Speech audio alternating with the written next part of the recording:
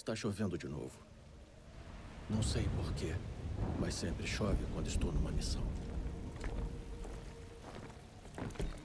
Meu nome é Lan. Sou um assassino de guerra. Meu alvo dessa vez é uma criança chamada KAW.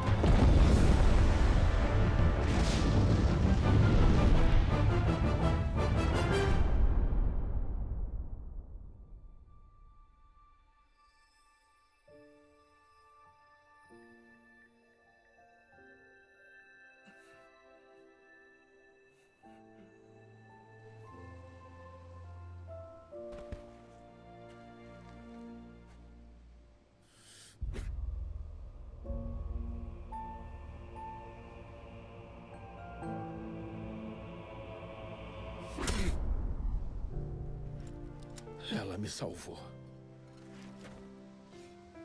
Ela não deve ter ideia de quem eu sou.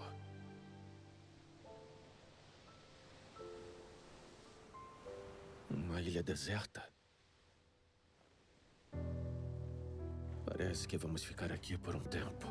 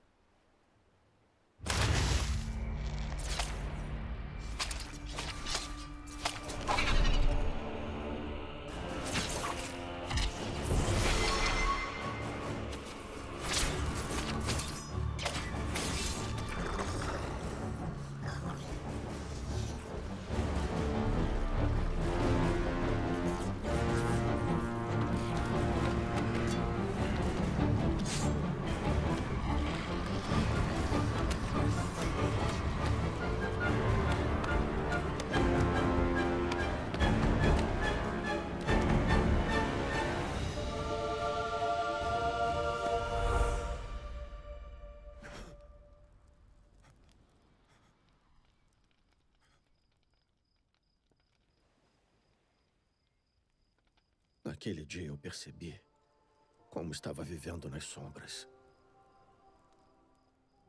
E que só um pouquinho de luz dava uma nova perspectiva para tudo.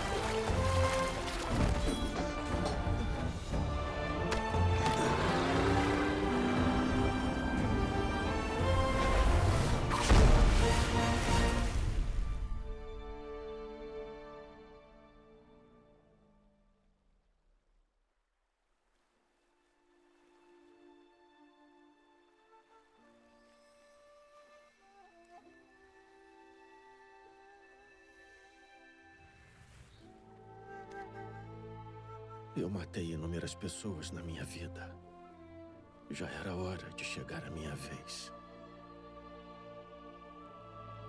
Não é tão ruim. Mas me sinto exausto.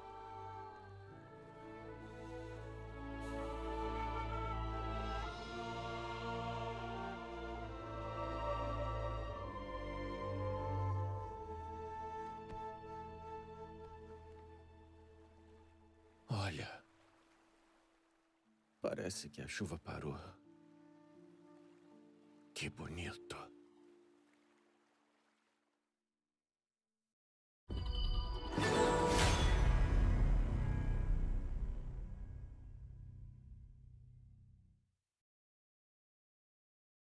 Dear players, welcome to Honor of Kings. Born in 2015, Honor of Kings is the world's most played mobile MOBA with over 200 million registered users and 100 million daily active users. It has witnessed a total of 73 billion views of esports content in a single year, and recently seen international teams battling it out for a prize pool of $10 million at the 2022 KIC tournament. Since launch, Honor of Kings has been continuously refined and crafted to be the ultimate competitive game on mobile. Now, we are going to take you behind the scenes as we share some of the development ideas that went into creating the game. Let's go! How to create the world's most played mobile MOBA. This was the goal we set ourselves, and from it, Honor of Kings was born. Within the game, players take on the roles of their favorite heroes to fight alongside their teammates in the Gorge and ultimately attain victory. Now, Honor of Kings is coming to Brazil. Through the game's journey from the East, cross-cultural encounters have generated a wonderful chemistry along the way.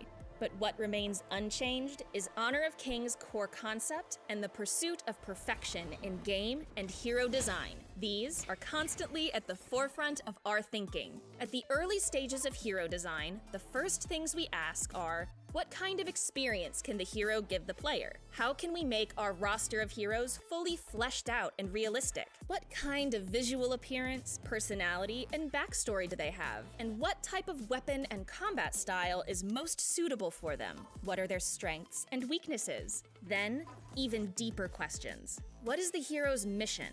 What are they fighting for? What makes film characters so beloved to us is that the creator uses an intuitive and visual story to bring them into our world. It's the same in Honor of Kings. To bring a hero into the player's world, we have to create their story, making them a vivid, vibrant, and living character, not just a generic persona that will be forgotten after a single glance. Ying was created in just this way. Though she appears to be just an energetic young hero, her background story is rich and vibrant. In the world of Honor of Kings, Ying was born to the prosperous and tolerant city of Chang'an. We wanted her to inherit the long history of Chang'an while also injecting fresh blood into the city. Born into a family of military generals, Ying grew up hearing stories of great warriors and eventually aspired to become a legendary hero, a torch to light up the ages. Thus, with her fiery heart, she becomes the protector of Chang'an. On the surface, it appears that Ying just likes to stir up trouble, but on the inside, she is driven by a desire to stand up for her friends and protect the weak.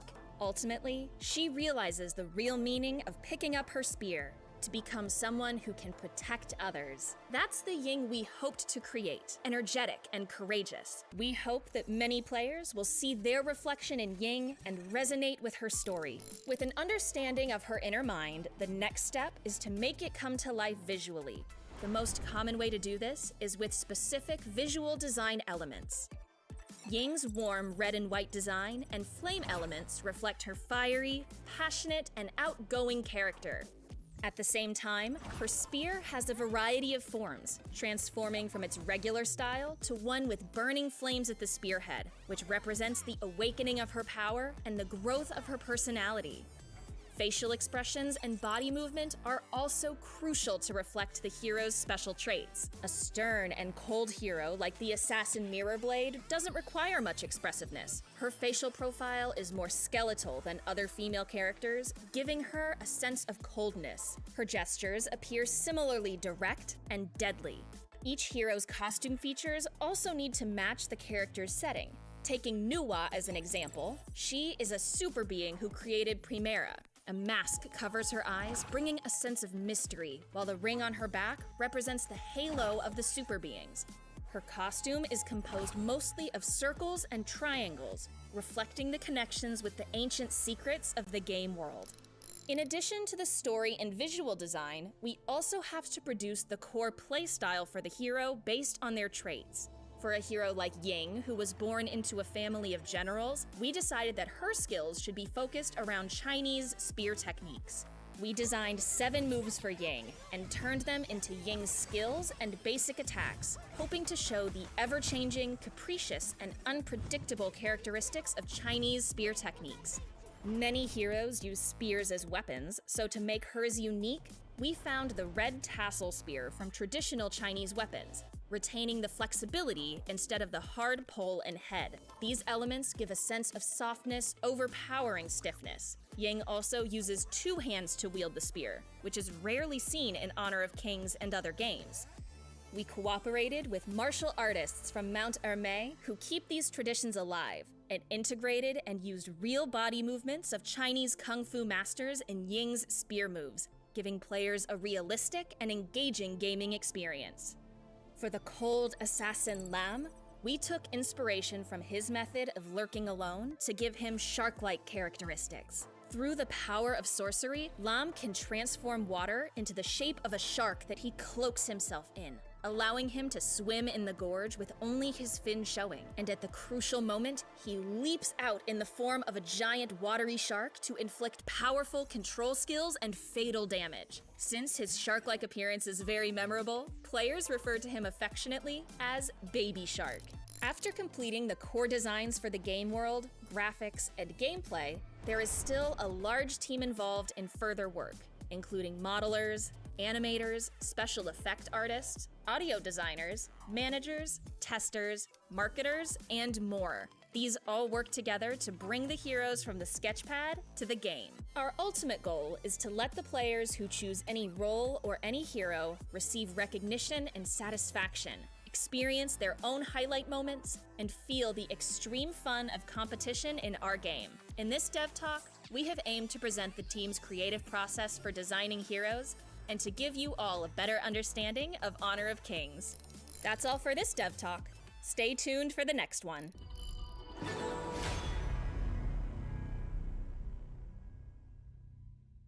For more insights on version updates and improvements, keep an eye on Ying's column on our official social media channels. That's where we collect all of your questions and do our best to provide you with answers. We look forward to your feedback and suggestions.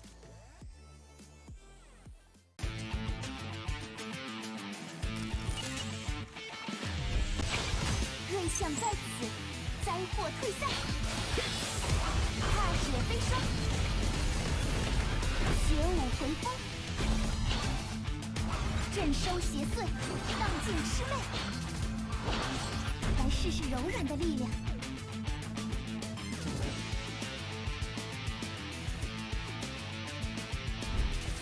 早就知道你有问题。 But he is too deep and he's gonna go down. No damage is too insufficient. Everybody's gonna be solo. This is gonna be Luna's chance to shine. Come on, Luna. Luna's gonna have those 1 kill. 骗我的下场，真吧？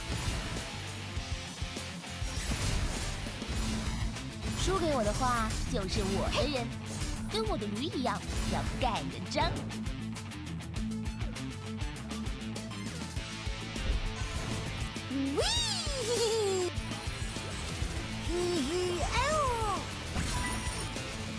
Coming in, Monkey. What that damage? ASD goes down.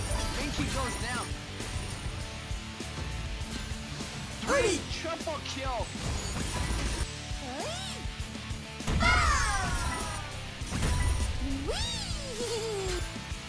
Triple kill.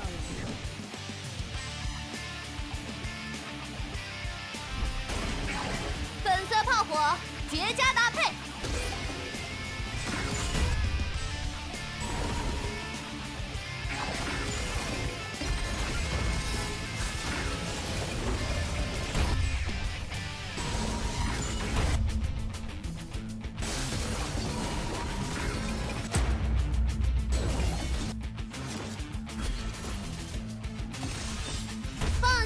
尾。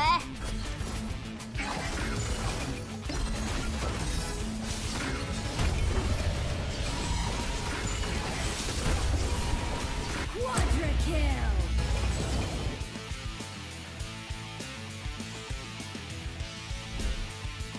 双枪会给出答案。 They're gonna engage. 10x going in with the ultimate. And this could be it. 再给你一首歌的时间。 Right there. Air get taken down. RCG, they want to back up a little bit. They're getting taken a little bit too low. Popping in with the ultimate on the Marco Polo. Triple kill. 藏好了吗？ It's gonna be a quadra kill. 灼烧黑夜的热情。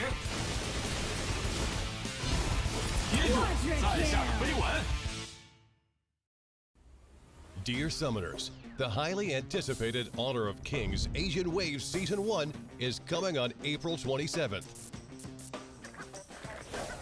As a brand new esports league, this KAW league will invite 10 teams from Malaysia, Japan, Philippines, and Myanmar to compete for a total of 500,000 yuan in 6 weeks.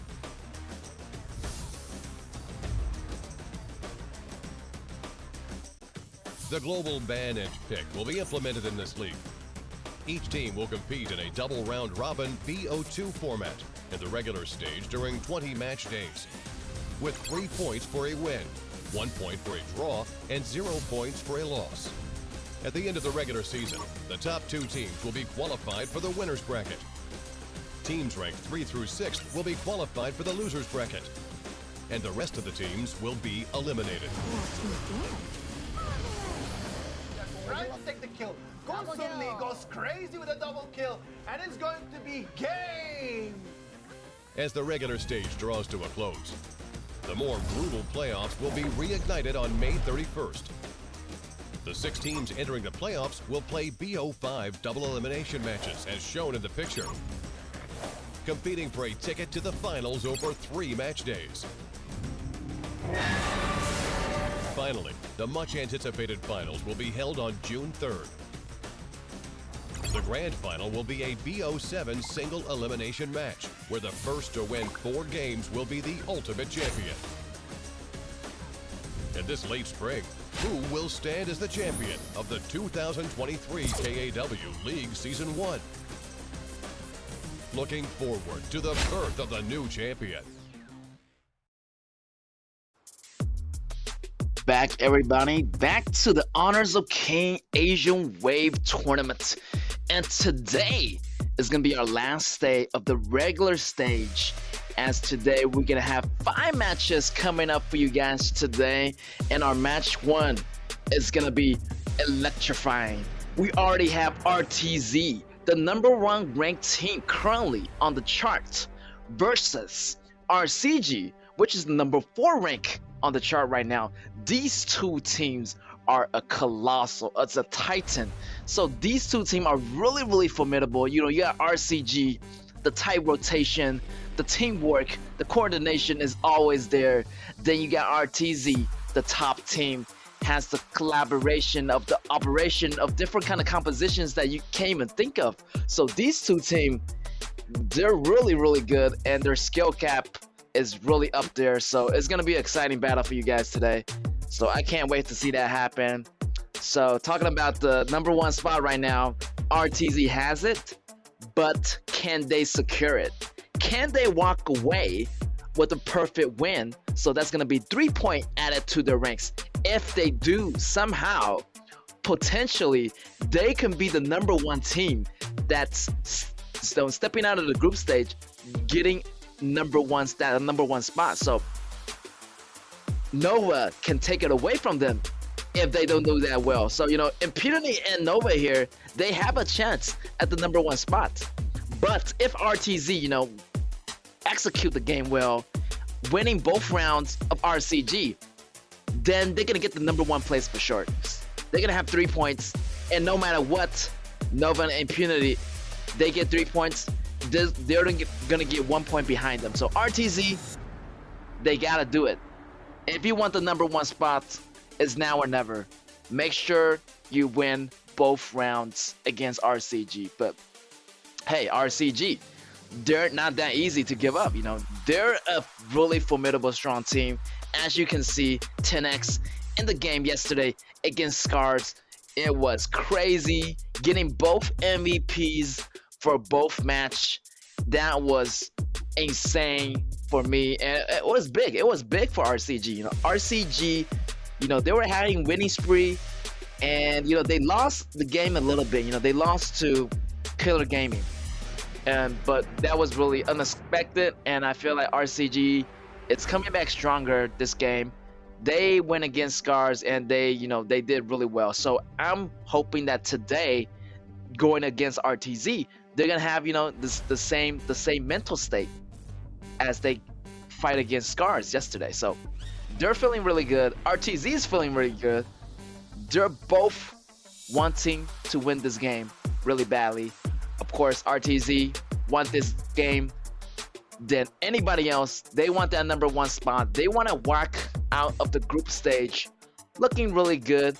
You know, having that 43 points out of the whole KAW competition, standing on top, and that's an honor. That's really a title that you want to hold in the first season of the KAW tournament. So RCG, on the other hand, you know, they're not gonna let RTZ going up, you know, so easily, having that 43 points. So they're gonna try their best. So two scenario here: if RTZ able to secure both wins, both rounds, that's gonna give them 43 points. If it's gonna be a draw, it's gonna be 41 points. But the deciding factor has to come later. You know, between Nova and Impunity, how do they do it? You know, but they do have a chance to secure it only if they win both rounds. So the question is, who is gonna be #1 after today's group stage? We're gonna find out today, and it's gonna be an exciting battle. And wow, RTZ, so many compositions I can think of. They're doing really good job. They've been on the #1 spot since the beginning of the KAW tournament. In the first week, in the second week, I feel like, you know, in the third week, they're still at the top. But, you know, they went into a draw with Impunity, and that's when they start losing. You know, they started having draws, and they had draws with Killer Gaming. They had draw with Nova Esports, and they had draw with Impunity. So these teams, they're having a draw a lot with RTZ. So RTZ wasn't performing at their best level, but hey, I feel like RTZ is back. You know, they only lost one game out of the whole entire tournament, and they only have 4 draws. So that's really good. That's really pretty good statistics for me. So RTZ, I feel like they have what it takes to win today's battle. If they secure it, they can secure the #1 spot. But as you know, if they don't secure it, I feel like they're gonna be in, you know, the #2 spot or number 3rd spot. Like it could go, you know, either way. They either stay in #1 or they go to #2 or #3. So I had to see, like, you know, they went to go to #3 because they're at the #1 spot right now. So it's really, you know, sad if they, you know, went from #1 to #3 and losing that upper bracket, the winner bracket. So it's really up to them.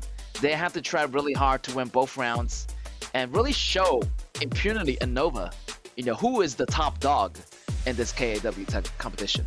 So RCG, on the other hand, you know, they've been doing really well with that winning spree last week, and they actually lost against Killer Gaming. So Killer Gaming is another formidable opponent that's coming back really hard. Feel like they just hiding their skills and using it towards the end of the group stage. So there's a lot of skills going into KG, and they might be the dark horse of this tournament. So we'll see and find out. And RCG, on the other hand, you know, they're doing really good.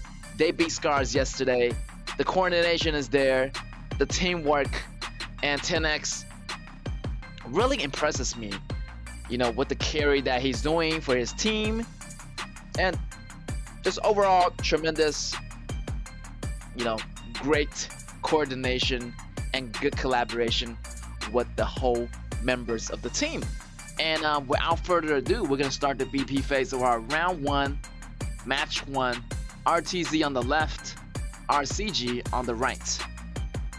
So as you can see, we have the common bans getting getting banned out. Shenbing, Taizhen, Zhang Mai Shinui, some burst damage mages are getting banned out, and I feel like RTZ is already laying down the composition. Da Chao. So how RCG is gonna contest to that? Are they gonna take away the Fuzi? But hey, wait a second. They're gonna go with the counter pick instead.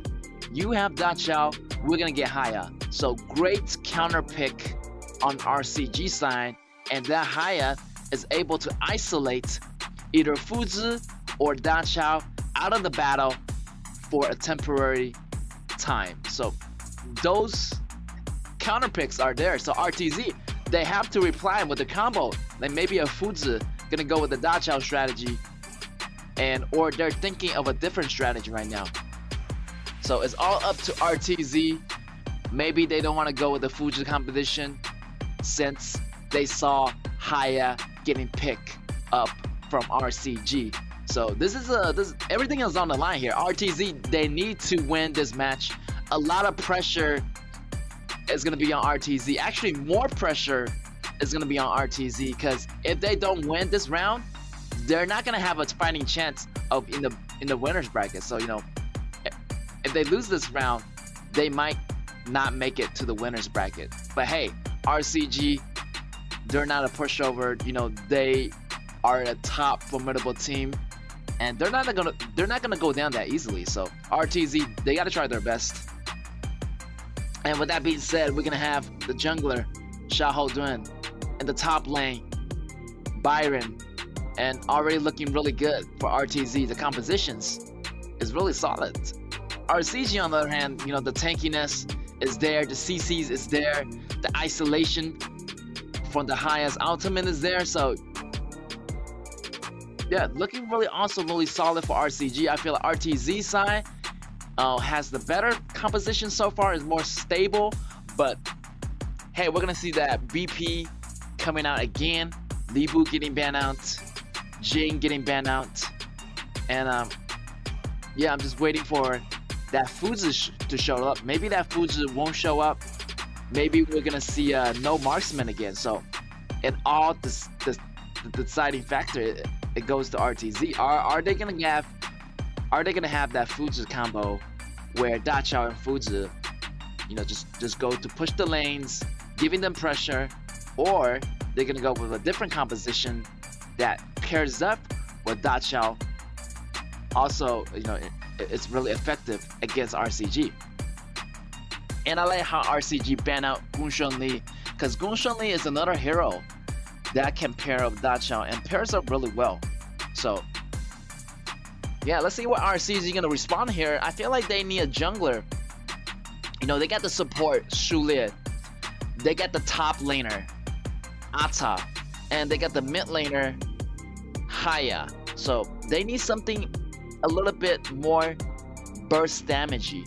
Like, you know, they need some burst damage to take down Da Chao and the rest of the crew. Maybe a Nakaruru, maybe Musashi got taken out. So, you know, there's still a lot of choice left. There's Lam, there's Nakaruru, and of course Garo is also another choice since they got a lot of shield on RTZ. So that passive from the arrow from Garo is going to be really effective towards those shield heroes. And yeah, let's see what RTZ gonna respond to this.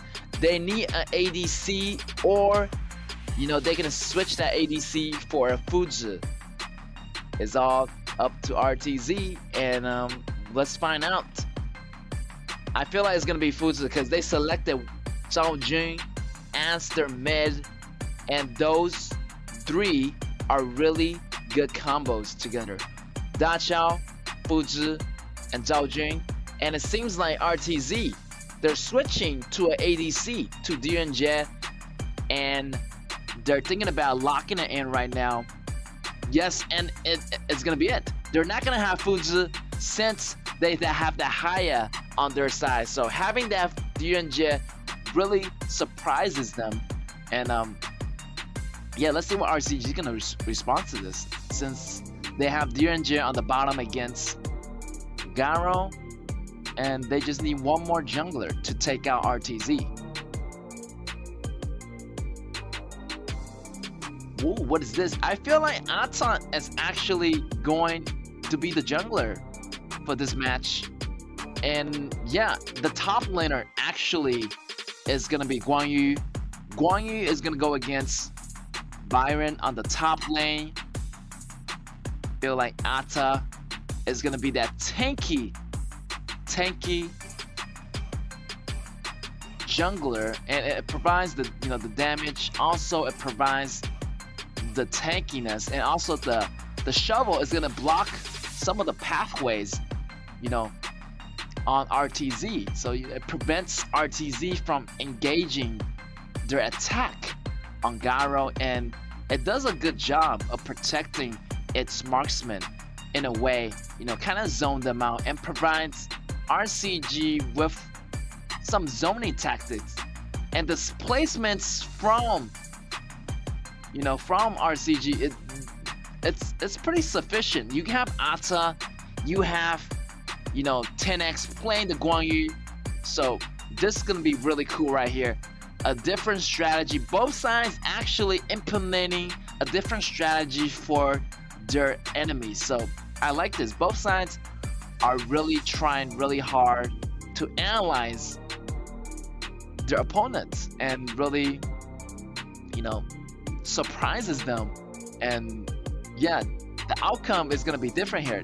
They thought, RCG thought, RTZ is going with Fuzi, but they going with Dianjie instead, and RTZ have that in mind. So how is this gonna work out here? 10x is gonna be playing the top lane instead of the jungle this time. So we have Dalhai playing the jungle. So it's gonna be a different story here, but I know 10x, sometimes they switch off. They have the Ata playing the jungle and 10x playing the Guan Yu. Guan Yu is pretty good here in this composition. So the Guan Yu is gonna have that displacement on Wave Pit. If Wave Pit from RTZ using that teleportation, then you have 10x coming in and disrupting the whole formation. This might work really well for RCG and RTZ. If that Guan Yu come in, everything is gonna be falling apart, because your formation is gonna be breaking up, and you got chaos all over the place, and not to mention the support from RCG. Yuhan is gonna go in with the Shulia combo, so this might be really dangerous for RTZ here. RTG gotta play really smart, and feel like there's a lot of stuff. There's a lot of damage, a lot of threat coming in from RCG, and I'm not sure those frontliners can take those damage. So all right, match 1, round 1 is gonna be underway. RTZ on the left versus RCG on the right, and this is gonna be a really big battle here, as that Guan Yu just sitting in that motorcycle skin, looking really good. And small pause here, as the blue side is requesting a small pause, try to get everything connectivity issue fixed up, and we'll be popping back into the game in no time. And I already see the opening sequence, it's pretty normal so far. And let's see how the mid game and the laning phases unfold. I feel like the early game, RCG, they're really aggressive. I feel like they have a higher chance of getting the first blood, because you have Guan Yu. Like, his travel time is gonna be a lot faster than all of the heroes of RTZ, because RTZ, you know, they have Xiahou and they have Byron. Their travel speed is not as fast as Guan Yu. So the backup speed of Guan Yu is definitely have the edge over RTZ's members. Also, RCG, they have a lot of, you know, CCs, as they have Ata, and having that Guan Yu just, you know, put RTZ at bay. RTZ is just gonna worry a lot about where is that Guan Yu, where can I find him? He's in the grass somewhere. So yeah, you have to locate Guan Yu in the mid games, in the late games. If you locate him, if you slow him down, then yes, RTZ, they're gonna have a really good chance of fighting the battle and winning the battles. But if they get strike, if they get counter strike, actually, they're gonna get plowed through, fall apart, and those CCs is gonna come in one by one. So yeah, I feel like RTZ gotta watch it in the early games, especially for that Guan Yu. But if they can do well in the laning phases, get some solo kills, and actually put that pressure on the Haya in the mid lanes, I feel like RTZ gonna have a better chance. Of course, go getting the mid lane, getting the pressure on Haya, and locating 10x in those big fights. It's gonna be crucial factors of winning. Those winning factors, you know, it's gonna be really good for RTZ if they able to, you know, achieve those outcomes here. You know, locate Guan Yu and take down Haya, and don't let RCG snowball the game. So don't let them dictate the flow of the game. So you gotta, you know, be really strong here, RTZ. And right now, just both teams playing a really carefully. You know, RTZ, tremendous pressure. They want to win this game.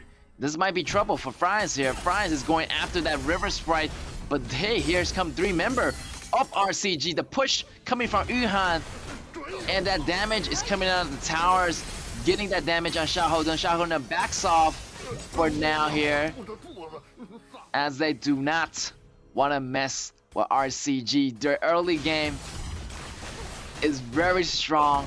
They got Haya, they got Shuliet, they got Guan Yu. So a lot of early power houses for RCG, and they can really easily take down multiple members of RTZ. So RTZ, you gotta go into the mid games, go into the late games, but don't do anything carelessly in the early games. Yeah, right now we're just seeing the laning phase underway. Both teams try to farm as much as possible, getting those farms in their jungle, getting the farms on the minions, and getting the farms on those River Sprite. That's gonna gain you an extra go, and it's gonna have that extra edge where you get your items earlier than your enemies. 10x on the top lane, trying to make something happen here. Right here, Byron try to clear the minions. Let's see what 10x is gonna do. Byron sees 10x in the grass. 10x going in with a stop. And yeah, just a trade of blows for right now. Not much is going on, and everybody just waiting for the big team fight to happen. And everybody's level 4 already and over. They're beyond level 4 and above, and I can't wait for those level 4 fights to happen, as the ultimate is coming in effect for everyone right now. You got the ultimate coming in for Shulin, and we got the 4 minutes going on right here already. So everybody's gonna fight for that Tyrant, and let's see who's gonna get the control here. Xiahou falling in really strong. Head first, Xiahou still taking the damage, getting the Tyrant in the process. But here, Haya taking one of the members of RTZ. RTZ able to get some attack off but the first blood and the second kill goes to RCG. RCG, Guang Yu at the top, getting that solo kill, and Haya getting that kill on Fries. This is insane. RCG has the powerhouse in the beginning, and they're really strong in the early game, and RTZ do not want to contest with that. And you see that RCG just dominated that battle there. You know, they have Haya taking out Zhao Jun, and Zhao Jun just went down easily. And also at the top, Byron went down against Guang Yu. So everything is looking good for RCG here. So RTZ, they still have to hold on. They have to be a little bit more patient and to engage the battle, you know, more safely, and think about the outcomes. You know, you have to think about when is your strong period. But they have a number advantage here as RTZ goes in for the tower dive. The tankiness from Xiao Hodong, he's gonna survive and he's gonna go back in that elevator just in time and getting that bottom tower. It all worked out for RTZ. Feels like RTZ, they do not want to fight those team fights anymore. They just want to push. And I feel like it's gonna be working out because they get the pushing power of DNJ. And this is another pair that works well, DNJ and Da Chao. It's another pushing combo, and they can really go to different kind of lanes. Right there, 10x coming down into the bottom lanes, using that teleport flower, and yeah, feel like they need to make something happen here. Right now, RCG, they got the balls in their court right now. So RTZ, they have to use this tower pushing strategy to make a comeback. And I feel like this one is working out. If they don't want to fight, they're just gonna go for the towers, then okay. But RCG already catch that. They know what RTZ is up to. So, you know, they're pushing it back on that top tower too. So RCG fighting it back. Look at this. 3-on-1 here. Da Chao laying down the ultimate, but Xiao Hodong is not gonna hold as Daohai put down that shovel. Is gonna block he from coming back into the base using that Da Chao second ability. So great move on Daohai. Already 3 kills pocketed for RCG. And RCG just waiting it out. Be patiently. If they can achieve the early game advantage, then RCG got this in the bag. But if RTZ don't react in time, I feel like it's gonna be a slow starvation for RTZ. RTZ, they gotta go back and push those towers.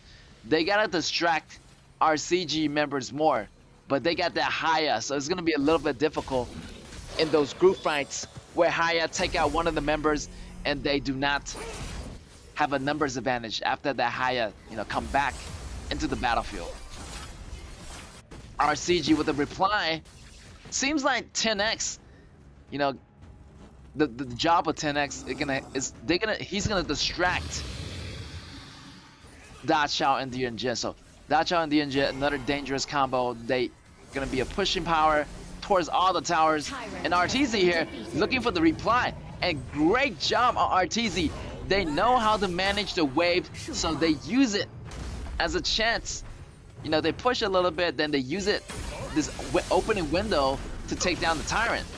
So still RTZ, their goal is pretty much the same right now, so not much difference, and RTZ still have a fighting chance here. But those team battles, you know, RCG is gonna have the upper hand as they have that better early game power, and the team fight power coming in from RTZ gonna be really brutal. So I'm just waiting for that DNJ to farm up and to get his items and to stay alive in those big fights. Right there with the reply, RCG Yuhan goes in. The damage is already there. He able to survive, following by the displacement of Guang Yu. maybe they didn't come in at the right moment. Everybody was just kind of, you know, a little bit delayed. Yuhan went in first, didn't follow up immediately, but you know, there was a small delay on 10X part, but that was a great first engagement by RCG. Everybody survived, so let's see how they can handle the second team fight. But RTZ Sun, look at that damage coming out of DNJ. It hurts a lot, and you do not want to be in his way when those auto attacks are coming out. And it's really up to Yuhan to have those CCs getting taken down. But Dark Tyrant goes to RTZ, and RTZ has a fighting chance here. As DNJ's damage goes up, it's gonna be dangerous. It's gonna be really, really hard for them to take down DNJ. Right there, RTZ gonna go in for the kill. Byron going in. Guang Yu from the back, the tower is already gone. Everybody coming in at the wrong time, and that's gonna be ace. RTZ taking the first ace, and that's gonna be 0 for nothing trade. Wow. 5 for 0 trade for RTZ. And that damage on DNJ is crazy. 8.1k. And yes, you gotta push those towers. It's gonna give you extra go, you know, to everyone. And that blue team is really dominating right now. Getting the bottom tower, getting the top tower, and getting the mid tower too. So those inner towers are getting destroyed. Only one inner tower left for RCG, and RCG is feeling the pressure here. So yeah, early game advantage, I would give it to RCG, but right now it's mid game and moving on into the late game. So already you can see DNJ got that damage going on, but 10X got that pushback on 2 enemies on RTZ. RTZ damage is still going. The knockup's coming in from Overlord. It's gonna bring him some time to go back home, and it's gonna have RCG back on the map here. 10X doing the most, pushing the crucial members back, and Waypick and Fries goes down, getting that double kill for RCG right there on the turnaround. The damage is coming in from Garo. Garo's damage is not enough. Shaholdun is able to survive that fight, and they are going to go get the Overlord. The Overlord is gonna go to RCG, and they still have a fighting chance.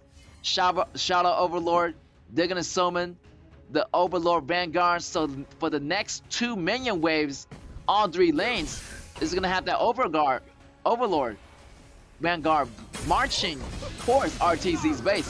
That's gonna buy RCG some time, you know, to regroup. But if they don't do anything fast enough, that DNJ is gonna get out of control. So I'm just waiting for 10X to make some big plays happening, pushing the crucial members, you know, pushing that priority member back on RTZ. But it's gonna be really difficult since DNJ's second ability can clear all debuff. And yeah, they just have to engage at the same time. It's all about the timing now. If RCG engage at the right time, they have a fighting chance, and RTZ, they just have to, you know, stay alive as long as possible. Having that Dachao, leveraging the second ability skill, having them going back to base and recover right there. Dachao try to go in, but hey, there's multiple members of RCG in that patch of bush. So, you know, if you walk in the nether, you don't have no tank, you're gonna get knocked out. This is a good chance for RCG to engage. RCG down high going in, using the ultimate, putting the shovel down, the flash coming in from DNJ. It's gonna bring him to safety. Look at that, everybody getting taken so low. DNJ got taken out by Guang Yu. Here's time for RTZ's Byron to come in, but got taken out by the ultimate of Mirage on Haya. Haya actually got taken down inside her own Mirage, and yeah, she falls so low, and he got taken out by Shaholdun. Shaholdun still on the chase with Byron. The knockup is coming in. 3-on-1. RCG Yuhan is in trouble, and he's gonna fall down just like that. That's gonna be a 2 for 3 trade. And that's going to be in favor of RTZ. RTZ on the comeback. And Byron, you know, he came in a little bit late, but it was okay. You know, he came in at the right time to clean up the job. And it's going to be RTZ's chance to fight back. Down high in the front line. The tower goes down for the high ground. And their base is going to remain wide open. Down high, taking all that damage. And yes, RTZ, they're doing really good right now. 47k, a little bit goal lead over RCG. But still, they shouldn't be overconfident here. RCZ still have a chance of fighting back as long as they strike at the right moment. But right now, DNJ is getting too powerful. So RCG need some neutral objective buff to make this happen. Oh, the dragon! No, it came out of the base. But here, RCG just doing the damage. It's gonna be trouble for RCG. The dragon came out, and here it goes. RTZ taking multiple member of RCG down. I think it's gonna be game over for RCG. RCG made a big mistake. That dragon not supposed to come out of his pit, but RTZ just caught RCG at the right time. And it was like, you know, you're fighting the dragon and you're just dragging the dragon out. The dragons go back in. RCG ended up not taking that tyrant buff, and that costs RCG the game. RTZ just pushed all the way, and wow, RTG really caught RCG at the right time, getting those kills and getting those tyrants. And yeah, that DNJ was the core player, getting all those damages. Everybody on RCG try to go after that DNJ, but wow, like so much damage output from the DNJ. Everybody try to go after him, but you know, if you ended up killing him, there's still the rest of the member of RTZ. So you can't really put too much effort, you know, on DNJ. You gotta, you know, allocate those damages more carefully, because you still have Xiaohoudun, you still have Byron to deal with. So it's better to take out, you know, Zhao Jun and Da Chao first before going after the rest of the members. But it's gonna be really tough as Zhao Jun and Da Chao is gonna be with DNJ all the time. So DNJ is gonna have a really comfortable environment for those damage outputs. So it's really tough, and you have to time those really right and communicate really well with your teammates.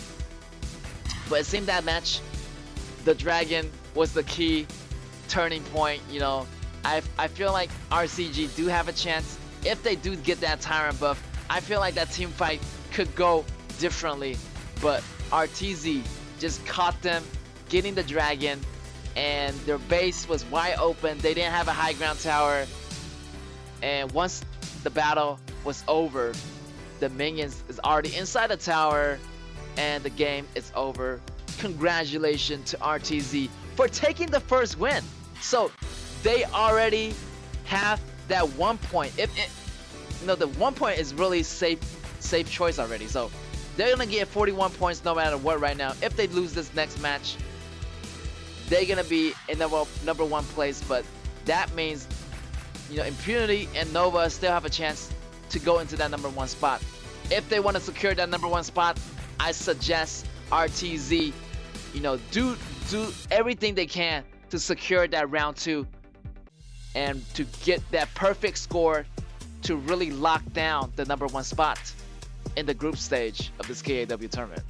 So look at that, RTZ, look at DNJ, the damages, the Shadow Ripper, the Doomsday, the Eternity Blade, and the Daybreaker. Like all those items just really hurt, and the frontliner is just getting blasted in the face, and they can't really withstand that damage. So, you know, even though they have sustainability, but wow, that damage coming out of DNJ just going everywhere, and it's really hard to get to him. Like, and he's always there, and his passive, you know, every time he attacks, he moves faster. His attack speed goes faster, so up to 5 stacks. So that's a lot of attack speed and movement speed coming from Direnjie, and he can move in and outside of battle pretty easily.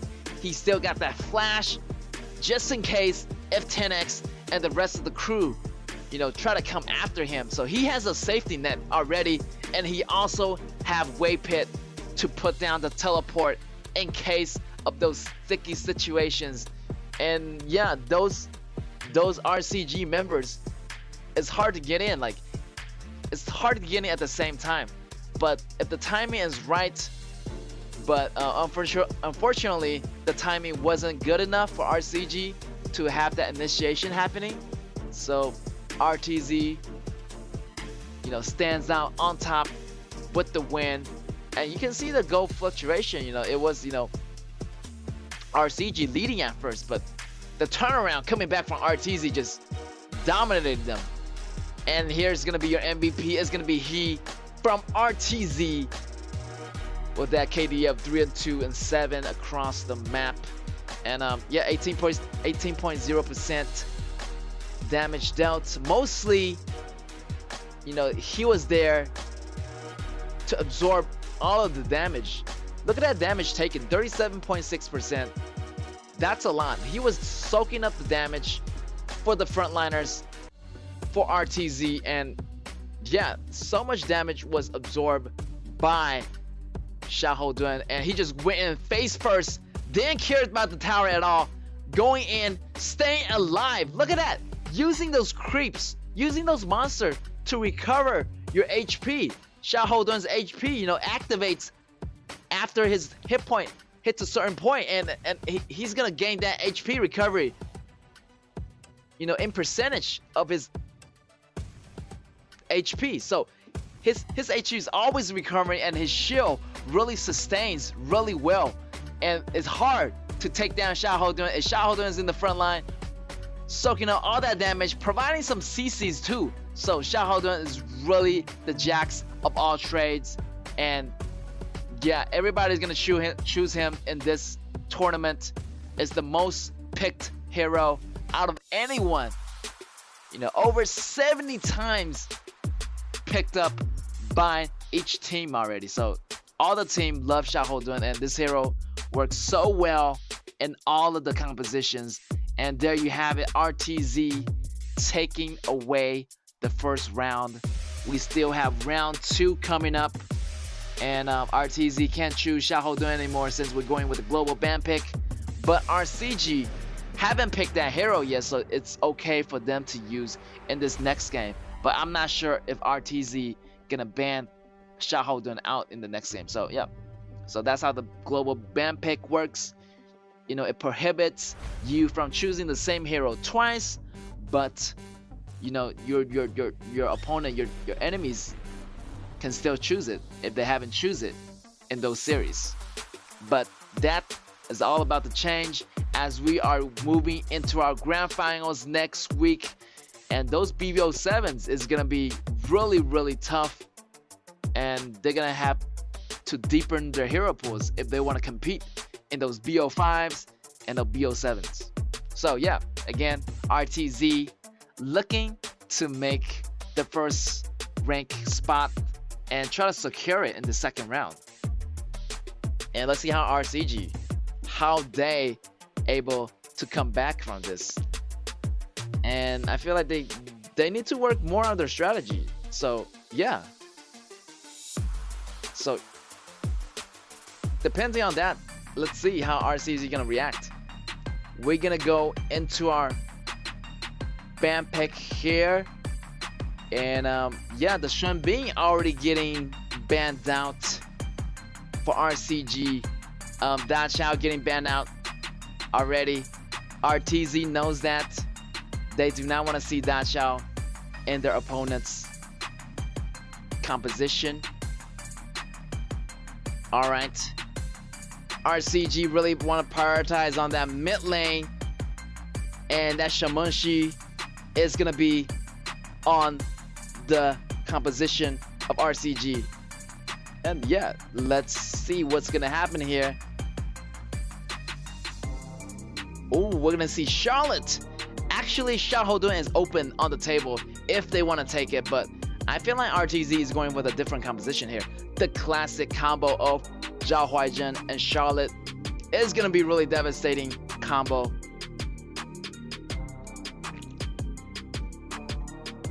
As you can see, He is choosing that Zhao Huaizhen and Xuan choosing that Charlotte on the top lane. So yeah, it's gonna be a devastating combo.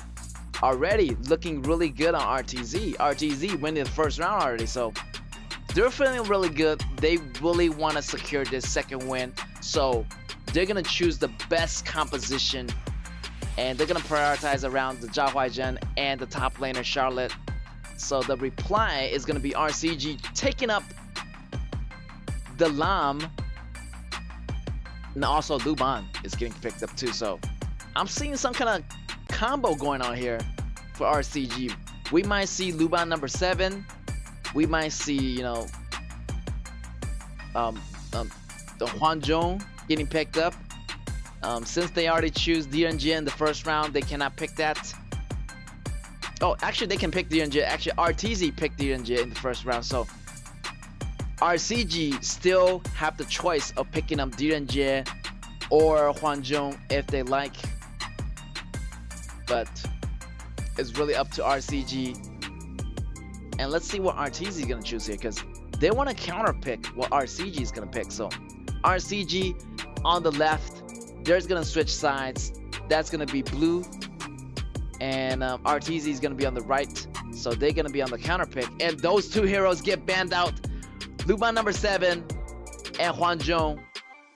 So they already know when they see Luban, they're gonna ban out those heroes, and maybe they're gonna pick up, you know,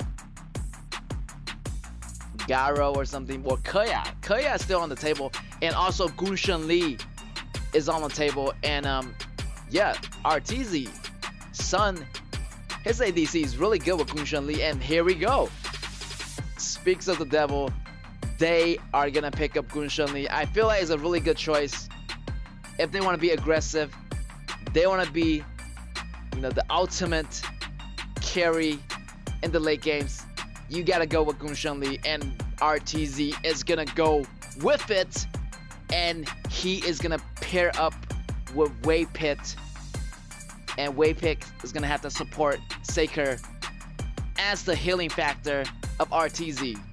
So yeah, we're gonna have a lot of sustainability here for RTZ, and a lot of, you know, combos going on. You got Charlotte going in, you got, you know, Gunshen Li going in. So those combos is really devastating. But hey, we have Alexio here maybe getting picked up by RCG. And I like this combo already. They're having the same combo, you know, they fought against Scars yesterday. You have 10X, you have Dalheim playing as Liuban for the top lane. So they're gonna have a dynamic duo going on here, and I'm not sure about 10X this combo if it works on Gunshen Li, because Gunshen Li's, she has a lot of mobility spells, you know, going in and out of battle. So it's gonna be really hard for 10X and, you know, Dalheim going in to do those assassinations. And not to mention, we have Yixing for the mages on RTZ, so it's gonna be a lot of, you know, a lot of obstacles to get by if they want to assassinate their ADC. Because yesterday, you know, they went against Scars. You know, Scars' ADC was pretty much, you know, he didn't really have any big movement ability, mobility ability as well. But this time, they have Gunshen Li, so it's gonna be a little bit hard for 10X and Dalheim to do those assassinations. But they have Alexio and Luban, which is another great combination. So I'm just waiting for the Alexio to get really strong in the late games to, you know, fight against RTZ. But RTZ has so many heroes that can really kill Alexio really fast. So, you know, maybe, you know, Dalhine has to use his ultimate to protect Alexio instead. So, you know, it could go both ways. He could protect 10x or he can protect Bear. So, but RTZ right here, so much damage. The damage coming in from Charlotte. The damage coming in from Zhao Huaizhen. And also not to mention the tankiness and the damage reduction. So those two are really hard to take down. Charlotte and Zhao Huaizhen and Gunshen Li. And not to mention the Seeker getting those heals on those Fireflies in the battle. So it's going to be really exciting to see which team gonna have the early advantage in the early games. Early game, I feel like, you know, RCG had that a little bit of higher rotational speed, which is gonna put them in the edge. They're gonna have a closer advantage in that early game. But as the game going into late game, I feel like the damage on RTZ is gonna scale a little bit better overall versus RCG. RCG, they only have the damage coming from 10x and Bear. But look at RTZ, Charlotte, Zhao Huaizhen, Gunshen Li. Those three are enough to take down mostly anybody from RCG. So it's gonna be scary late game for RTZ. So RCG, you know, they might want to end this early, but I feel like their composition don't have that damage enough to end it early. So they're more of a normal mid-game composition. Their strong period is gonna be in the mid games. As RTZ, overall, their late game and mid game power is gonna be enough to take down RCG. Already, look at that, Gunshen Li with that damage coming out, but he has to run. Look at that, Luban coming over with the first ability. This is gonna be trouble for Gunshen Li. Taking that healing dude, he's gonna heal up under the towers, and he's gonna survive that battle. Sun almost went down in that fight, giving away the first blood, but he's really smart. He smells that Luban is coming, and he's able to survive that. Feel like RTZ, you know, need to be more patient, as they do not want to rush the second win. You know, if they want that #1 spot, you gotta be patient. You cannot rush. RTZ right here, trying to make a play here, but seems like RCG does not want to play with them, and RTZ is like, just come out and play and have a good time with us. But RCG is playing it really safe. They do not want to come outside of its doors, as the damage from RTZ is going to be really crucial. And also, the laning phase is going to be really difficult for Dalhine. You know, every time, you know, Liu Ban is playing the top lane, he's going to have a tough time laning against those warriors like Libu, like Charlotte, like those mobility, high damage tank heroes. RTZ taking it slow, just letting that Gunshen Li farm for a bit, and yeah, once everybody get to level 4, that's when the big battle is gonna start. Both supports are almost getting to level 4 right here. Level 4 coming in from both sides. We're gonna see the big fight happening. Yixing locking down the mid lane. Shamanshi is getting protected from Liu Ban, but here look, Sun goes down. Sun is fighting a big battle. It's like 1v4 there, 2v4. Wave Pit got caught, but Sun got caught first, and he is gonna go down. And right there, RTZ still chasing RCG's members, trying to go into the tower, but RTZ does not want to overcommit. And yes, RCG taking the first blood here. RTZ still, they want to be patient with this. They do not want to rush and, you know, be patient. That wins the game. They do not want to rush this moment, and they do not want to be the, you know, the give away the #1 spot. But there's a lot of pressure for RTZ. RTZ, look at that, locking down Alexio in the ultimate of Ishin, great ultimate, and that narrow ultimate actually locks him in really well. Like he couldn't go back, even with the chains of Luban's first ability, the tethering. It doesn't really, you know, go back because he's locked within those walls, and he cannot pull him back. So RTZ got the easy kill on Alexio, and they're gonna use that to get some towers damage going on here. RCG coming back to defend the towers, and yeah, it's gonna be 1 versus 1 in the kill counts. So yeah, RTZ, they got their tempo back, and the tyrants and the overlords already popped up, and tyrant is gonna go to RTZ already. So RTZ actually doing a little bit better than RCG in terms of gold and ganking too. I feel like their ganking is coming back. As long, you know, Ishin do those CCs really well, they're able to get those attacks done. Zhao Huaizhen try to make some plays happening, but RCG is really smart and really avoiding those damages. You know, the sidestep coming in from Shenmeng Shi, he's avoiding all the Zhao Huaizhen damage, and also not to mention that Liu Ban always there to protect any member of RCG from going down. This might be trouble for RCG. RCG gotta find a way to go back as the flank coming in from the back from Hei. Hei is gonna get those damage on Bear. Alexio is gonna go down just like that. With great flank from the back from Zhao Huaizhen, and yeah, the tower dive, you know, it came in right on time. Tower dive from RTZ, and they have no choice to back off, and the flank is gonna come in. Charlotte in a little bit of trouble here. The shark is coming for him, and he smells blood. Charlotte is gonna go down, but the battle on the bottom still happening here. Wei Pit following Gun Shunli everywhere, providing some heals, providing some safety for Gun Shunli to do his damage. And yeah, RTZ feeling a lot better in the second round.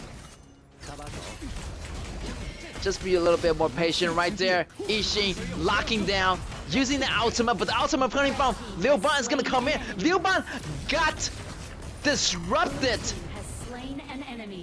You know, he was trying to teleport away, but it wasn't enough. The damage come in, and he's gonna go down, and Sun goes down as well. RCG is gonna take him out, and that's gonna be a 1-for-1 trade. But the dragon, the overlord, is gonna go to RTZ. RTZ getting the dragon, but the chase is gonna happen here. 10X going after the back row. 10X falling really super low here. He needs to go back and recover, and the tankiness of Zhao Huaizhen is really crazy, and it's hard to take them down with the ultimate as he absorbed mostly all the damage, and he's gonna use that damage, you know, as a projectile coming back to you. So Zhao Huaizhen and team up with Charlotte, it's a really devastating combo. Already the Eternity Blade coming out of Alexio, so that Alexio damage is almost coming up online, but you know, RCG have to make this quick, as RTZ's member, you know, got every damage they needed to take them down. So RCG is feeling the heat here. If RCG doesn't take down, you know, any members of RTZ, if RTZ engage all at the same time, then it's gonna be game over for RCG. So they gotta watch it. They gotta watch out for all those damages, those rapid successions of CCs and combos. Gonna be really devastating. They have to watch it. Watch out for that Ishin. And RCG's doing really good actually. They're handling this really good. They're going after the neutral objectives instead of going into those careless team fights. Alright. RTZ still taking it really slow. Seems like Charlotte is on the run here. The damage is gonna come out from Charlotte, but it's not gonna be enough. 10X going for the tower dive, and it's gonna be good. Getting that kill, that's gonna mean they're gonna have that tower in a moment here. 10X still in behind. He's gonna go down. The projectile coming in from Zhao Huaizhen is gonna take 10X down, and he almost got away, but you can't escape from the ultimate. It's gonna follow you. If it's in range, that Zhao Huaizhen's ultimate is gonna lock onto you, and you can't really do anything about it.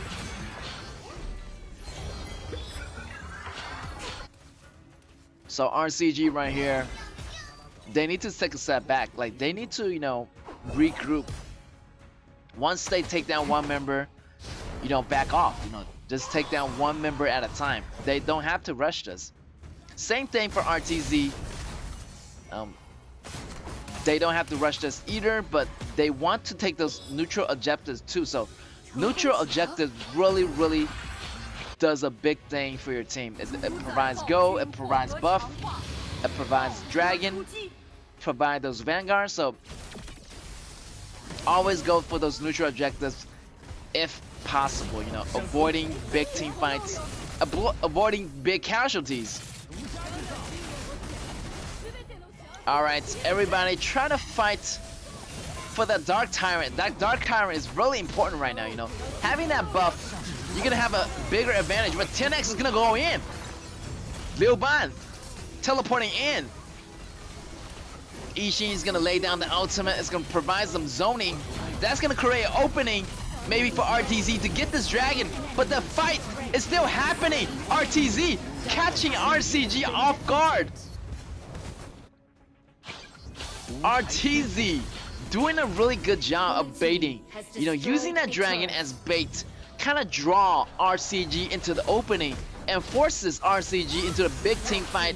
That's gonna be a 0-for-2 trade in favor of RTZ. Right there, 10X try to go in 1v3, but the damage is not gonna be enough. He's gonna get taken down. This is gonna be a lot of trouble for RCG. RCG, 2-man remains standing. Right there, the combination coming in for RTZ. Those CCs, combos, is gonna take down Shamanshi. Shamanshi is in big trouble here. He cannot fight everybody by himself, and he just getting picked off by RTZ's members.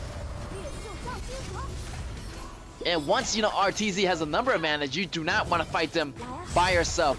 You need to have the frontliners, your formation set up, or RTZ is gonna overtake you. And right there, RTZ, just go in. Gunshan Li, go crazy with the damage. Gunshan Li is out of control here. And everybody on RTZ, their damage is on point. So the only damage is coming out from 10X, and Bear is not enough. It's not gonna be enough for RCG. As RTZ just slowly dominating them, getting that inner turret, and the minions already moving in on that high ground tower. Hey, going in with the damage, and he's gonna back out. He's gonna use the ultimate to provide some damage. 10X going in.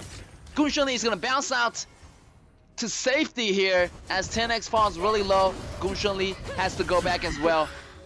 They gotta go back and recover, and they gotta prepare for the next fight. But RTZ did so well in that Tyrant battle, and also that mid battle to go for the inner turn. So overall, it's gonna be good. Right there, 10X going in after Sun. Sun goes down, and I love how 10X predicted that Gunshan Li is gonna go top, because you can see that top minion. Nobody's clearing it, so you know that top minion is very enticing. It's gonna bring anybody out to clear that lane, and 10X saw it as an opportunity, so he hid there for a second, waiting for the right moment to pop in, and he got the successful kill on the RTZ ADC. And you know, they weren't expect that, so this is a good turnaround point for RCG if they can manage to get this Overlord. But the smite is gonna come in from Zhao Huaizhen. Zhao Huaizhen gonna take that, and the ball is back on RTZ's court, and so close. The smite coming in from both junglers, but only one jungler is able to take that dragon, and that is gonna be RCG. RCG doing really good here, using this dragon, using this Vanguard. The Shadow Vanguard is gonna have that extra pushing power RTZ needed, maybe to go for that bottom tower. Wave Pit, try to provide some CCs here, down high, try to run, getting some armor here, getting some shield from his first ability, some pokes going on into the back row from Shamonshi. But look at here, Fries laying down the ultimate, but nobody is actually taking down the towers.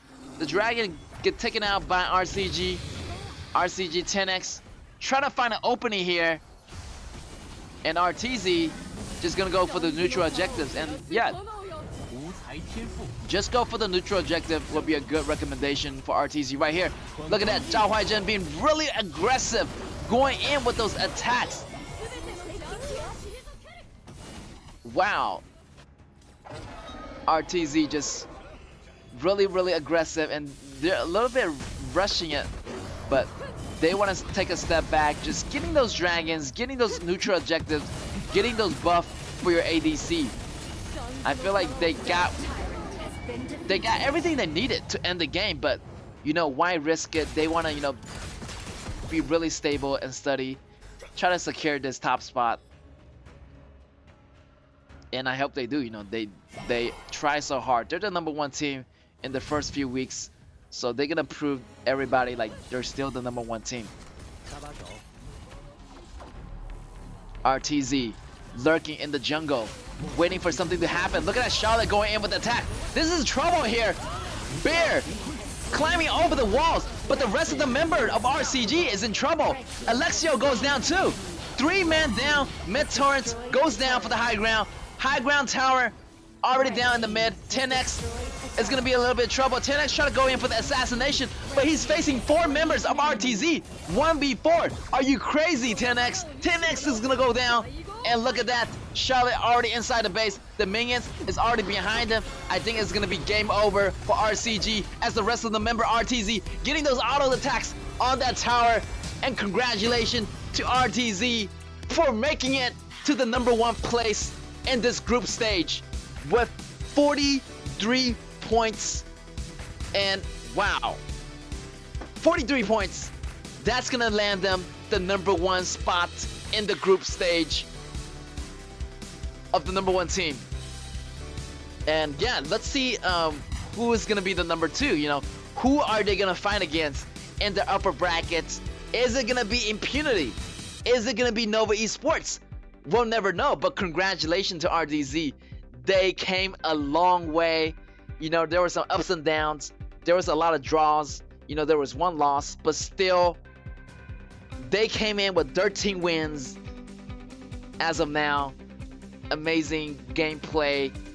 The combos coming in from Charlotte and Zhao Huaizhen was really on point. You know, you have the initiation coming from Charlotte, and then follow up by Zhao Huaizhen. Just a lot of CC, a lot of controls. Those two are really good combo, and RTZ really played it well. And not to mention from the Yixing, the CC was there, and Gunshan Li, the burst damage was all there. This composition works pretty well. Everybody has damage, everybody has some CCs, and yeah, congratulations RTZ for making it to the #1 spot in the group stage, and they're gonna walk away with that #1 spot. So yeah, now they're just gonna wait and to see who are they gonna go up against in the upper brackets.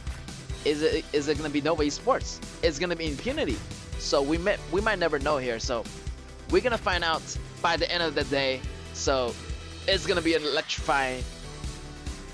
It's gonna be intense, and yeah, I can't wait to see what's gonna happen, what's gonna unfold after the group stage. So after today's group stage, we're gonna have the top 6 teams moving on into the qualifiers, and those qualifiers are gonna be BO5 double elimination. So yeah, having that upper bracket is very important, because if you are in that winners bracket, even if you lose, you still have a chance to go against the losers bracket, and you have a chance of coming back into the grand finals again. So having that upper bracket, winners bracket, is gonna be super important. And Nova and Impunity, they have to fight for that 2nd spot to get into that upper bracket. So yeah, let's go into the detail here of RTZ versus RCG. I feel like both rounds, you know, RTZ, their composition is very balanced. They have like in the first round, they did really well. Like they handled the situation really well. And in the second round, you know, they see this composition from 10X and Dalheim, and they know, I feel like they know what they're exactly gonna do. Like, you know, they can have Dalheim protecting 10X or protecting Alexio. So their damage coordination is pretty much surrounding Charlotte and Zhao Huaizhen. They're mostly like warriors that has a good chance soloing and also can really go well with the team fight. So those two heroes really lock it down, and it does really good job against this composition, as Charlotte has a lot of mobility. Also, Zhao Huaizhen has a lot of mobility too. So those two go hands in hand. They're the dynamic duos for RTZ, and you have, you know, Fries in the background laying down the CCs, and you have the really super strong carry ADC of Kunshan Li. So all their compositions pretty laid out, pretty balanced. Over here, RCG, I feel like they rely too much on 10X and Alexio, so it doesn't really leave a lot of space for the rest of the members of RCG to make some damage, to make some plays happening. So the playmaker is going to be 10X and Alexio, and it didn't really work out for RCG. So RCG, you know, did their best. Unfortunately, they lost that battle, so no points for them. But look at here, your MVP is going to be Fries, setting up those kills for RTZ and Fries. Wow, the great mage of the mid for RTZ with that 2-0 and 9 assists KDA and 23.4 damage dealt.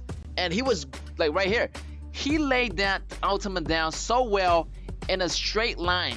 So, you know, like Alexio couldn't really get out, and he always laying down the crucial CCs, providing those extra damage and small mini stuns, you know, kind of, you know, stop 10X and stop Dalheim in his tracks, and it's really setting up their team for success. So I really like this hero, and Yixing is been one of the popular picks in this group stage.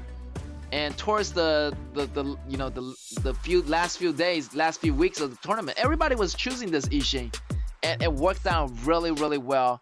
It kind of slows down the aggressiveness of your opponent's composition. So no matter what it is, I feel like Yixing is a great choice for any composition. So 2-0 RTZs against RCG. That's gonna put them in the #1 spot. We're gonna have more matches coming up for you guys today, so let's see, and we'll be right back.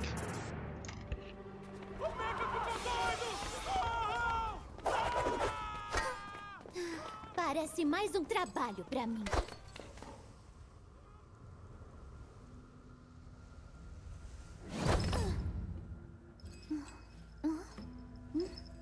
Cadê você? Ai, não podem me ver aqui.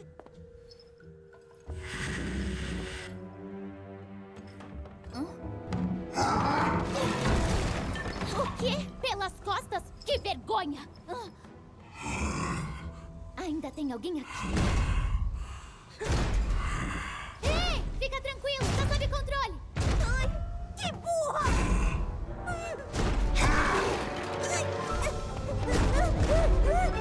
Deixa comigo!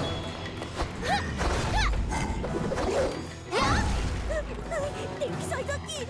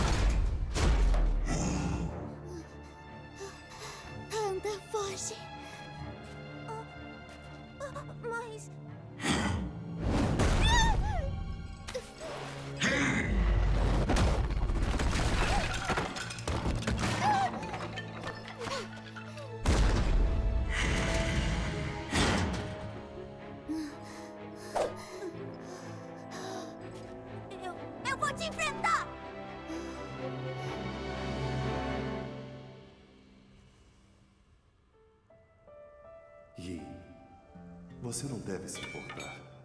Se sua lança partir, não é ela que te torna uma heroína. O que faz? O que faz? De um herói um herói. De um herói um herói. É a luz em seu coração. Uma luz brilhante que queima mesmo sem fogo.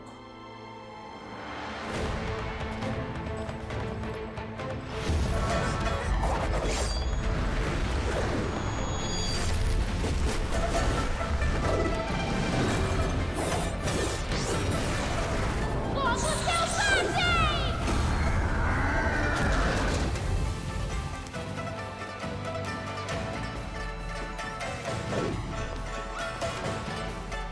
Ai, que irado! Eu consegui fazer o fogo selvagem! Que irado! Eu consegui! Fogo!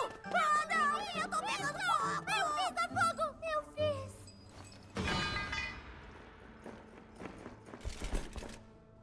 Não machuquem ela. Só peguem o mecha.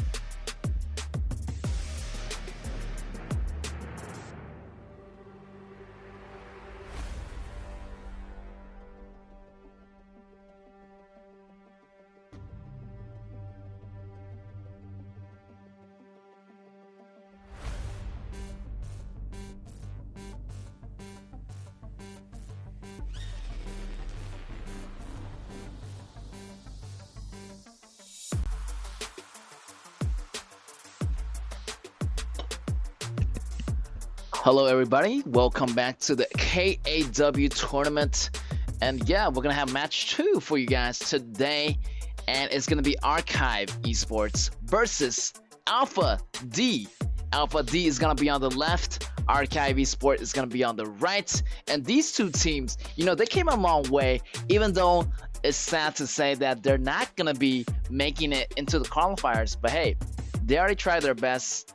And yeah, I feel like, you know, these two teams has definitely came a long way. They really improved over the matches. As you can see, as I mentioned in a few of the battles, they need to focus more on their early laning phases. So, you know, Alpha D actually defeated Archive Esports in one of the matches they went against each other. So, you know, still Archive Esports, they don't have a win yet. So I really want them to, you know, have a win before going out, you know, leaving the KAW competition. So this is their chance to prove themselves. I feel like Archive Esports gonna have a better chance of proving themselves against Alpha D, because, you know, Alpha D is ranked number 9 right now. So they're gonna have a higher chance of winning against Alpha D, but Alpha D is still not a pushover. They competed really well against different higher ranked teams, and they were really aggressive at the start. So it's also going to be another challenging for Archive Esports if they want to go ahead and defeat them and getting a win out of that. So, but never to underestimate your opponents. So Archive Esports, they have to try a little bit harder in order to get this win and really walk away from the tournament with some wins if possible. So match is gonna be underway already. We're gonna see the common bans getting picked up, getting banned out. We got Shamanshi getting banned out and Shenbing getting banned out too. So those two heroes are getting banned out, and we still have Xiaohodun still open. So I feel like people is gonna start picking that Xiaohodun right about now. Alpha D, maybe they're gonna go for it. If they're not gonna pick it up, I feel like Archive Esports is gonna pick it up. So which hero are they gonna prioritize? But hey, both teams, they're not gonna make it to the qualifiers. So I feel like both teams they're not gonna have that pressure where they're gonna be like, oh, like if I lose this game, is it gonna be on me or not? So no pressure going into this match today. So I'm really wondering what they're gonna pick. Yeah, Xiaohouden and Zhao Jun is gonna get picked up already for Archive Esports. And Alpha D, I feel like they're just having a good time. They pick up they pick up the Yaria, they pick up the Marco Polo. So this is gonna be our first time seeing that combo, and I feel like, you know, they're just gonna enjoy themselves. Having that Marco Polo going with the Yaria, that's gonna be your dynamic duo. They work really well together, and you can see it in a lot of the ranked games. They're playing together as a team at the bottom. So let's see how Archive Esports, how they handle this composition. Because, you know, Archive Esports, you know, they don't really have a coach. You know, even though they don't have a coach, they came a really long way, and they've been learning the game throughout the whole season, you know, slowly improving themselves, adapting to the game. And yeah, they already got the BP phase down. They know how to do the BP, and the early games are looking a lot better for Archive Esports. But, you know, it's not really enough compared to these top teams. So, you know, this is a chance for Archive Esports to really, you know, fight back, since it's gonna be the last day of the group stage. So this is their last battle for this season. They gotta put it all out there. And same for Alpha D. They wanna, you know, leave their mark on the KAW stage. So the BP already on the second round, getting banned out. Duanshan, Libu, Ata, Cheyenne already getting banned out. And yeah, we're gonna see that Byron getting picked up. And maybe we're not gonna see a Marksman. Actually, Marksman, yes, because Limpo is gonna be the support for Archive Esports. And we're gonna see that Luna may be coming out of Alpha D, or not. They're gonna have Shangyu top, and they're gonna have Zhao Huaizhen maybe as the jungler. And yeah, so Zhao Huaizhen definitely going up against the jungler. Up the other side is gonna be Xiaohouden. So Zhao Huaizhen jungler is pretty popular today. We see it in the last game. You know, RTZ used that with the combination of Charlotte to defeat RCG. So yeah, that combo is very devastating, and that combo maybe is a little bit different with Shangyu, but still works out. And that's going to be a lot of CC control. More, they're going to lose a little bit of damage, but the damage is going to be coming in from Marco Polo. You know, it's going to be sufficient for Alpha D. And Archive Esports just laying down the gun. They're going to pick up KAW, so they know that KAW is going to have a great advantage against Marco Polo in the bottom lane. So yeah, Archive Esports, they have the composition in here. Now it's really depending on how they can use this hero. You know, it's not about the composition, it's how you use and, you know, implement this strategy and composition. How do you use this hero well enough? If you have the composition, you know, you're only winning 50% of the game. The other 50% is gonna go up to your, you know, the way you control the hero, the way you handle the mechanics, the way you handle your kit.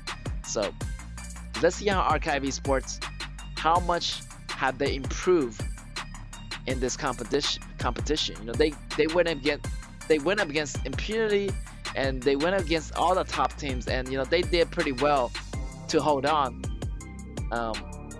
Yeah, it's gonna be another challenge here against Alpha D, as Alpha D already defeated them in the first round last time. So will they get their revenge, or if they won't get their revenge, and maybe they will walk away with a win, maybe at least one win. You know, they don't want to be like having that 0 points. Yeah, it doesn't really look really good, and exactly, they want to have that win really badly. And Alpha D, again, they also want this win. They want to walk away with some memories, in the KAW tournaments. And yeah, let's see how these two teams have improved so far. Seems like the team is pretty balanced. We got that Purify coming out of Marco Polo here, you know, as they see Zhao Jun and the rest of the team have a lot of CCs. Actually, Archive Esports has a lot of CCs, so I feel like Alpha D has to be careful. Like the overall composition wise, I would say Archive Esports has the better composition. Early laning phase advantage. Laning phase, I feel like Archive Esports got this. I hope Archive Esports, you know, they got this in the bag because their composition is looking really, really good. And just let's see how they handle the laning phase. And if things don't get out of control, I feel like, you know, safe to say Archive Esports maybe gonna take their first win of the KAW tournament. All right, let's rock and roll. Alpha D on the left, on the red, versus Archive Esports on the right. I'm sorry, Alpha D on the blue and Archive Esports on the red. And the battle is gonna be underway. Seems like the really normal opening sequence. You got both junglers starting on the right side of the map. So you know you have Xiaohodun on the blue and you have Zhao Huanzhen on the red. So they might really meet up on the top lane around here, and as the bottom lane just farming away. You're gonna see that Yarya with Marco Polo all the time. They're pretty much a couple, so just they're gonna protect each other, and they're gonna have that dynamic duo at level 4 where Yarya really provides the shield for Marco Polo, and Marco Polo can, you know, do more riskier moves as he has that Yarya on his head, and it's gonna provide him with some extra shields. Right there with the freeze coming in for Archive Esports. Choco Bam predicting that happening. The attack's gonna be coming in, but still they gotta back off as they're still early in the game. They do not have that damage sufficient enough to deal the fatal blow to Alpha D's members. Archive Esports try to do some rotation up here as the both jungler meets on the top lane.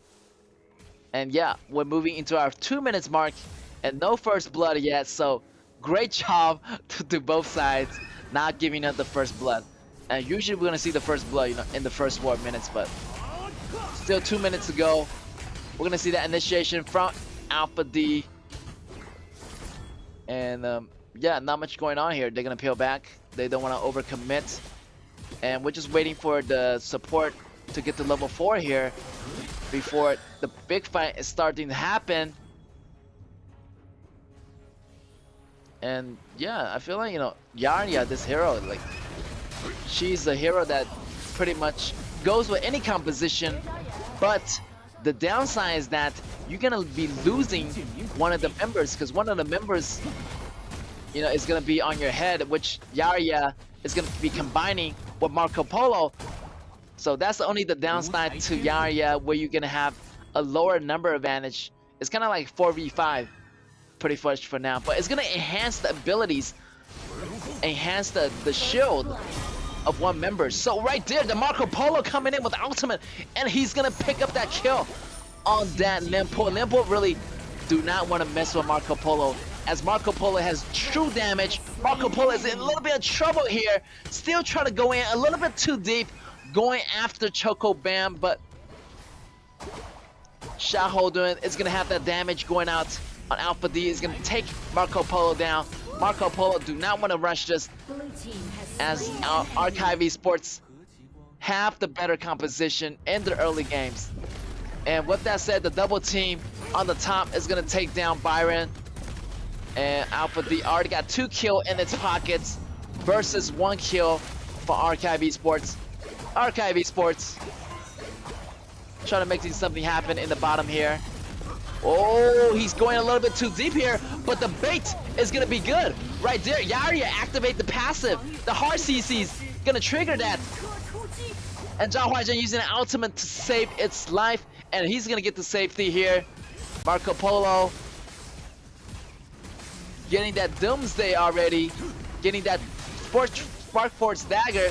You know, either one is gonna provide him with extra attack speed, but in the early game, I feel like Spark Force Dagger gonna have the better advantage, as it's gonna provide him with those lightning attacks on those basic attacks. So auto attacks gonna have those electrifying damage coming out of auto attack, and it's gonna provide Marco Polo with that extra damage in battle. And look at that, Xiao Houzhen jumping in, but look at this, Yixing providing that CC for Marco Polo, and Marco Polo is gonna get that kill with the help of Yixing. Marco Polo still have that damage going on.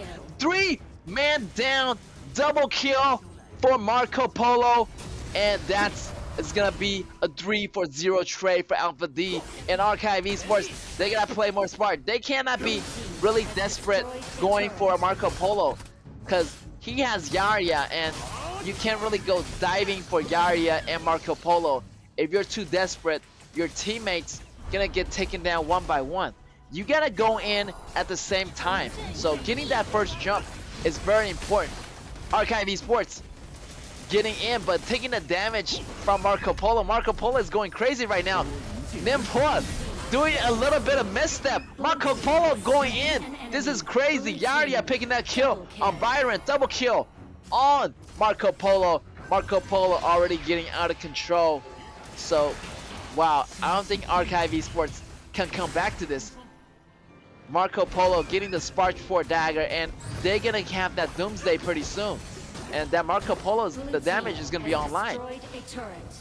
And those frontliners, Byron, Xiao Houzhen, Limpor, they're not gonna survive those true damages in the late games.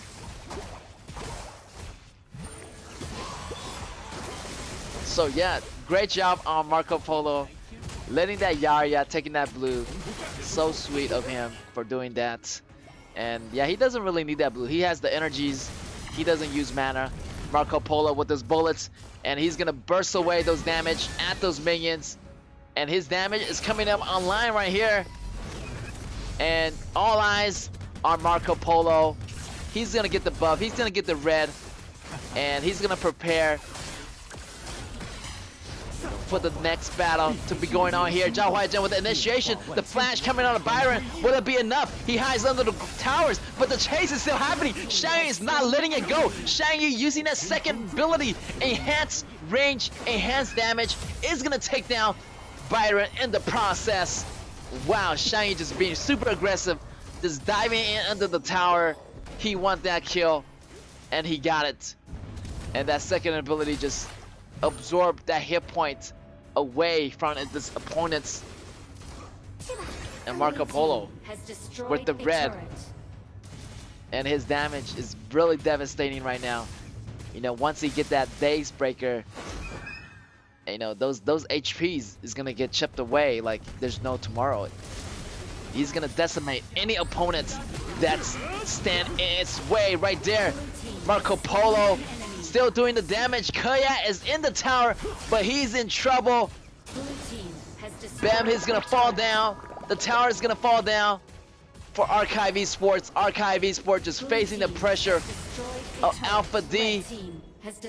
Seems like Alpha D is still getting the upper edge on Archive Esports. Facing the pressure of Shang Yu. Shang Yu gets frozen inside. He better use that ultimate to survive that damage, but he's able to get out. He has too much HP, and he's gonna survive that fight. And already like 10 versus 1 on the kill count. Alpha D doing it really big here, using that Marco Polo to leverage all of the fights. And Marco Polo just gonna use that to push the bottom lanes. Marco Polo trying to make something happen here.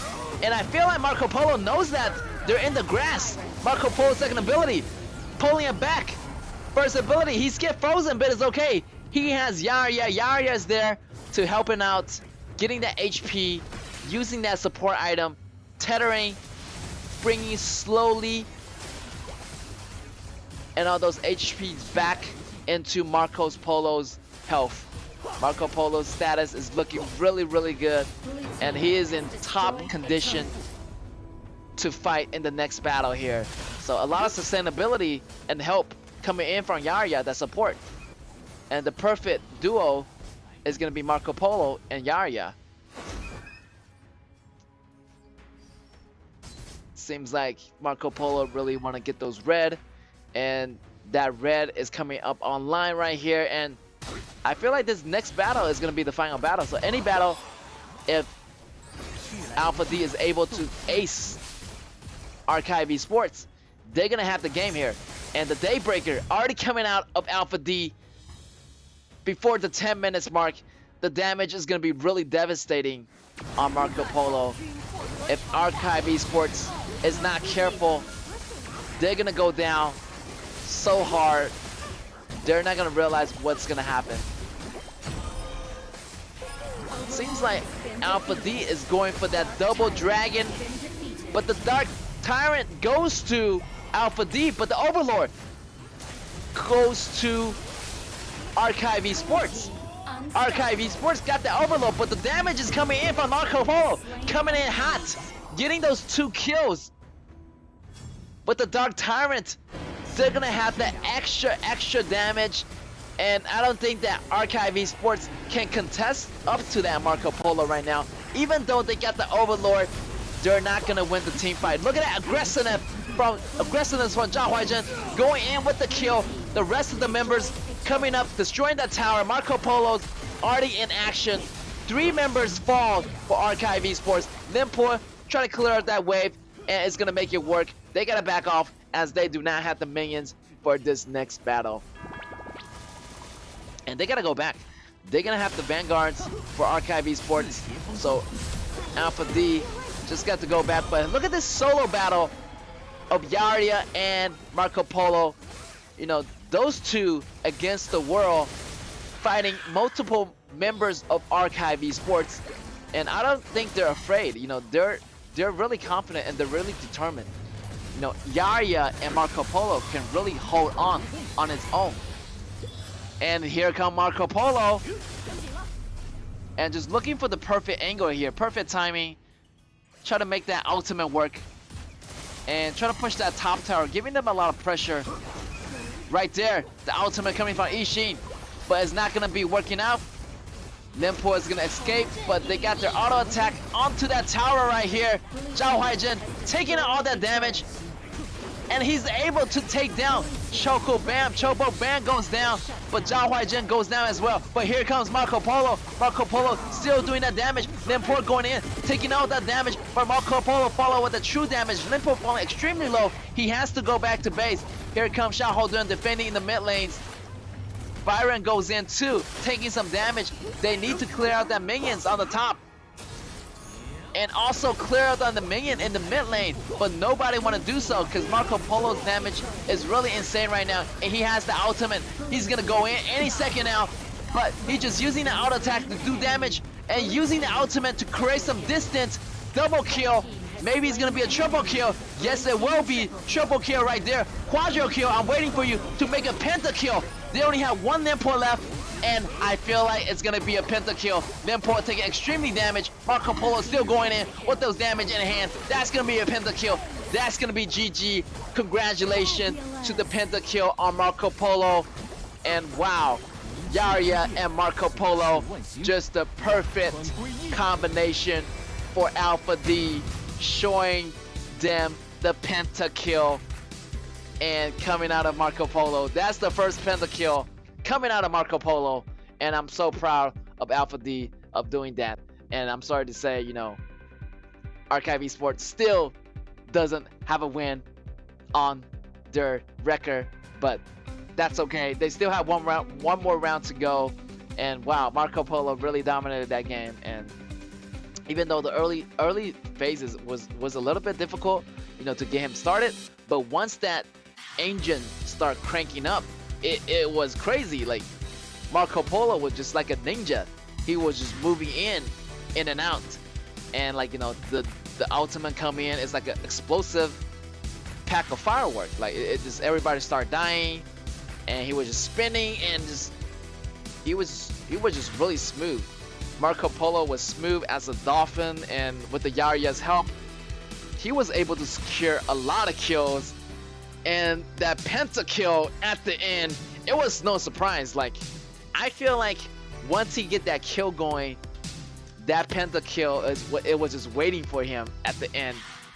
So, yeah, I was expecting that pentakill no matter what, and I'm really excited to see that Marco Polo, finally getting that pentakill in this KAW tournament. All right, and yeah, let's go into some details here as what went wrong for Archive Esports. And they just have a lot of tanks, a lot of CCs, but they weren't really engaging in those big team fights, which they should. They should have that advantage of CCs and early lane, but they didn't use it to their advantage. And they were giving away a lot of kills to Alpha D in the beginning of the game. So that kind of really snowballed for Marco Polo. Marco Polo just went out of control.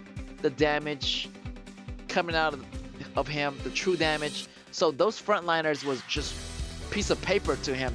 He can just break through it.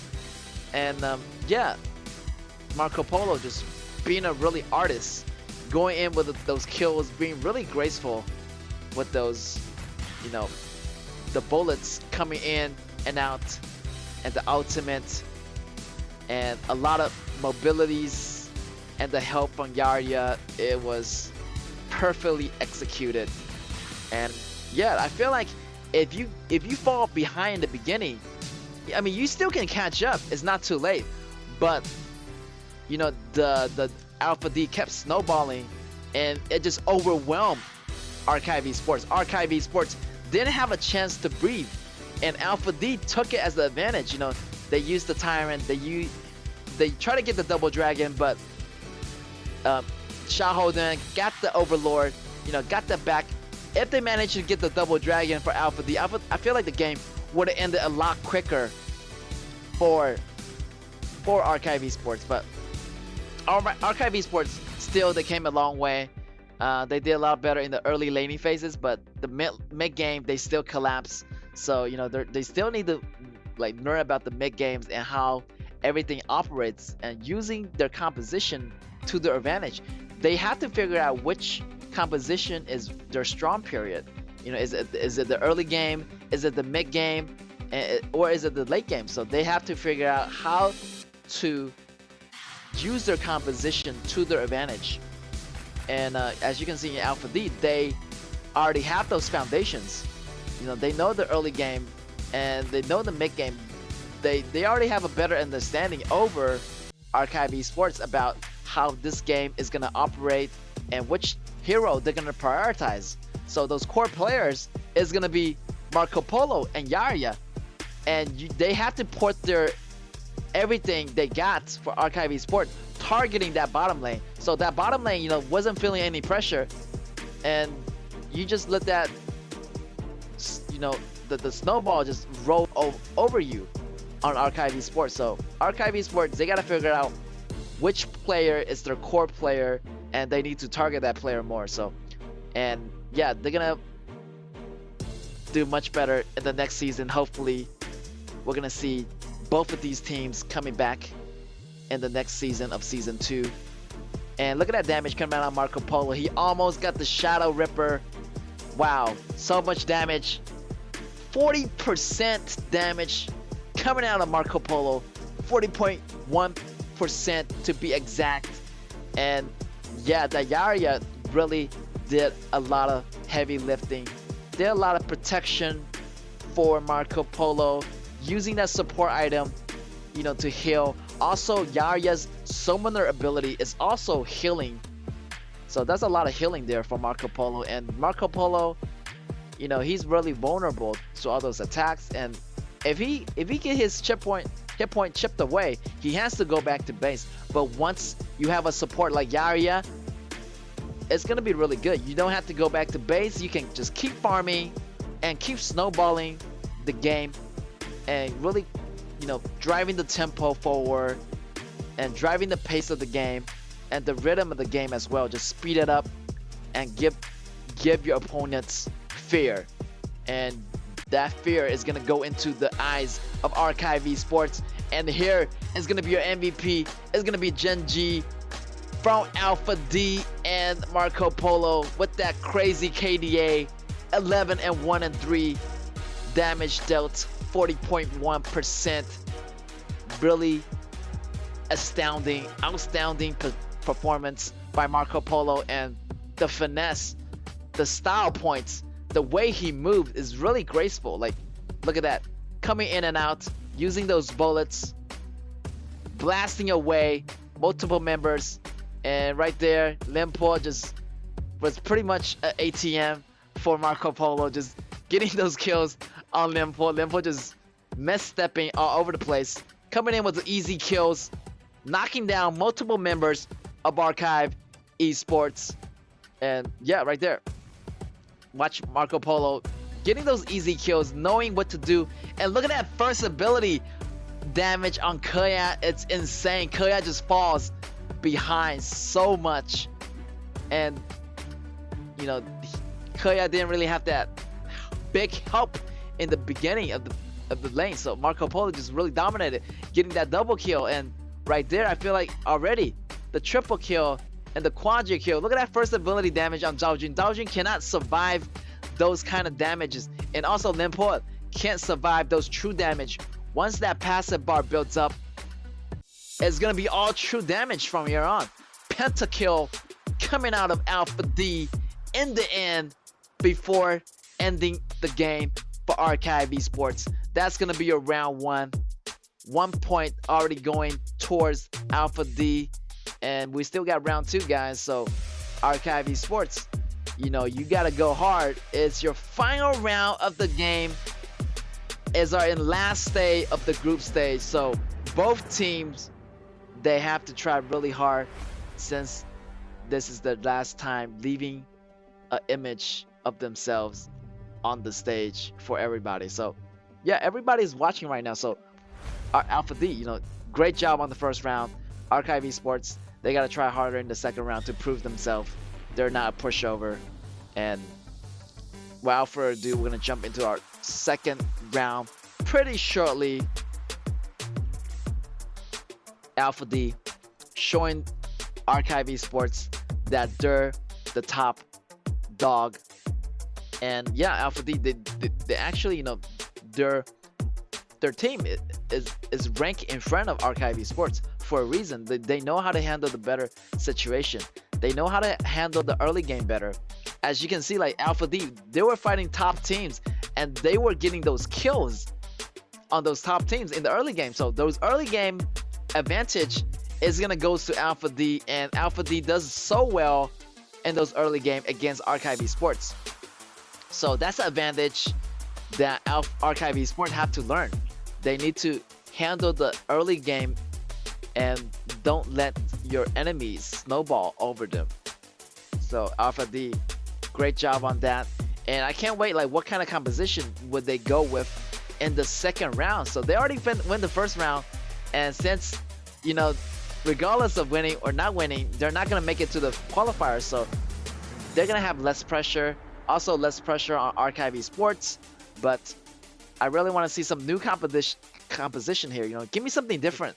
Give me something different to work with. So it's gonna be really cool to see different kind of heroes like that Yarya and Marco Polo combo coming out of Alpha D, which is super amazing, and it's really fun to see. I love to see these kind of compositions coming out of different kind of teams. So yeah, I would love to see more of those compositions getting picked up, because it's really fresh and it really gives the audience, you know, a different perspective on what kind of composition that they can choose.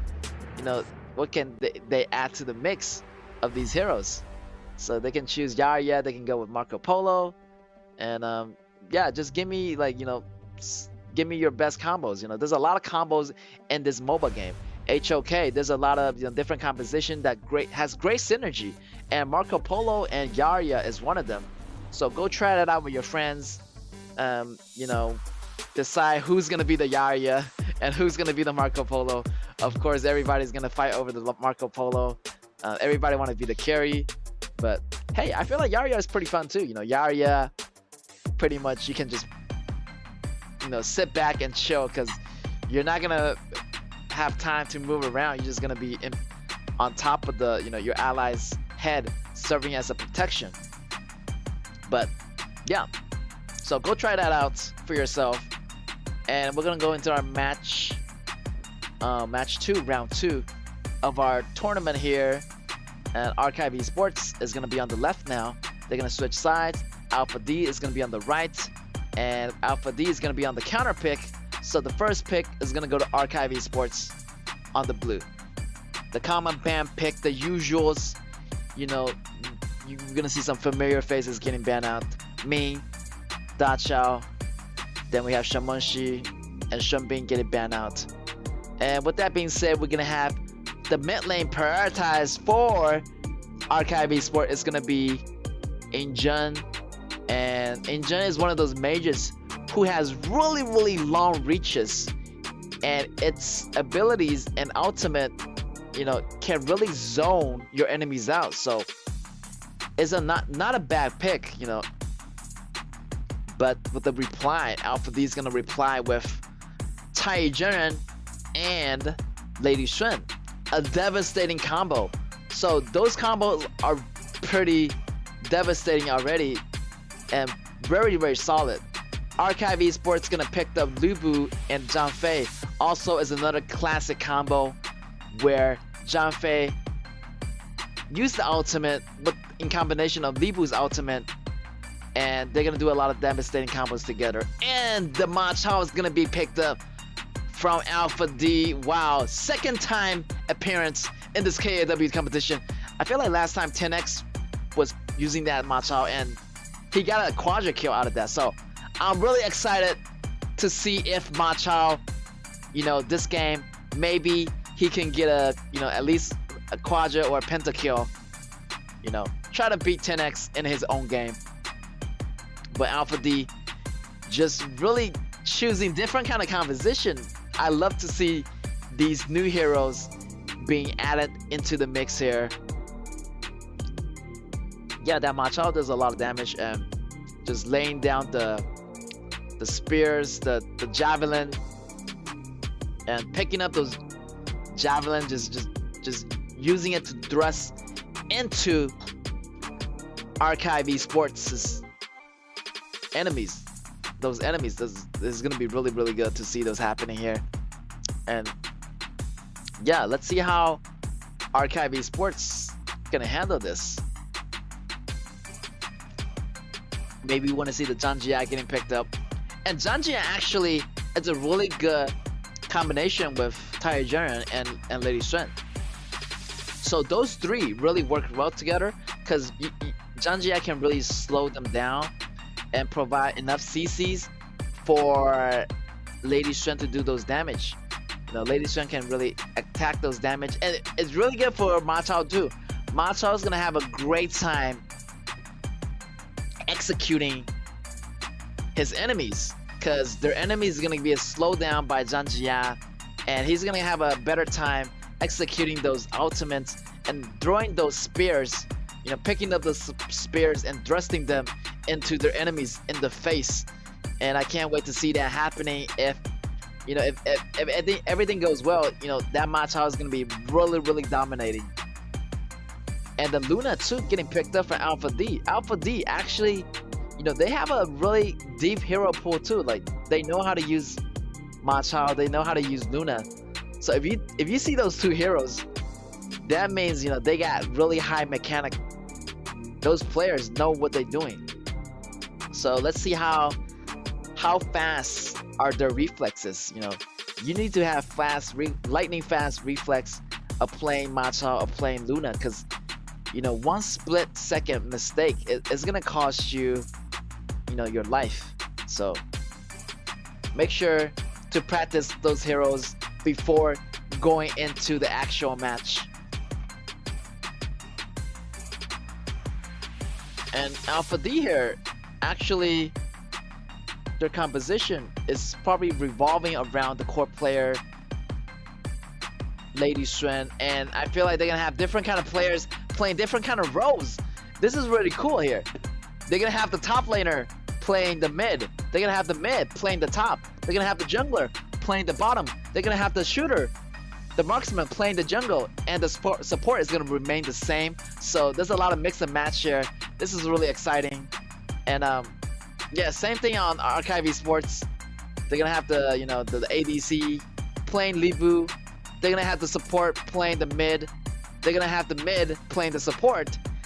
The jungler is gonna be the same for them, and they're gonna have the top playing the ADC. So there's a lot of mix and matches here. So this is like an all-out brawl. So it's gonna be really fun to see these two teams going at it. So yeah, it's gonna be a really fun battle. So let's see what's gonna happen here. Composition-wise, I feel like both teams are pretty solid. I feel like Alpha D's composition is a little bit scary in those damages in the early games and in the mid game as well. But the late games is gonna go to Archive Sports. But will they survive long enough? The late game is also really good for Alpha D too. So Alpha D got the edge overall in this composition. Mid game, late game, they got it in the bag. So Archive Sports, they gotta watch it. They gotta be more careful. Yeah, I feel like that Nakululu is gonna have a hard time in the beginning, as this Nakululu is gonna be really item dependent, where we might see a lot of invades happening for Alpha D, and it's gonna be really difficult for that Nakululu to farm up in the early game, and he's gonna suffer a lot. All right, match is gonna be on the way. Archive Sports on the blue versus Alpha D on the red, and yeah, the Luna is gonna start on the blue here, getting that blue buff, getting that 40% CD, so he can use those spells faster, clearing those lanes, clearing those jungle camps before going to level 4. Once he do get to level 4 for the jungler for Alpha D, the ball's gonna start rolling, and yeah, hopefully we're gonna see that Ma Chao doing mass amount of work here. Already gaining the lane advantage on the top. Ma Chao is doing really nicely, and Libu just facing the pressure of Ma Chao. Yeah, I really like Ma Chao. Ma Chao can just decide what to fight. Like, he can fight his own battle. If he doesn't want to fight, he can escape. If he want to fight, he can stay. So the battle, priority is up to Ma Chao. It's up to him if you want to fight or not. He can chase, and his speed is almost as fast as Guan Yu. So great mobility on that hero, and yeah, I can't wait to see how he handled the situation in those big team fights. Is he gonna prioritize on the shooter? Is he gonna prioritize on the jungler? What hero is he gonna take down first? And we're gonna see that Nakaruru jumping in, using an ultimate already, landing some blows on Lady Xuan and Tai Jiren. Right there, Luna try to go in to that jungle camp, try to clear up that jungle camp in time, but he's gonna bounce out, as they do not want to overcommit just yet. It's too early in the game, and both teams really want to play it cool here. Just waiting for both support to get the level 4 before engaging in those crucial team fights here. Tai Jiren really can make a difference in those big team fights, as his ultimate is going to provide the extra life for all those members in that vicinity of the spell. Yeah, Ma Chao just, fighting one-on-one top against Libu. And yeah, he feel like he's need a little bit of hope here. And I feel like Zhang Jia is going to be that extra help that he needed to get the ball rolling. Everybody just taking their own time here. The pace is definitely a little bit slower here because the first match, you know, everybody just getting warmed up, and this round, both teams are a little bit more focused here. Try to fight for that river sprite. Janfei has that smite, so he's gonna get it. And it seems like bottom lane, you know, that Lady Sun is getting farmed up. So that Lady Sun, that damage is gonna be coming in too.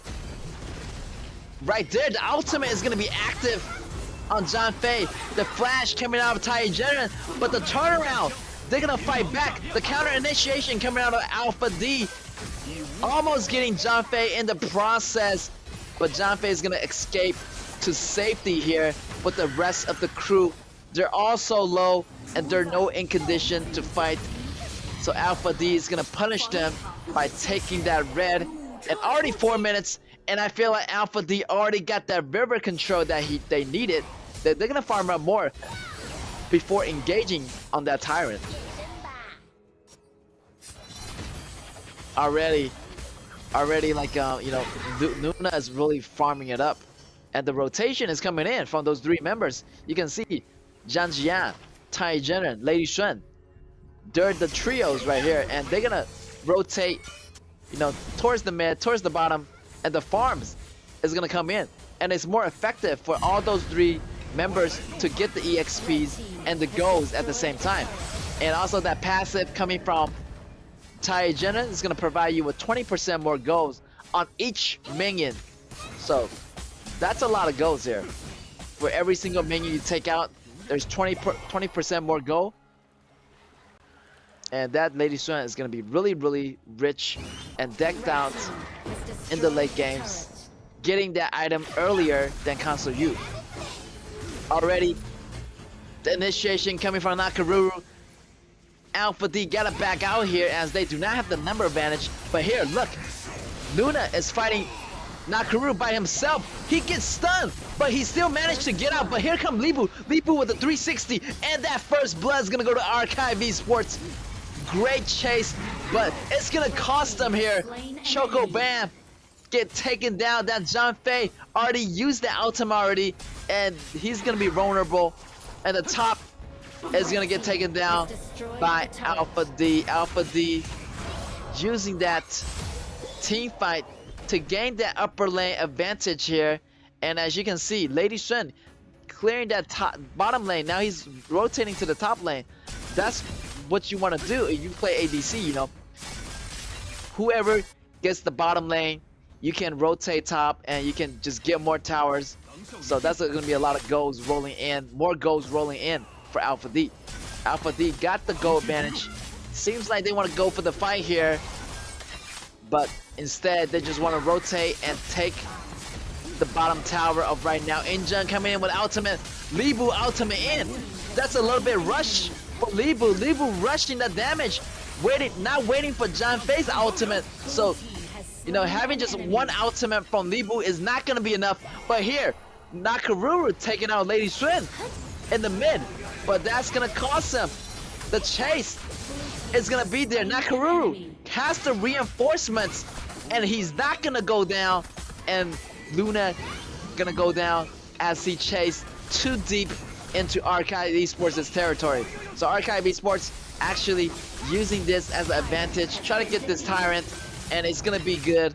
That's some extra gold. That's gonna balance the goal economic on both sides. Right there, Archive Esports actually have a chance. I feel like Archive Esports have a chance of winning this battle now. Like, seems like they got the kill. They know how to do those. They know how to handle those fights. And Alpha D, maybe, you know, they gotta back it up a little. They don't want to rush this too much, where they go for those dives a little bit too deep. You know, overstepping, overextending. You don't want to do that, since it's not the, you know, the late game yet, the super late game where they have enough HP to do those dives. But for Ma Chao, you can do whatever you want. You can go inside, you can go outside, you can go all over the place, because you have the ability to go in and have the ability to escape. So Ma Chao definitely is one of those players, those heroes you can practice, and he can really maneuver inside and outside of battle with top speed. Already the fight is going to be happening. Nakaruru going after Janjian. Janjian goes down, and this is going to be trouble for Alpha D here. Alpha D using the ultimate. The extra life is going to come in. Lady Strength blinked out, but he's going to get taken out as well. The rest of Alpha D members here. Look at Mashal. Mashal get taken out by Nakaruru. Nakaruru is going crazy. Archive Esports got that kill. That's going to be maybe an ace for Archive Esports, and Archive Esports getting the ace out of Alpha D, and Archive Esports gaining the advantage over Alpha D. Alpha D just rushed that play here. Maybe they just, you know, having a fun time of doing it, but they don't want to do that too much, as they're gonna cost them the game, you know, causing them the loss. But it's okay, since it's their last stage. They just want to have fun. Maybe they're giving Archive Esports a chance of giving them a win in this tournament.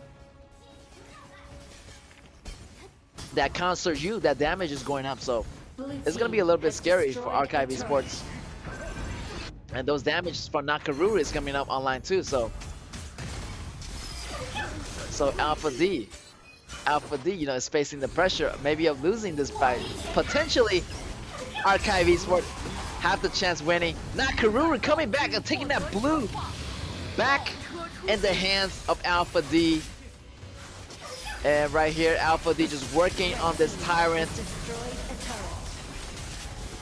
The turret goes down on one of the red teams. Dark Tyrant goes down, and that's gonna go to Alpha D. Alpha D can really go with the engagement of this next team fight here, because they got the buff, and it seems like they want to be really greedy. They gotta go for that double dragon, but John Fei sees that, and maybe they want to engage, but their jungler is not there, their ADC is not there, so they might just have a 2-man or 3-man try to engage this Overlord here. The ultimate coming from John Fei. John Fei is gonna be in the front line. Look at that Mashal doing all those damage to John Fei, and John Jia is gonna slow him down, but at what cost? They got to go back. Archive Esports got to defend that top lane. That's their high ground tower here, and if you let that high ground tower fall, you're gonna have trouble coming back in the late games, as they're gonna have super minions in the late games. Nakaruru falling dangerously low, and he has to go back. Red team just destroying those towers like it's nothing. Alpha D getting that tower control over Archive Esports. Archive Esports just, you know, focused too much on those team battles. You know, they forgot about the towers of their own base, and focus too much on their opponent's towers as well. And they have to remember the fact that Alpha D have the vanguards, so the shadow vanguards, so they have to come back and defend the base. If not, it's gonna be really difficult for them at the end, as those super minions is gonna be rolling through those lanes. So they still have a winning chance here, but the goal count is really significant for Alpha D. They got a little bit of goal league, and Archive Esports feeling a little bit of deficit here. The jump is gonna come in for Livu. Livu falling extremely low. Maybe he's not gonna survive this, but he still remains standing. This is crazy, but he goes down. Luna is falling really, really low, and he's managed to get to safety here, and that's gonna be a 3-for-0 trade for Alpha D. Alpha D, wow, able to survive that big fight. Top tower, high ground tower already gone for Archive Esports, and this might be it. Archive Esports did their best to defend the towers, but Alpha D still comes up on top. The Go League is there. The damage is coming in. Konsuryu goes down. Nakaruru can't defend the tower by himself. And the minions, the cannons, are inside the base. And there you have it. Alpha D taking the win again. They're gonna have their victory. They're gonna have their victory laps around Archive Esports. I'm sorry to say, Archive Esports still have 0 points. They're gonna walk away not winning a single battle for this tournament. But you know, they came a long way. I hope to see them in the next tournament, and I hope they can, you know, improve their games. And they walk away with a lot of experience. And again, congratulations to Alpha D for taking the win this time. Even though they're not gonna make it into the qualifiers, but they left their mark on the KAW stage. And with this cool composition, you know, I love to see Ma Chao putting away, you know, putting it up on the competition. Getting that hero out into the stage is really difficult. You gotta have some determination and confidence. So it's great to see these new heroes being picked up by these teams. And congratulations to Alpha D for doing this second win. And they're gonna have their 3-point added to their ranks. They're gonna be still in 9th place, and with that 6 points. So yeah, not much is gonna change here. Alpha D sitting at number 9, and Archive Esports, they're gonna be in 10th place, unchanged. And there's too much for them to handle there, so they still have a lot to learn.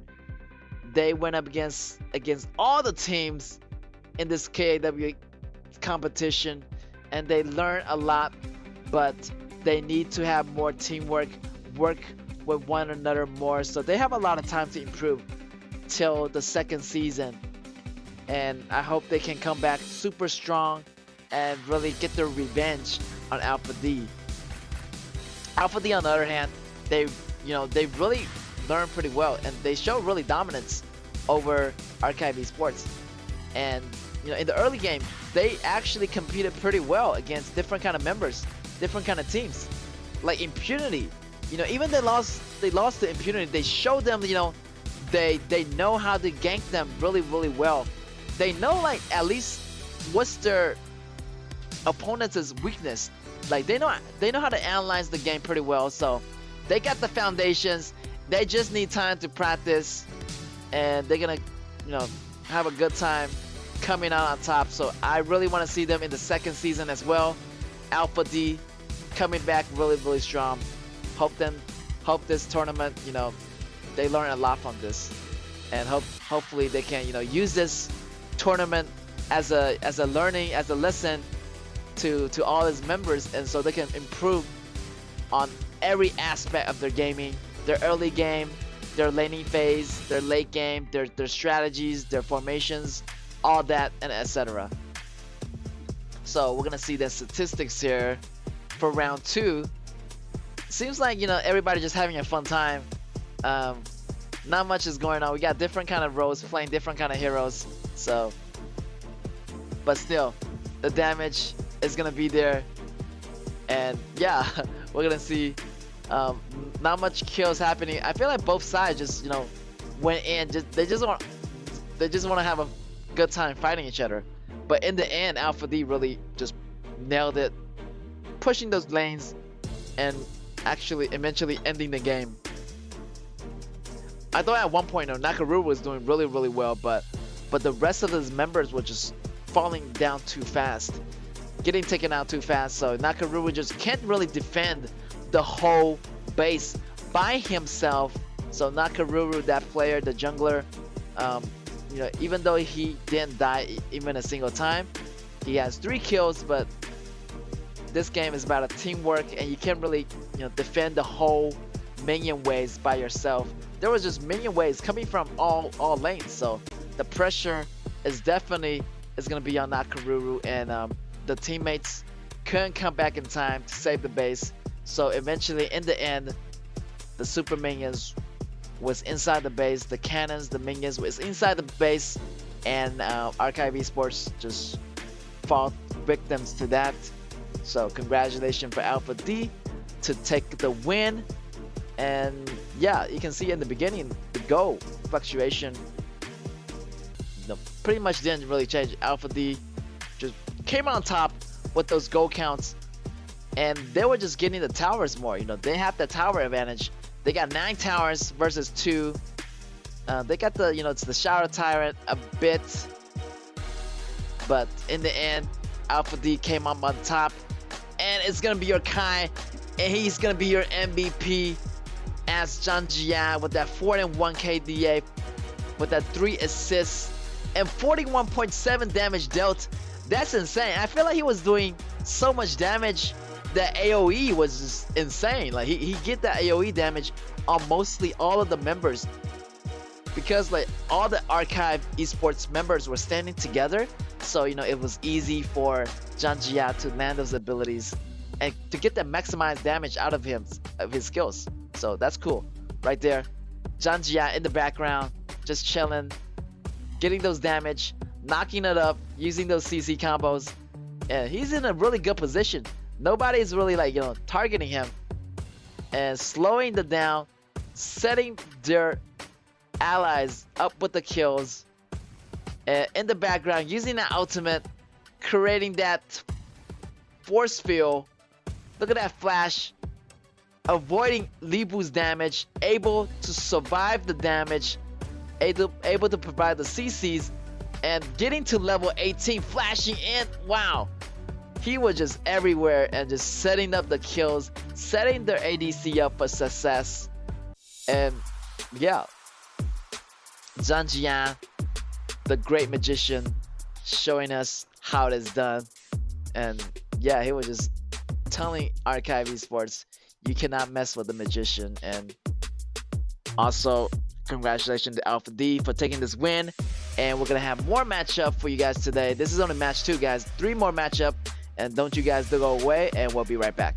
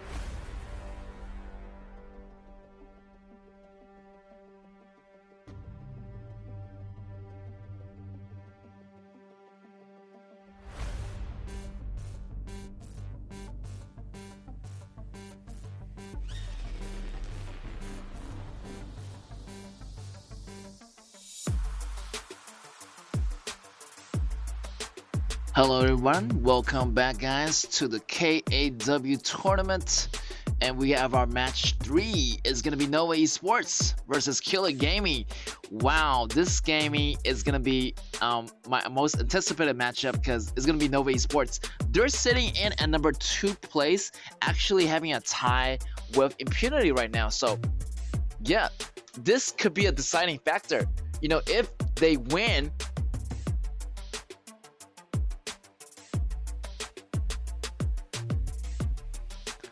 they're gonna be in the 2nd place. So this is the deciding factor. You know, they want to be in that 2nd place to be in the winners bracket against RTZ. So who is gonna be the deciding factor? The deciding factor today, who's gonna be in that 2nd place? Is it gonna be Nova? Is it gonna be Impunity? So we're gonna find out. They're gonna try their best to secure this 3 points. But it's gonna be really hard, because Killer Gaming, I feel like they're coming back really strong, and wow, this could be anybody's game here. Could Killer Gaming actually defeated RCG?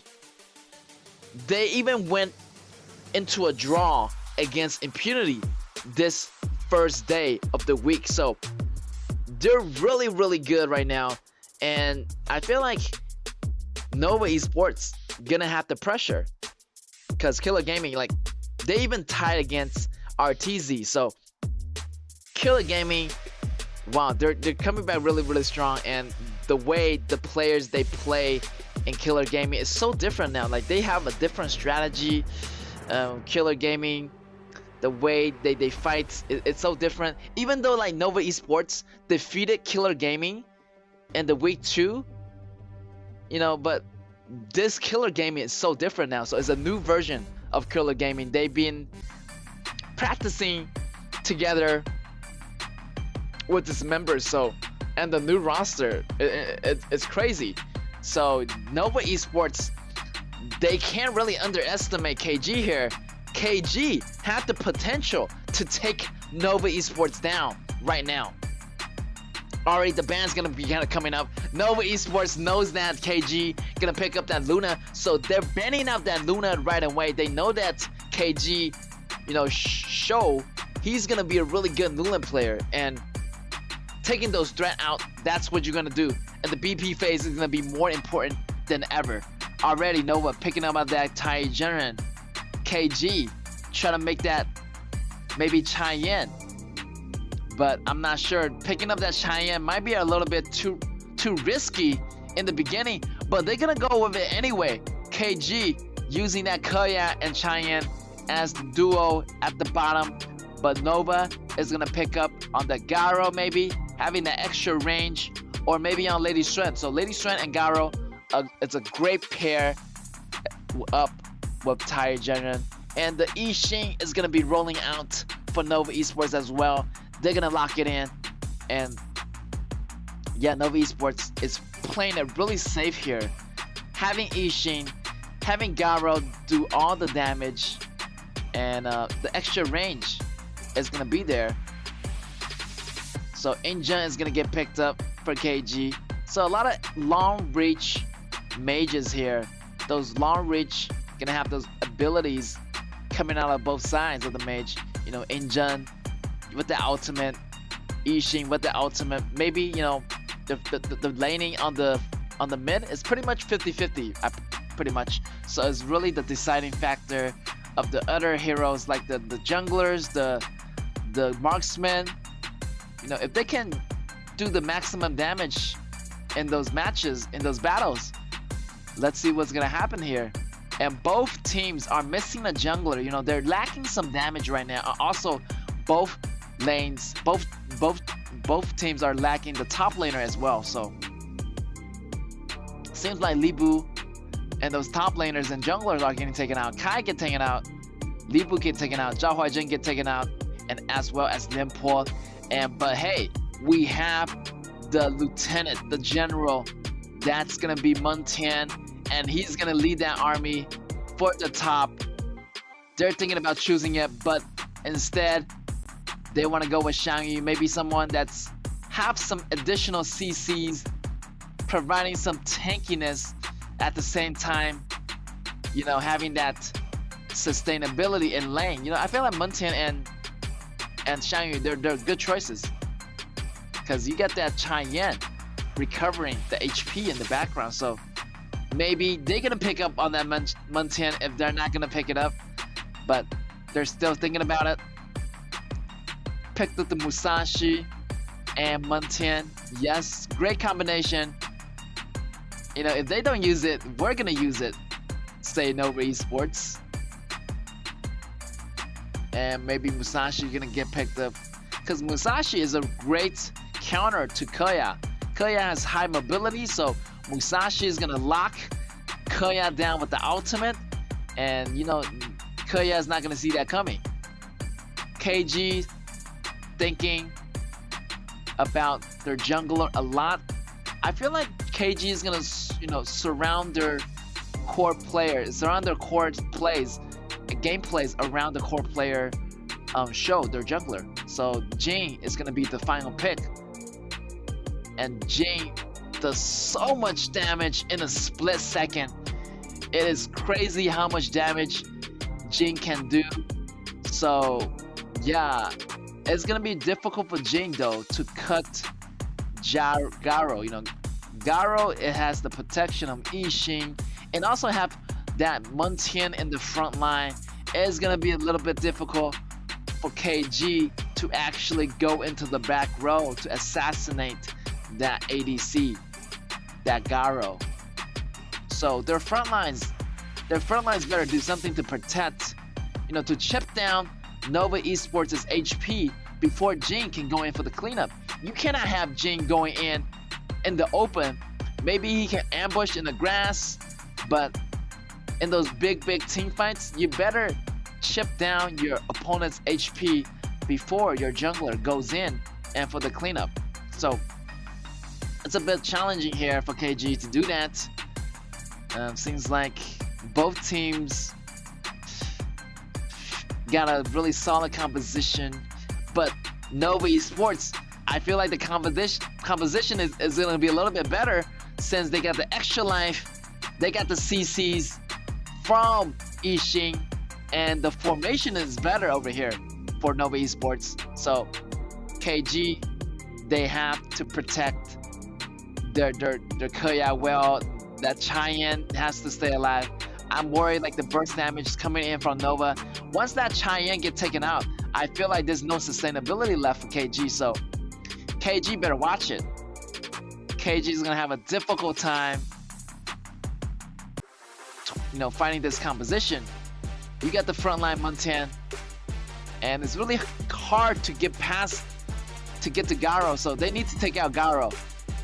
But for Nova Esports, I feel like the composition, they got this in the bag so far. So it's up to, you know, how KG, up to the jungler Fan, how he can execute and carry the game for KG. So all eyes on Fan and all eyes on, you know, the Garo over here on Nova Esports. Match gonna be on the way.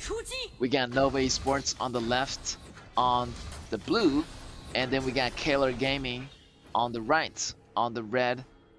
And yeah, it's gonna be an intense fight. I feel like this fight, it could go both ways actually. You know, KG definitely showed us how impressive they are in those fights in this week. Like, they're just doing a really good job, even against impunity. Right there, KG falling extremely low, and that flash is gonna do it. Nova Esports getting the first blood already, and Injun just, you know, went in a little bit too far, too deep.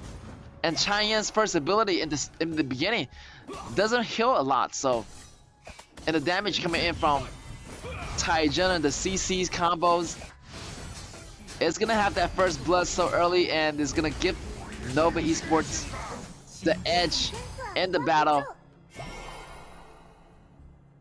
Already, we can see that rotation of Taijun and try to go down into the bottom lane, helping out that Garo to gain that extra gold that she needed to get those items early, having those damage coming in early online for Nova Esports could mean a lot. And the pressure is gonna be on Jing, their jungler from KG. KG is initiating the fight right there. They're gonna exchange some blows, but right there, not even level 4 for Jing. Jing's kind of in trouble here, but he's gonna use the ultimate to move in and out of combat. But there's just too many members of Nova Esports here, and Jing is falling behind. This is trouble for KG. They're starting the match off on the wrong foot, and wow, Nova Esports already leading the match here.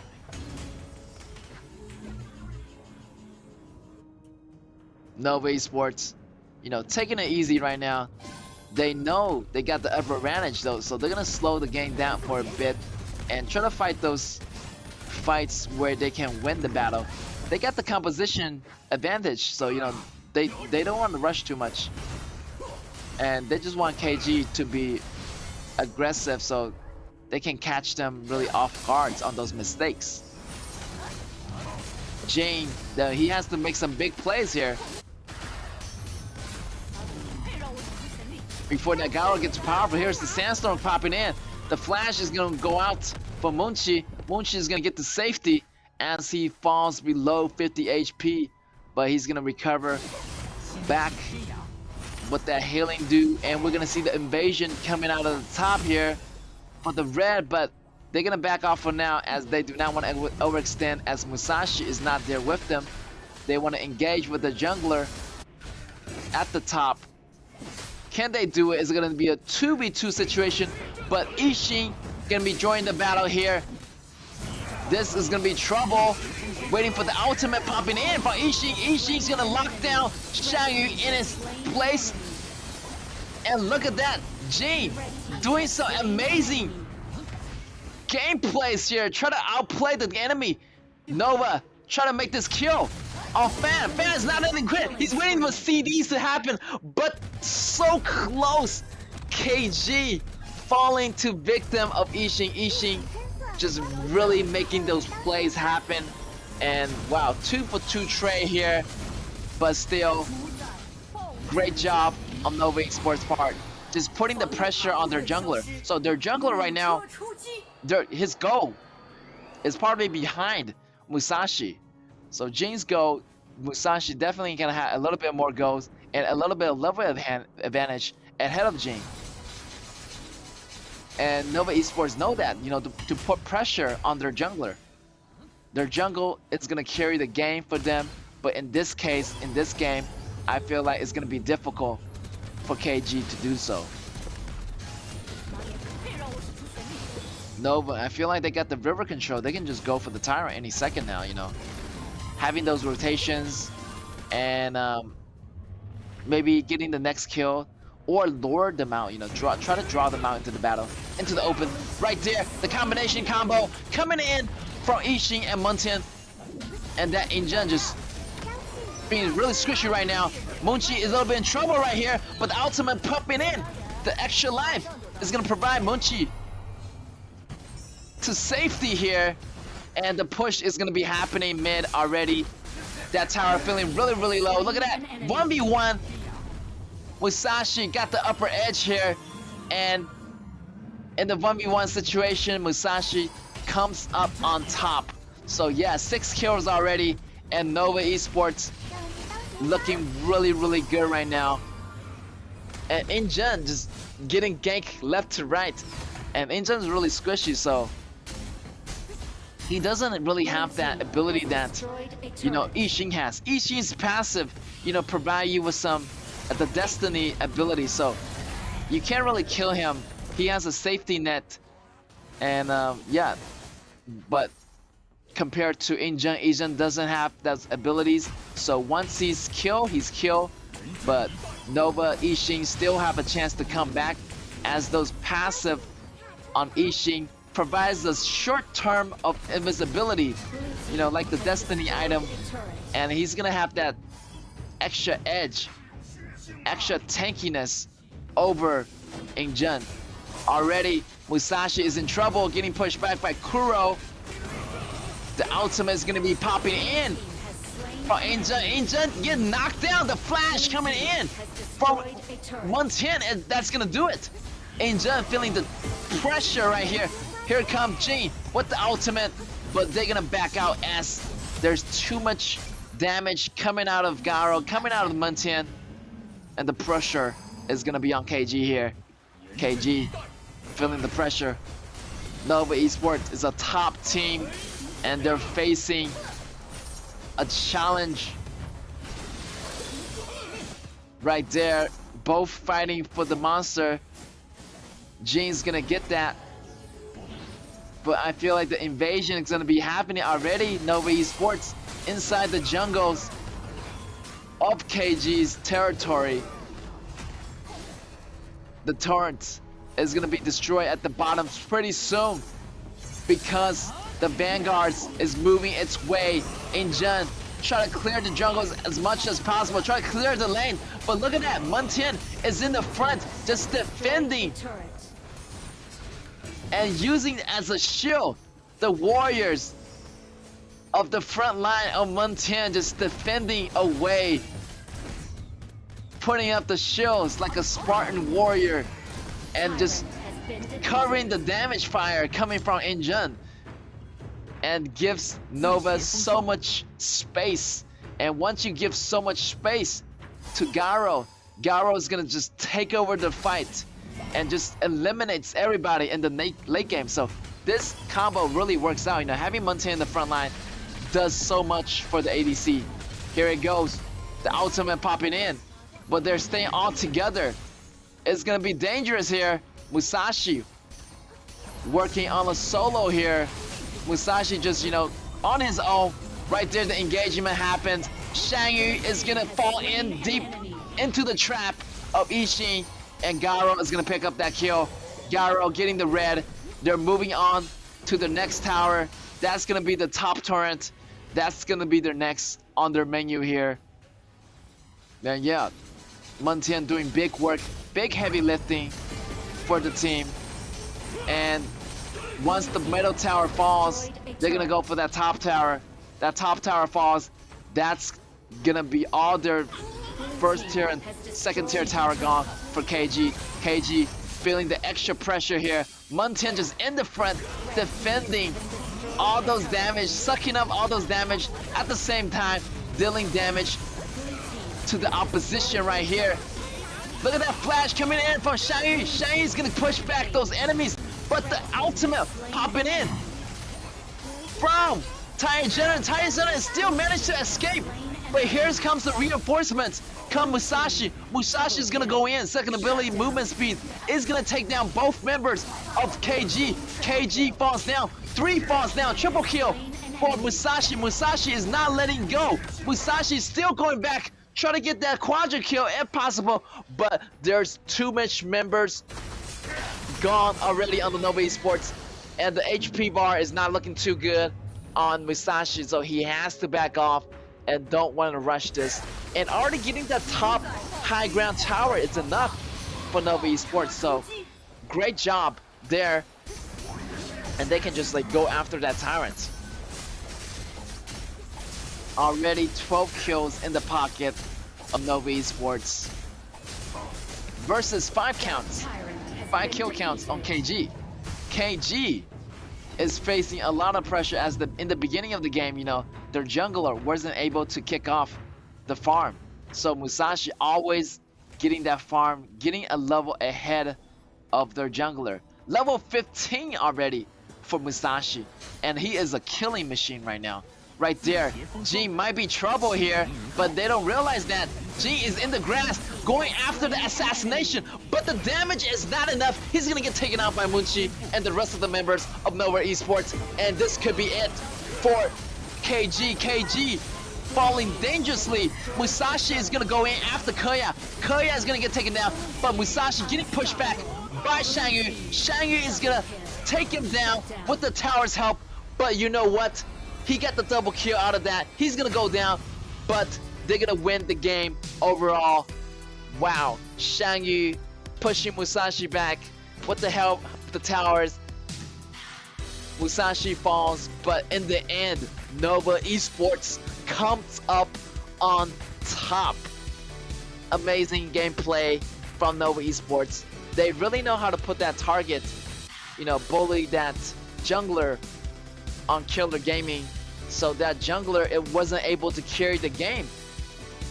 You know, wasn't able to carry the rhythm and the tempo for Killer Gaming. So great job on Nova Esports' Musashi. I feel like he was doing a lot of the carrying, and also Muntin. Wow, he was just soaking up all those damage. It was amazing. Like, you know, Injun using that ultimate, but I feel like it didn't really scratch any member of Nova Esports, as the front line was so strong for Muntin, laying down those shields and having a lot of sustainability on Muntin too. So great job on Nova Esports for taking that win. But hey, it's not over yet till it's over. They still have one more round. They want to secure this #2 spot as well. So they're right now sitting in at #2, tying with Impunity. So it's going to be one way or other. They want to have a win, and who's going to go into the #2 spot? Maybe they're both is going to go into the #2 spot. So I'm not sure what's going to happen here. Only top 2 teams is able to make it into the winner's bracket. So they might need to have another battle against each other, because if they tied up with the same scores, you know, maybe we're gonna have an extra round of battle with Nova against Impunity. If they do tie, you know, who's gonna be the top 2 bracket? Is it gonna be RTZ and Nova, or is it gonna be RTZ and Impunity? So we'll never know. We gotta find out as the match are still unfolding, and the future, you know, it's pretty promising for these 2 teams. So we never know which team is gonna have the higher point till the very end of the day. So Nova Esports, they still have one more round, and Killer Gaming, maybe, you know, potentially they can really come back from this. You know, sometimes Killer Gaming doesn't do really well in the first round, but the second round they just come back as a different team. So yeah, maybe Nova Esports gonna have a hard time in the second round, but I hope Nova Esports can keep this up. You know, having the first win give them a little bit of advantage, and the second game they're gonna feel a lot better. And mentally, KG, they have to put their head back into the game, as they lost the first round, so it's a little bit frustrating for them. And also Fan, their jungler, is just getting picked off in the beginning, so they're not really happy about that. So they want to do better in the second round. And Nova, they're gonna do all they can to secure this perfect win. So yeah, as I say, like, the compositional wise, Nova Esports really got this in the bag, even from the beginning. I feel like that Cheyenne didn't really do too much of a help. Injun didn't do his jobs. I feel like, you know, the damage was too overwhelming from Nova Esports. Injun's damage didn't really come through. Like, the ultimate didn't really help out. I feel like a Joey would have been better, but you know, those different kind of mages really make a difference. Like Yixing really make a difference. And it's gonna be Yan from Nova Esports. It's gonna be your MVP. Damage dealt 40%. KDA, 4 kills, 1 death, 9 assists. Wow, Yixing is really dominating in these late tournaments, in the later weeks of the KAW tournament. And let's see the details here. And he's gonna get that first blood here, as look at that, Injun moves a little bit too deep.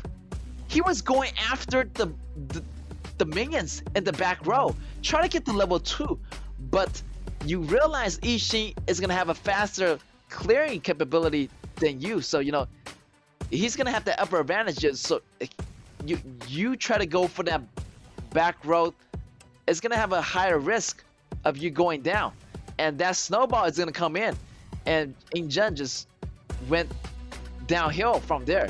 Just keep on dying over and over, and his damage wasn't coming out online, so Muntian was able to defend all those damage off pretty easily. And slowly but surely, Nova Esports just came in, and the shotgun all happens.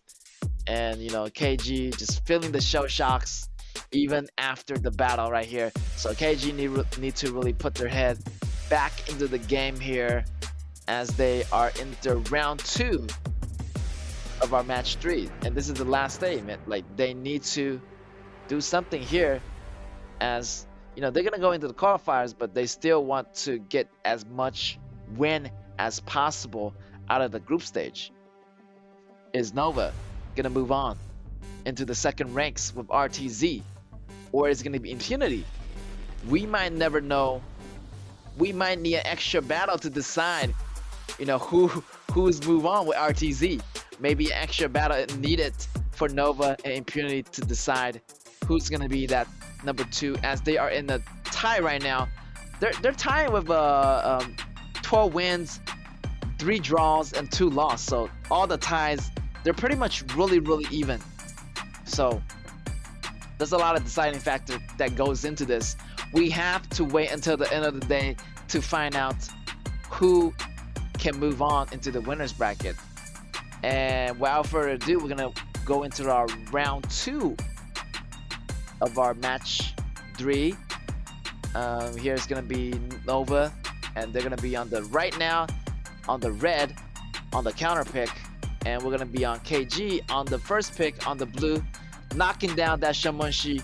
And they have to realize that mid lane priority is so important. You cannot have, you know, the mid get taken out, and once the mid loses that lane priority, you're gonna have gank happening on the side lanes, and you cannot really deal with those.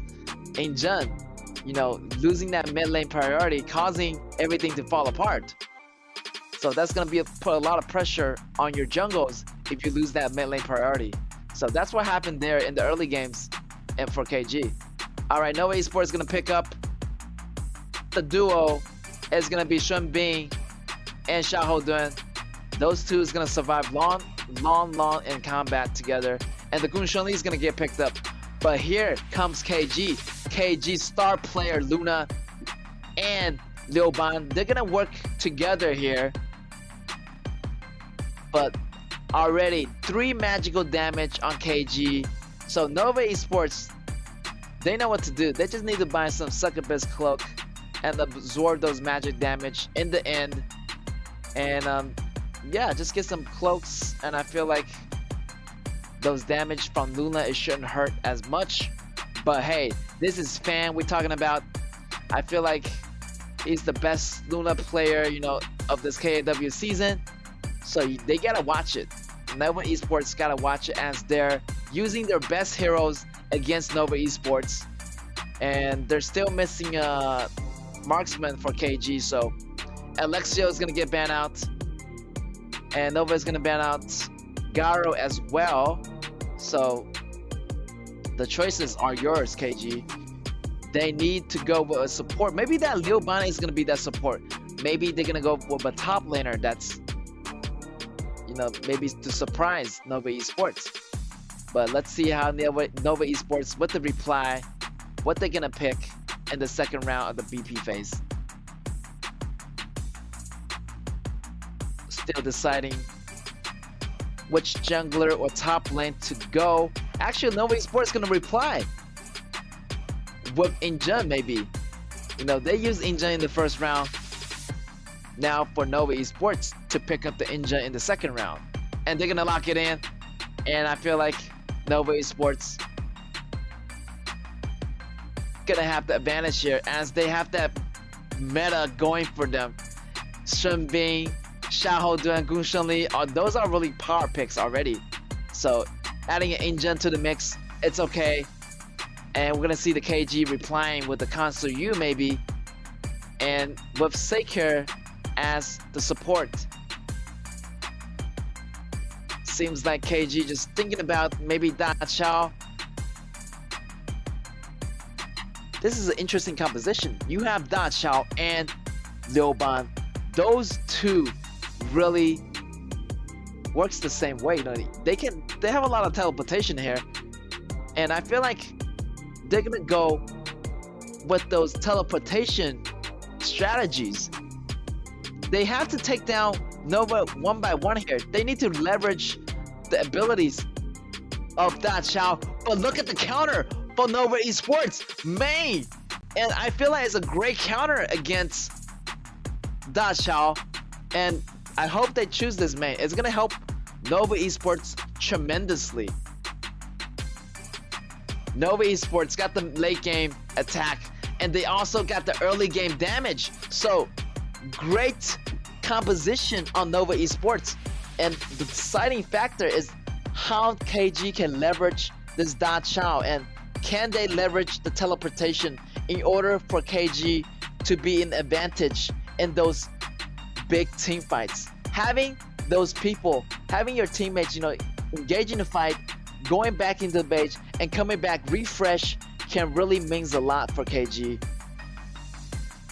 And for Nova Esports, all they need to do is to get the jump on one player on KG. And as long as one member falls, the team of KG is to just fall apart.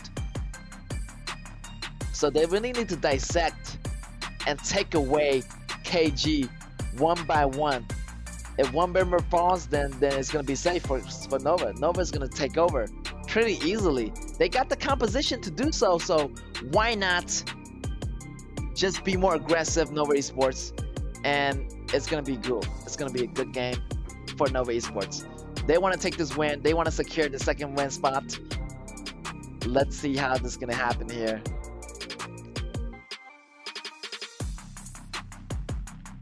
All right, seems like the frenzy is gonna be on Gun Shunli again. The #1 summoner skill for Gun Shunli, gonna provide him with that extra lifesteal as well as that extra damage coming out of that frenzy summoner ability. And with the help of Shun Bin, the rotation is gonna be there for Nova Esports. And I'm just keeping my eyes on Luna here. Can he outperform himself? Can he show us again how the high mechanical gameplays for Luna is gonna be happening for KG? So all eyes on Luna. And yeah, you better watch out for that main early game. That main is gonna do so much damage. And of course, Lil Ban is gonna have a hard time laning against Mei on the top lane. And yeah, I can't wait to see this Mei, what she can do. And already the fight happening. Moonchi, their opening sequence. I like this. I like this. They have Injun in the bottom against Kansu Yu, which is really cool because Kansu Yu is not afraid of physical damage, but is afraid of magical damage. And right there, we're gonna see the invades happening already. The flash in coming from Injun, and the heals coming out of Shun Bin. But Shun Bin and Gun Shunli is a little bit too deep, and KG's member was able to get the first blood off of Moonchi. So yeah, do not rush it, Nova Esports. You can engage, but in the first 4 minutes, there's jungle sprite protection. So all your damage is gonna deal 15% less damage to KG in their territory. So they need to back out. They should have backed out of there instead of engaging. Already the main flashing in, trying to get that kill on Luna. It's gonna be good. Wow, the no hesitation from main. The damage is coming in hot, and she just catch Luna at the right time. And Luna HP was halfway away, and wow, that's gonna bring Luna down really far here, taking away his buff. And look at that damage, the CC's coming in, and he's gonna have that kill. Main going a little bit too deep, but he's managed to survive, and he managed to escape with strengthening second ability. Wow, Main's maneuver just really awesome here. Shran doing a lot of heavy lifting for the team of Nova Esports. And Luna is in trouble here. He doesn't have blue. He doesn't have red. The buff, you know, got taken away by Main. And look at that, 3-on-1 on top. Leoban is coming to help, but I don't think it's gonna be enough. Look at the engagement. Luna still want to go in. Luna is showing no fear, coming in, not phased by any of the member of Nova Esports, but still Nova Esports definitely got the upper edge here, as Main, the top laner, is getting that snowball rolling. And yeah, he's gonna go after the back rows of KG. Impressive composition here already, getting that solo kill early in the game. So many things going on for Main. Main just gonna go into that blue. This is so much trouble for Luna. Luna is gonna have that blue taken from him every single time, and that Main is if your main trouble here. And Leoban's gonna have a hard time against Main, and they're losing that lane right here. That the clash lane.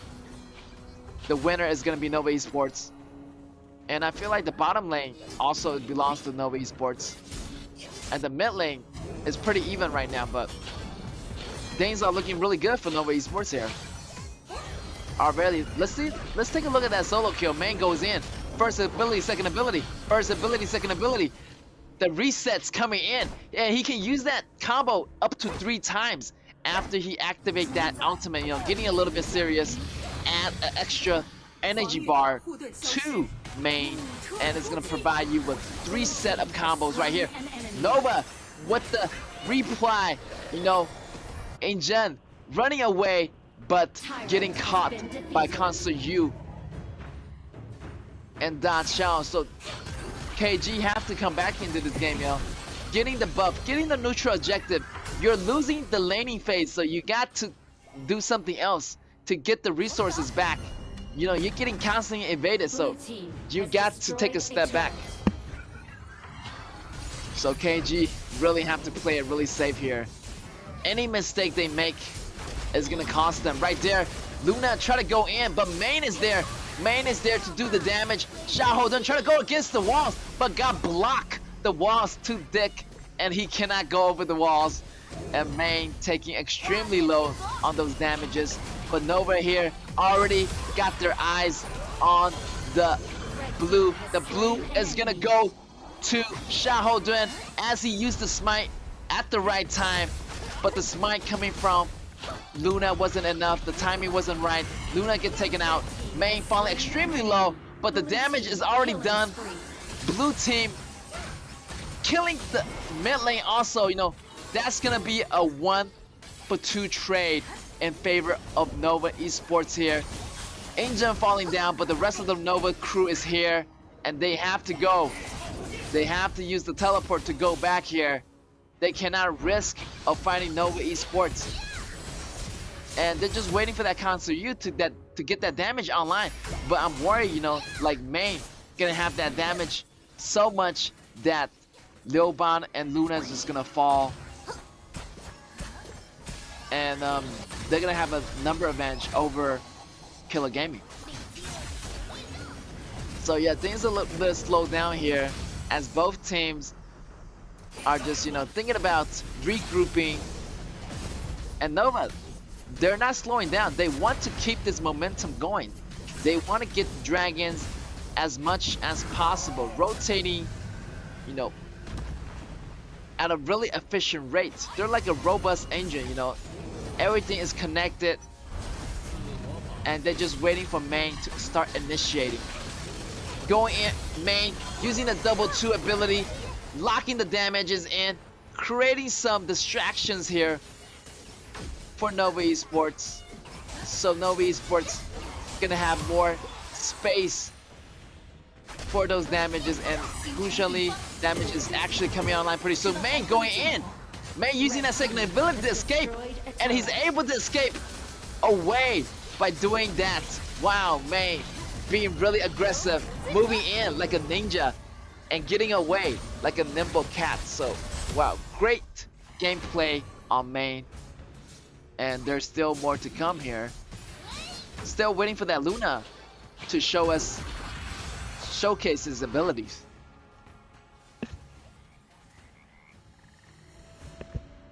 Main in the shadows, lurking, trying to make something happen here. Oh, they haven't found out May yet. May's still hiding in the shadows. Maybe they're gonna initiate. Xiahou Dun's coming here. It's gonna be a 2v2 situation. Can they get the jump on Kansu Yu? Feel like they're just waiting for the right time. They don't want to engage yet. May just want to chill back and hold on as Kuro get taken out by the rest of the member of Nova Esports in the mid lane. So definitely the pressure is going to be on for KG here. The Tyrant. 20 more seconds. And yeah, the river control right now goes to Nova Esports. Right now we're going to see the initiation coming in from Injun. Luna jumping in too deep. You better watch it. May is going to come back. Look at that. Da Chao falling a little bit too deep into the back lanes here, using the ultimate and just came in at the wrong time, but she managed to get out using that teleport, falling extremely low. So right here, Nova Esports about to take this Tyrant, and they're gonna have that EXP and go for all of the teams. And right there, Go is looking really good right now for Nova Esports, and they're gonna engage into this fight. Right there, Injun using the ultimate to provide some damage. Da Chao looking extremely low, and he has to go back. And right now, KG just bunkering up, waiting for the Go to equalize, because they do not want to engage in those big team fights. They do not have an advantage yet, so just waiting for Luna to farm up for those initiation to happen. And Nova Esports, they're still pushing it. They're being really aggressive as well, but they have to keep pushing. If they wait until the late games, it's gonna be trouble, because Main doesn't have that damage anymore. It doesn't really scales great into the late games. Main kind of in trouble here. Gonna be a 4-on-1 situation on the bottom. Luna also 4v1, but the Liuban is gonna come in to save her life in the process. Luna still not quitting, doing those damages, coming in and out of combat. Always moving around the map really gracefully. And I'm just waiting for Main to initiate. As long as they take down one member of KG, Nova Esports gonna have an easier time of winning the battle here. 10 minutes already, Overlord is gonna be out. Luna just being so aggressive, going after the back lanes. Look at that damage coming out. And he's able to get away with that. And wow, great job. The high mechanical gameplays coming from Luna. It's incredible here. And Nova Esports, I'm not sure how long they can hold on to this. They need to make something happen here, because KG is fighting back. And Main, he needs to engage sometime now. And here comes the engagement. Main goes in with the CCs, but the Dark Tyrant is gonna go to KG. There might be trouble for Nova. Nova popping in with those damages left and right. Kansu Yu providing constant damage. Kansu Yu is gonna fall. Kuro's gonna fall. Luna's gonna fall. Quadra kill for Gung Shunli. Gung Shunli is going out of control. Even with that Tyrant buff, Gung Shunli is still able to get the kill off of KG. And look at that red buff, blue buff. It's gonna be in the possession of Munchi. Wow. Even though they got the Tyrant, Nova Esports still able to pick up the kill, because that damage coming out of Main was so insane, and the initiation from Xiahou Dun and Main was just providing a lot of space for Gung Shunli to do its damage. So those two heroes really did a lot of heavy lifting right there. Overlord has been defeated. Overlord getting defeated. That's gonna be Overlord for Nova Esports. And they're gonna have that pushing power coming in already. And yeah, pretty much all the towers are gone for KG. Inner tower, still one left, still standing on the top, but sooner or later that tower is gonna fall and they're gonna go into the high ground towers pretty soon. Nova Esports got the lead in gold, got the lead in the kill count, and yeah, things are looking really good. Nova Esports They could potentially win this fight and get it into second place in front of Impunity. But Impunity haven't had their match yet, so we might never know. So Nova going inside the base, being really, really aggressive here. Try to use this Vanguard to push that high ground tower. But KG, here comes Luna. Let's see what Luna can do. But look at the long range poke coming out of Injun. That's gonna bring Luna back to his base. And Luna can't really engage with that health. He has to go back and recover. And the high ground tower drops again on the mid lane. Wow, Nova Esports really doing a good job at those push. And the composition was designed to take down KG. The Shen Bean, the ultimate from Injun, gonna provide some zoning. They're gonna zone them out, and they're gonna use that Vanguard to attack that base. Xiahou Dun taking some tower aggros, but he still remain healthy right now. He can still tank. Nova Esports can still fight here. They have a lot of sustainability. And look at that. Xuan going in. He's might be a little bit of trouble here. 5-on-1, and he's gonna go down just like that. He does not want to be that overconfident as we are moving into the late games. Even one mistake can turn the game around here. KG still have a fighting chance of coming back. But Nova, you know, the damage coming in from main is not gonna be enough. So the damage kind of scales off already for main. Main doesn't really have enough damage now. Just some CCs is gonna be enough. And it's gonna provide more space for Munchi to do his job. Now this late game is gonna be Gung Shen Li's job to carry the game now, to carry the rhythm of the team as he move in, pop in and out of combat. Look at that Gung Shen Li damage is out of control. Legendary for Gung Shen Li. Xiahou Dun still fighting the enemies of KG. KG, Luna going in and out. Luna falling extremely low. Constant Yu goes down. Double kill for Injun. Injun is not letting it quick. Injun and Shen Bing going after Luna. Maybe Luna still have the upper hedge here. What is Injun doing? You can't go against 1v1 against Luna. You gotta have someone else. And look at this, Miggy. Trying to make something happen here. No. Everything is falling apart. Main. Just keeping an eye on Luna. And the base falls down. And wow. Nova Esports taking the second round. And yeah. Nova Esports definitely got the upper lead here. And wow, Main does such a good job at initiating and really, you know, get the ball rolling for Nova Esports. And you can see in the top lanes, she was just dominating over Liu Ban and getting the kill, early kills on Luna.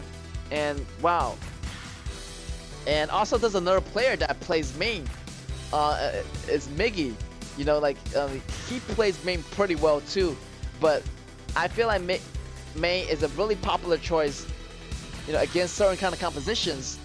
And this composition, you know, Nova Esports, you know, did pretty good because they realized that they have this composition of Da Chao and Concert Yu, so it doesn't really work out for them. So they're gonna use that Mei as an early snowball effect hero at the top, and those burst damages coming out of Mei in the early game really puts a lot of pressure on Luna and the top lanes. And that once that top lane goes down, Nova can really use that snowball effect, go into the blue jungle and actually harass Luna's farm. So Luna wasn't, you know, farming up really well. Even though, you know, Luna wasn't farming up really well, Luna was able to do those damages in and out with no problem.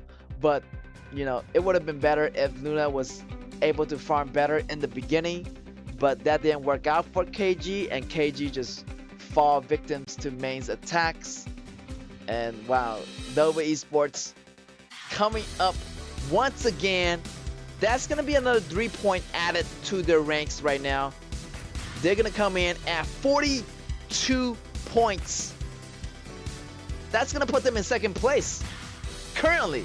Just currently, at the moment. So, RTZ and Nova are going to the winners bracket if Impunity doesn't, if Impunity do well in the battle against MAH, they might have a tie, but we might never know. MAH, it's another cool team to watch. They might, win against Impunity. Impunity might have a tie, so we might never know what's gonna happen, because that match is gonna be coming up so pretty soon. So we're gonna find out really soon who is gonna be the top 2 to be in the winners bracket. One team is already for sure, it's gonna be RTZ, but the question is, who is gonna be the second team that compete against RTZ? At the moment, Nova Esports, they're your number 2 team right now, but will Impunity make it? Will Impunity come back and fight for the rank 2 here? And let's move into our statistics.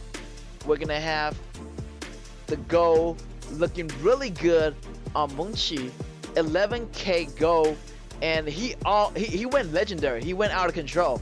The damages was crazy, and wow. And he had so much space in that game because Main and Xiao Dun was providing all those CCs and distractions, and those displacements coming in from Sunbeam. There's flux capacitors giving them high rotational speed, and also Injun is actually really useful here, of zoning out their enemies. So a lot of space provided for Munchi, and he just takes over the game, take over the fight, and really carry the game for Nova Esports. So yeah, Nova Esports walking away with 2-0 against KG, and this is awesome here. Nova Esports done it once again, and it's up to now the pressure is gonna be on Impunity, and here's gonna be your MVP. That's gonna be Main with those initiations and damage dealt 12.9%, but it's not all about the damage dealt. It's about the CCs and how he distract his enemies. Schwann's gonna be the MVP for Nova Esports. Main does so much damage in the early game, and we're gonna go into the replays and some highlights and some details of how he operates this hero. Like in the early games, right there, he knows that Luna tried to go after that blue. After he finished that blue, he's in no condition to fight, so he caught Luna off guard, and with that momentum, he's gonna go in with the CCs, gonna lock down Kuro on the top lane, and manage to get out. Look at that. The kick coming in, kicking Shimizu back, and the solo kill, 1-2 ability. Wow. And that's 3 combos in a row. And not a lot of players, not a lot of heroes is gonna survive that combo from Main in the beginning of the game. So that was devastating. Once he get you down with a combo, you have to go back to base. So Impunity and MAH is coming up, so don't you guys go away, and we'll be right back.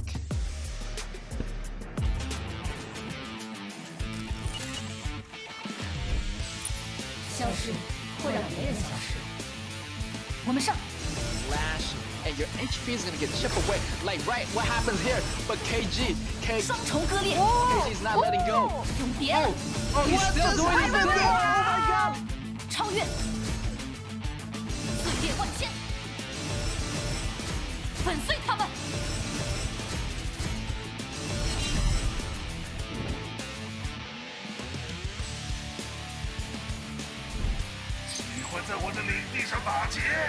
We are neglecting one point, like this Miyamoto Musashi is farming up like an animal.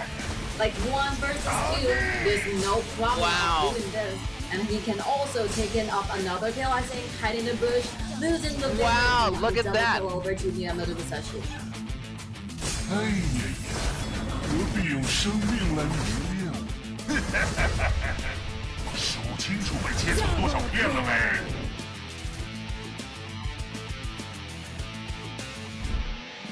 百恶除尽，万象更新，镇收邪祟，荡尽魑魅，当心！邪舞回风，呀！来试试柔软的力量。瑞相在此，灾祸退散，送你冰心一片。荡尽魑魅。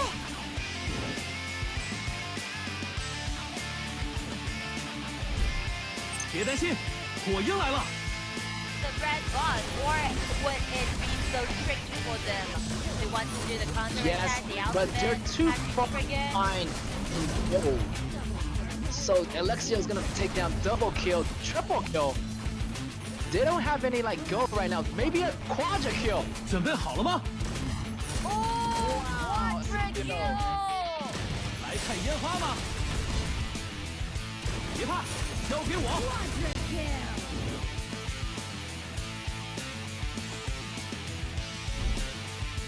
试试新发明。嘿，我在这儿。 This fight 来看烟花吗？ at this point, you know, whoever gets the overload, gets the upper lead, Alexio goes in. Look at that damage. Look at that mini. You know, chaining that. It's gonna get double, triple, quadra. It's gonna be a quadra. Maybe he's gonna get a penta. 准备好了吗 What? Oh my gosh! I cannot believe this.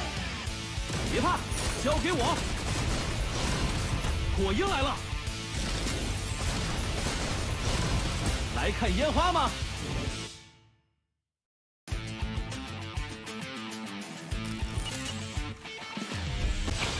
瑞相在此，灾祸退散。踏雪飞霜，邪舞回风，震收邪祟，荡尽魑魅。来试试柔软的力量。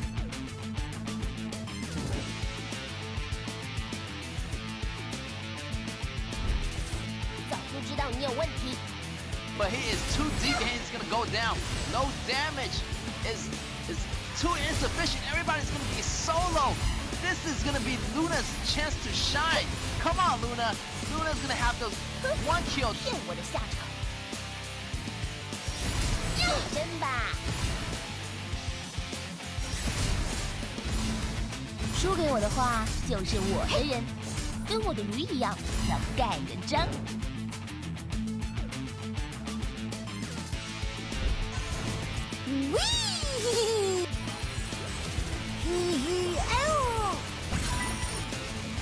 Coming in, Monkey. What that damage? ASD goes down.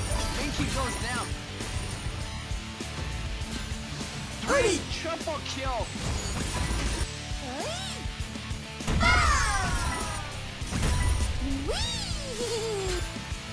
Triple kill.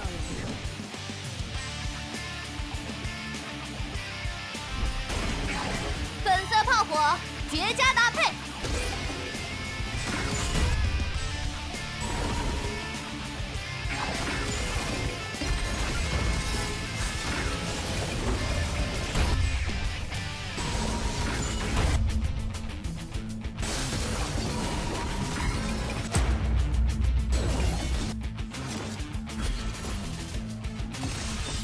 放下你的虚伪。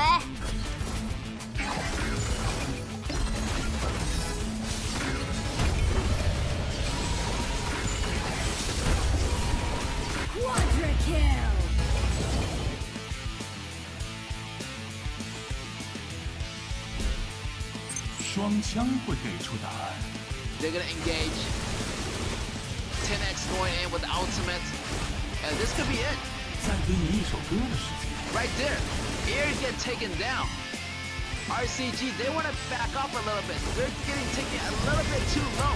Popping in with the ultimate on the Marco Polo. Triple kill. 藏好了吗？ It's gonna be a quadra kill. 灼烧黑夜的热情。接住，在下的飞吻。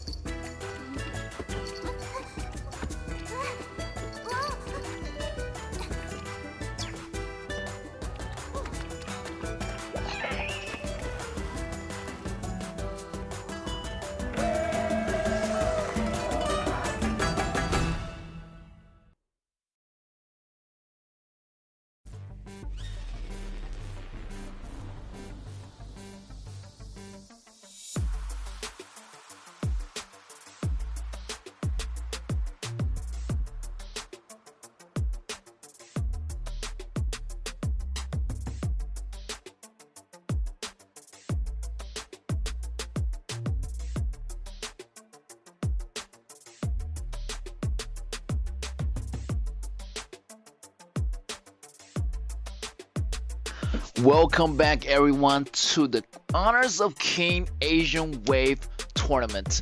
And we have our match 4 of the day. Is gonna be MAH versus Impunity. And I know that Impunity are wanting their spot in the number 2 spot right now. They want to get into the winner's bracket, but the only way in is to win. So they cannot afford to lose this battle. They want to be in that 42 points again. So they're gonna tie in for number 2 again from Nova Esports. This is gonna be really funny because, you know, only 2 teams is able to move into the winner's bracket. So I'm not sure what's gonna happen, guys. Maybe Nova and Impunity, they got to go for another game because they have to decide which team gets to go into that winner's bracket. But if they have the same points, if they have the same win, same draw, same lose, so I don't know what's gonna happen. So, but still, Impunity still have to win against MAH first. So we may never know what's gonna happen. They might end up with a draw. They might, you know, lose. So whatever happens, so we're just gonna find out, like, if they're gonna move on, if they're gonna get the points. But anyway, Impunity still want the perfect win. They want this second place as bad as Nova Esports does. So let's see how they're gonna compete against MAH. I know MAH still standing in at rank number 7, but they're not giving up without a fight. You know, they're not pushover either.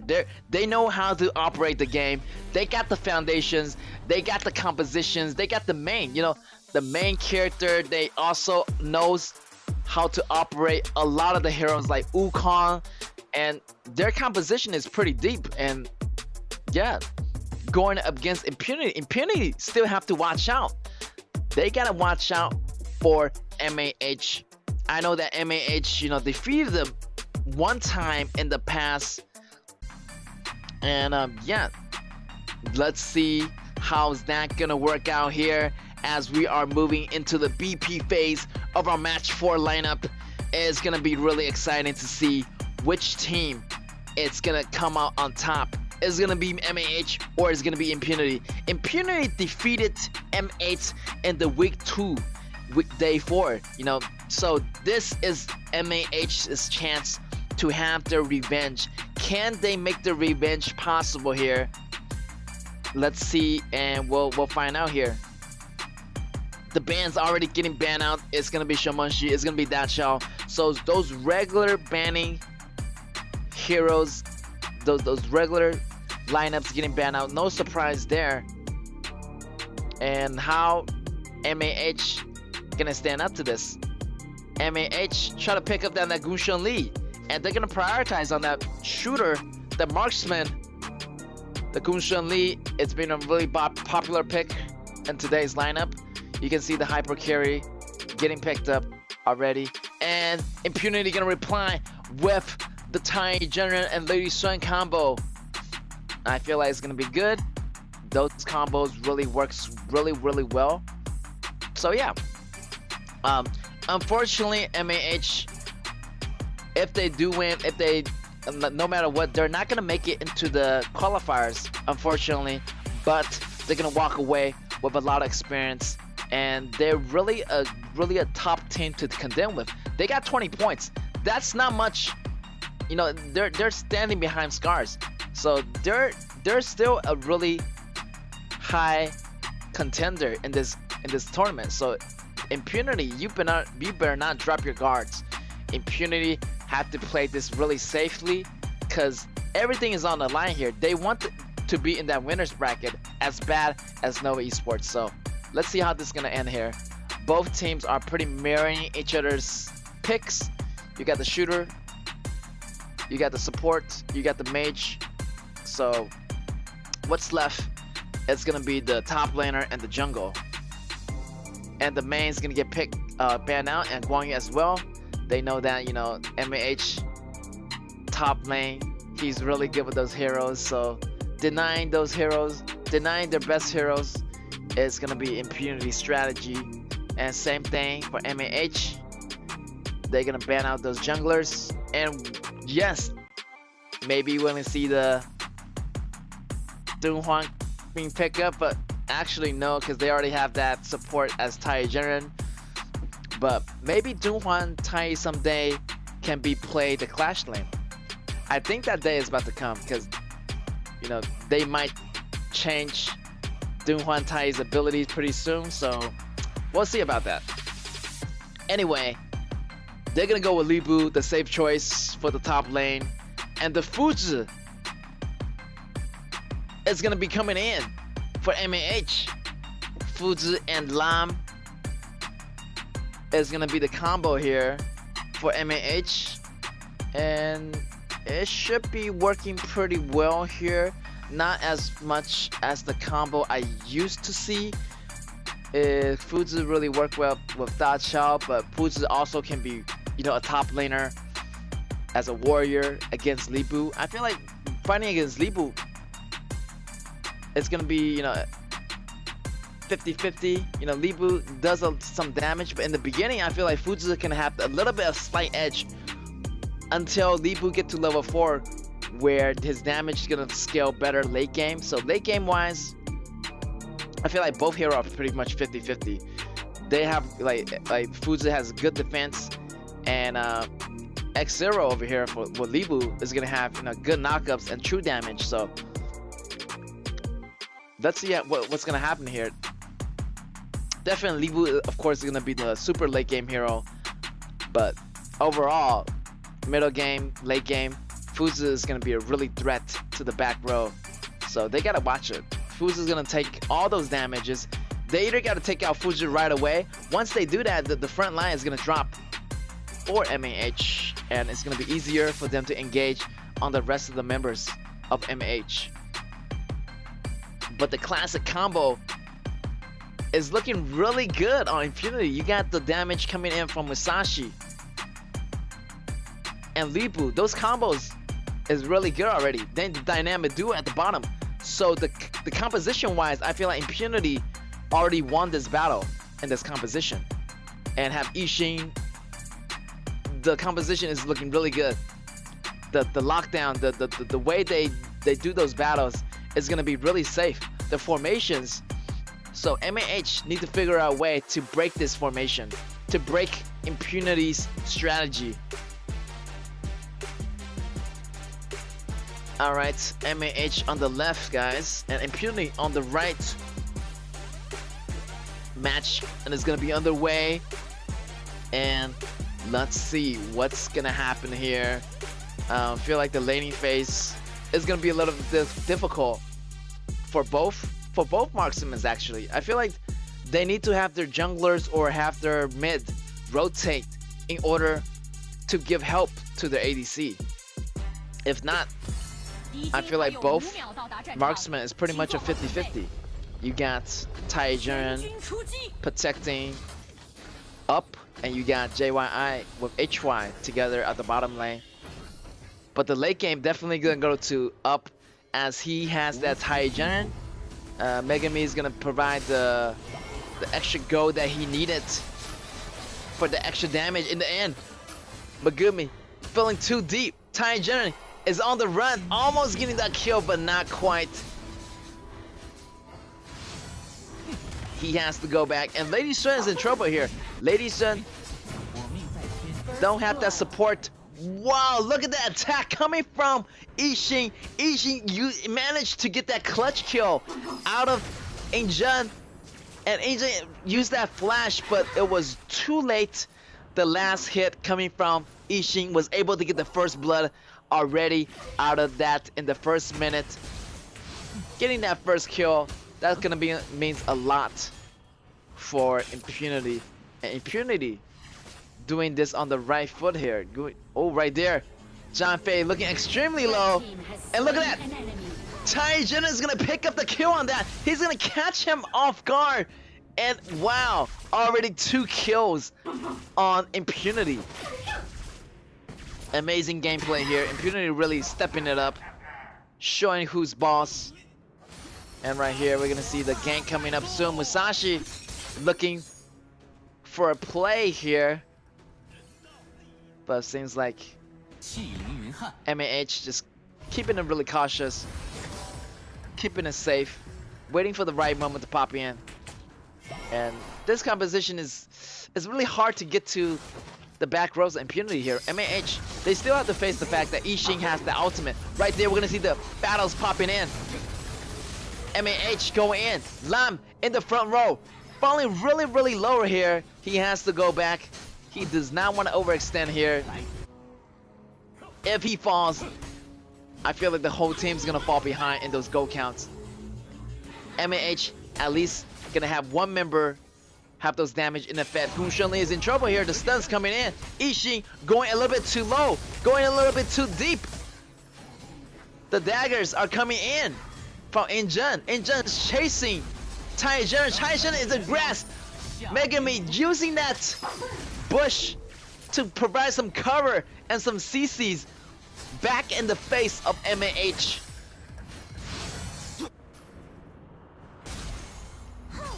And they're going back bottom just to farm up, you know. Megami falling extremely low. He has to back up, but he just testing his limits. And he has to go back because the ultimate is coming in for Injun. And he still has the ultimate at extra life, so he's not too worried there. Impunity taking their time right here. There's gonna be a 1v1 situation on top. And you're gonna have Lam arriving to the scene. But Li Bu has the ultimate. He's gonna use it to get out. No problem. Gung Shunli going extremely deep. Try to go after Lady Xuan. Lady Xuan is low on mana, so she better watch it. Get some healing done. And yeah, Impunity just applying extra pressure on that bottom lane as well. Look at that. Gung Shunli getting jumped by Musashi, and the help of Janfei's ultimate is gonna block off some damage. Block off some damage of the Impunity coming in after Gung Shunli. Gung Shunli is in trouble here. Gung Shunli falling extremely, extremely low, and she has to go back now, or else she's gonna fall into the hands of Impunity. And Impunity looking for a chance to actually make some plays here, actually going to mid, disregarding the Tyrant here, and going back to the Tyrant as they gain the river control. But in the meantime, they really want to get some kills before securing that Tyrant. So it's better to get that tower on the bottom before going for that river control, and that turret is going to provide Impunity with a lot of vision at the bottom as the minions from Impunity sides move in deeper to the MAH's base. So it's going to be safer to take that Tyrant out if you have more minions on the other side of the map. Things right here are a little bit slowed down here.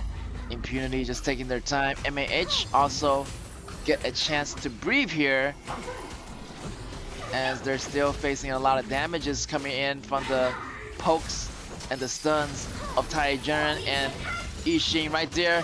JYI try to go in to do some poke damage, try to get that monster, but in the end up got the monster. So they're gonna rotate mid here, looking to take the mid because of the cannon here. But you have Fuzi JH using that first and second ability, but there's too much damage coming in for Impunity, and he managed to survive the Janfei combo coming in, the Li Bu combo coming in. That's gonna scare each other's teammates off. Though scaring each other off, Impunity is gonna go back to their base. But Lam coming in, stealing that blue away from Impunity. And yeah, they almost got JH. Just so close. So Impunity trying to move into different kind of lanes, try to take different kind of towers, because MAH try to trade some tempos here. And MAH is going toe and toe here. Yo. MAH is really smart. If they get the tower on their top, they want to trade tempos. They want to trade the towers on the bottom, and that's gonna keep the gold gap pretty close. The gold gap is not going to be really big, so MAH do have a winning chance of coming in back. Right now, seems like Impunity taking their time here. So no kills yet, you know. We only see like 2 kills so far for Impunity.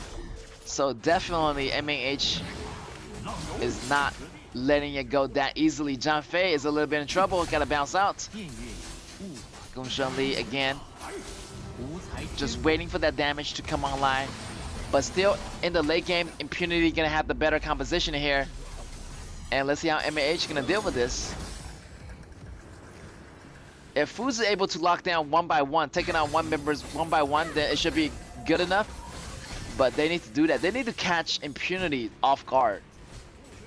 But feeling kind of dangerous here. MAH getting surrounded. Li Bu still in the grass, waiting for a time to pop in. Impunity. Bagemi. Using that stun. Tai Jiren. John Fei is in trouble. Get taken out by Li Bu. Li Bu still waiting for that damage to come online. And John Fei was in there a little bit too deep. And Gung Shun Li wasn't really there with him at the time, so he's gonna get taken out. And we're gonna see some small skirmish still happening here, even without their support. John Fei. Dragon is up for takes. Overlord here. Impunity might have a chance. Impunity just wanted to have more river control right there. JH. Here's gonna be the 2v1 here. JH getting that lock on Musashi, and that's gonna be good. And that's what I'm talking about. MAH, they need to take down one hero at a time, and that's gonna have a numbers advantage. Now they can engage with the whole team here. Lan falling extremely low. Getting that Tilling Do is going to provide him some time. Lady Xuan also falling extremely low, but he has Tai Jiren with him to protect. But he has to go. Lan is out for blood, and Lam try to go in, being a little bit too greedy. But Lady Xuan with the turnaround, and he's going to fire back. 2 kills, double kill for Lady Xuan for Up, and that's the top player there, the 12-time MVP Up. He is not scared of any situation. He knows how to handle the situation, and there you have it. That was a 0 for 3 trade in favor of Impunity. Impunity Up just having those goals right now. 7.8k and go. That's ridiculous, and the goal is still going up as we speak. So yeah, definitely, you know, Impunity Tai Jiren is really helping out Up in the go process. The extra go passive going on, getting the go out there, getting that extra torment, and Eternity Blade, Master Sword already out, and he's going to go for the Daybreakers next. So Up is really up in the air right now with those goals, and the damage is going to be online right here, getting that top tower, and already one shot from Lady Xuan. Gonna take your HP down to a halfway if you're not careful. Already, Fuzi trying to find a position to go in.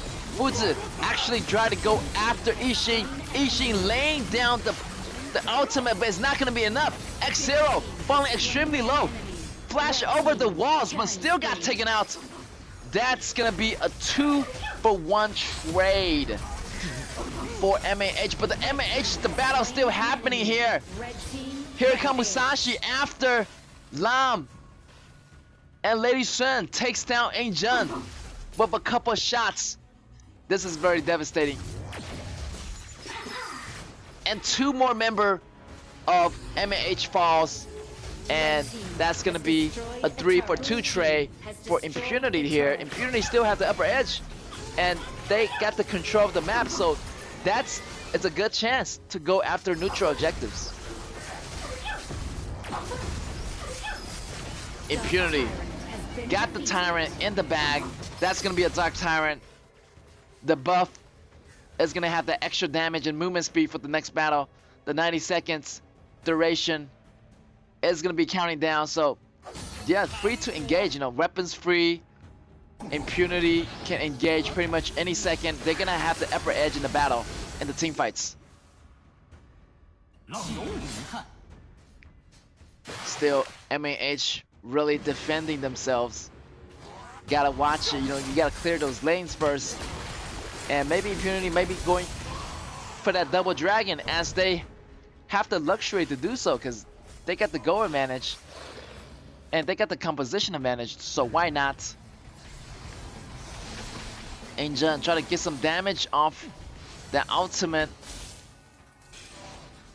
They need to clear the lanes first before engaging in any team fights, and that's what exactly MAH is doing. Try to clear the lanes, having that 4-1 push going on, but they gotta watch it as Up's damage is insane. And MAH looking to take this Overlord. If they can get this Overlord, it will be great for them because their lane is just getting pushed in constantly. Right there, John Fei has to activate his ultimate maybe. No, he's gonna go over the wall. He's gonna get to safety. In the meantime, Overlord is gonna go to Impunity, and Impunity still try to make a push here. Seems like both sides are taking it this really slow, and Impunity just getting the neutral objectives and slowly choking MAH in its place. And right there, the flash coming in from Futsu is gonna lock down Lady's Strength. But here is the combo, the extra damage, extra life coming in from Taijin. It's gonna make Lady's Strength still surviving, still standing. She's gonna come back really strong. 2-man down already for MAH. Wow, JH going in super hard after that Lady Strength. But hey, guess what? Taijin is still there, using the ultimate. It's gonna save Lady Strength's life. Only 1 man falls. That's gonna be a 3-for-1 trade for Impunity, but only 2 members of the MAH left, and there's a super big Vanguard on the bottom ready to head into the base of MAH. And I feel like MAH is in trouble here. They still have Lady Strength standing up, and the frontliner Libu kind of blocking all that damage, and not to mention Ishin still surviving. It's gonna be a 4-on-4 battle. The Vanguard's moving inside the base. Megami trying to get in the front. Did some CCs. And look at this, JH falling extremely low. Right there, the cut coming in. But Libu, the true damage is gonna take, with the help of Lady Strength, is gonna take JH down. JH is down. Lady Strength is still doing the damage from the back. The ultimate coming in. The extra life. Provide the insurance for Impunity. Impunity taking down another member of MAH, and the minions, the cannons, are inside the base. The tower is gonna fall, the core is gonna fall, and here's your victories to Impunity. Having taken the first win, congratulations to Impunity, and yeah, great job. The composition wise, the teamwork, definitely Lady Strength was unstoppable at the end. And even though, you know, he got locked down by Futsu's ultimate, you know, he got taken out, but the ultimate coming in from Taijin really saved Up's life, and he was able to survive all that fight, and his damage was coming out online. Nobody can really stop him, and in the end, Impunity really stand on top. So no surprise there. I feel like Impunity gonna take the next game as well, so we'll see about that. So it's uncertain yet, but from the performance of the round 1 game, I feel like Impunity does have the upper advantage. You know, they know how to handle different kind of stuff, and they're facing Up.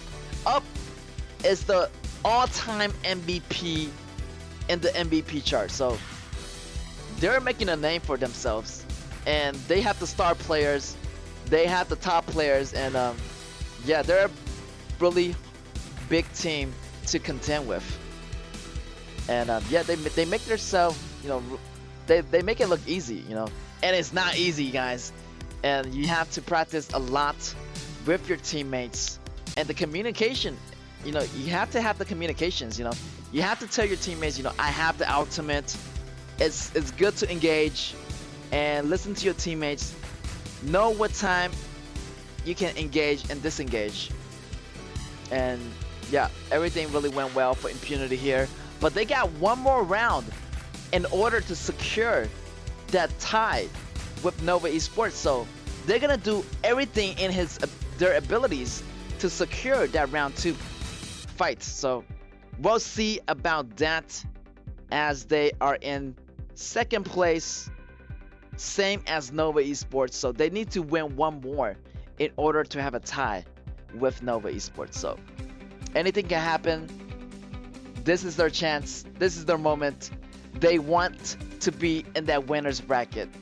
I mean, who wouldn't? Like, I want to be in that winner's bracket. It's going to be a lot easier for me to make it to the grand finals, as the grand finals is going to be a BO7 and the qualifier is going to be a double elimination. So yeah, so even if you get taken out in the elimination, you still have a chance of walking into the qualifiers, walking into the grand finals. So 2 chances there.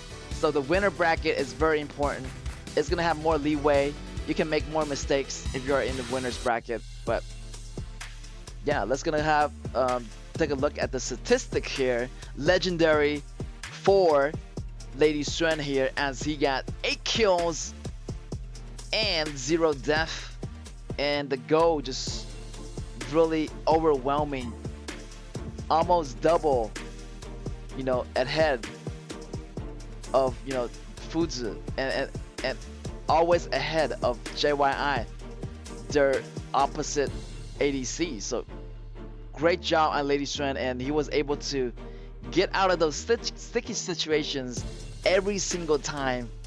And with the turnaround comeback, and you know, Lam would just didn't do really good that round. You know, he was getting picked off by Xiao X Lin, and even though, you know, Up was facing really low HP, Lan tried to go after him, but he still get taken out with the turnaround comeback. The turnaround damage from Up just devastating. One shot and Lan goes down, and that goal just kept rolling in for Lady Suen. And you have to realize, guys, like, you know, if you get a lot of kill in this game, that's gonna make you a high value target. So high value target, you cannot really die. If you do die, you're gonna give a lot of go to your opponent, and you do not want to do that. And here is gonna be your MVP. Is gonna be Megami from Impunity with the 3-0 and 12 assists. And wow, he also has 0 death, and his damage taken actually is 25.4%. A lot of damage taken, and he actually got the early kills on John Fei. Look at that. Going in, executing, always on the front row actually. You know, Up really had a really good time in the back. Just not much damage going on for him. And when he falls low, he activates the ultimate in time. The calculation was really good. The calculation was really good. And right here, Lam tried to go after Lady Suen, but the Lady Suen turnaround comeback, the damage, wow. Always Tai Gen was there to help Lady Suen. Even right here, Lady Suen get caught, but the ultimate coming in, popping in from Tai Gen is gonna give a Lady Suen a second chance. So yeah, the MVP highlights definitely working out for Megami here. And yeah, the final battle too, right there. He doesn't even need that ultimate, but he popped it at the right moment, and he just know his limits.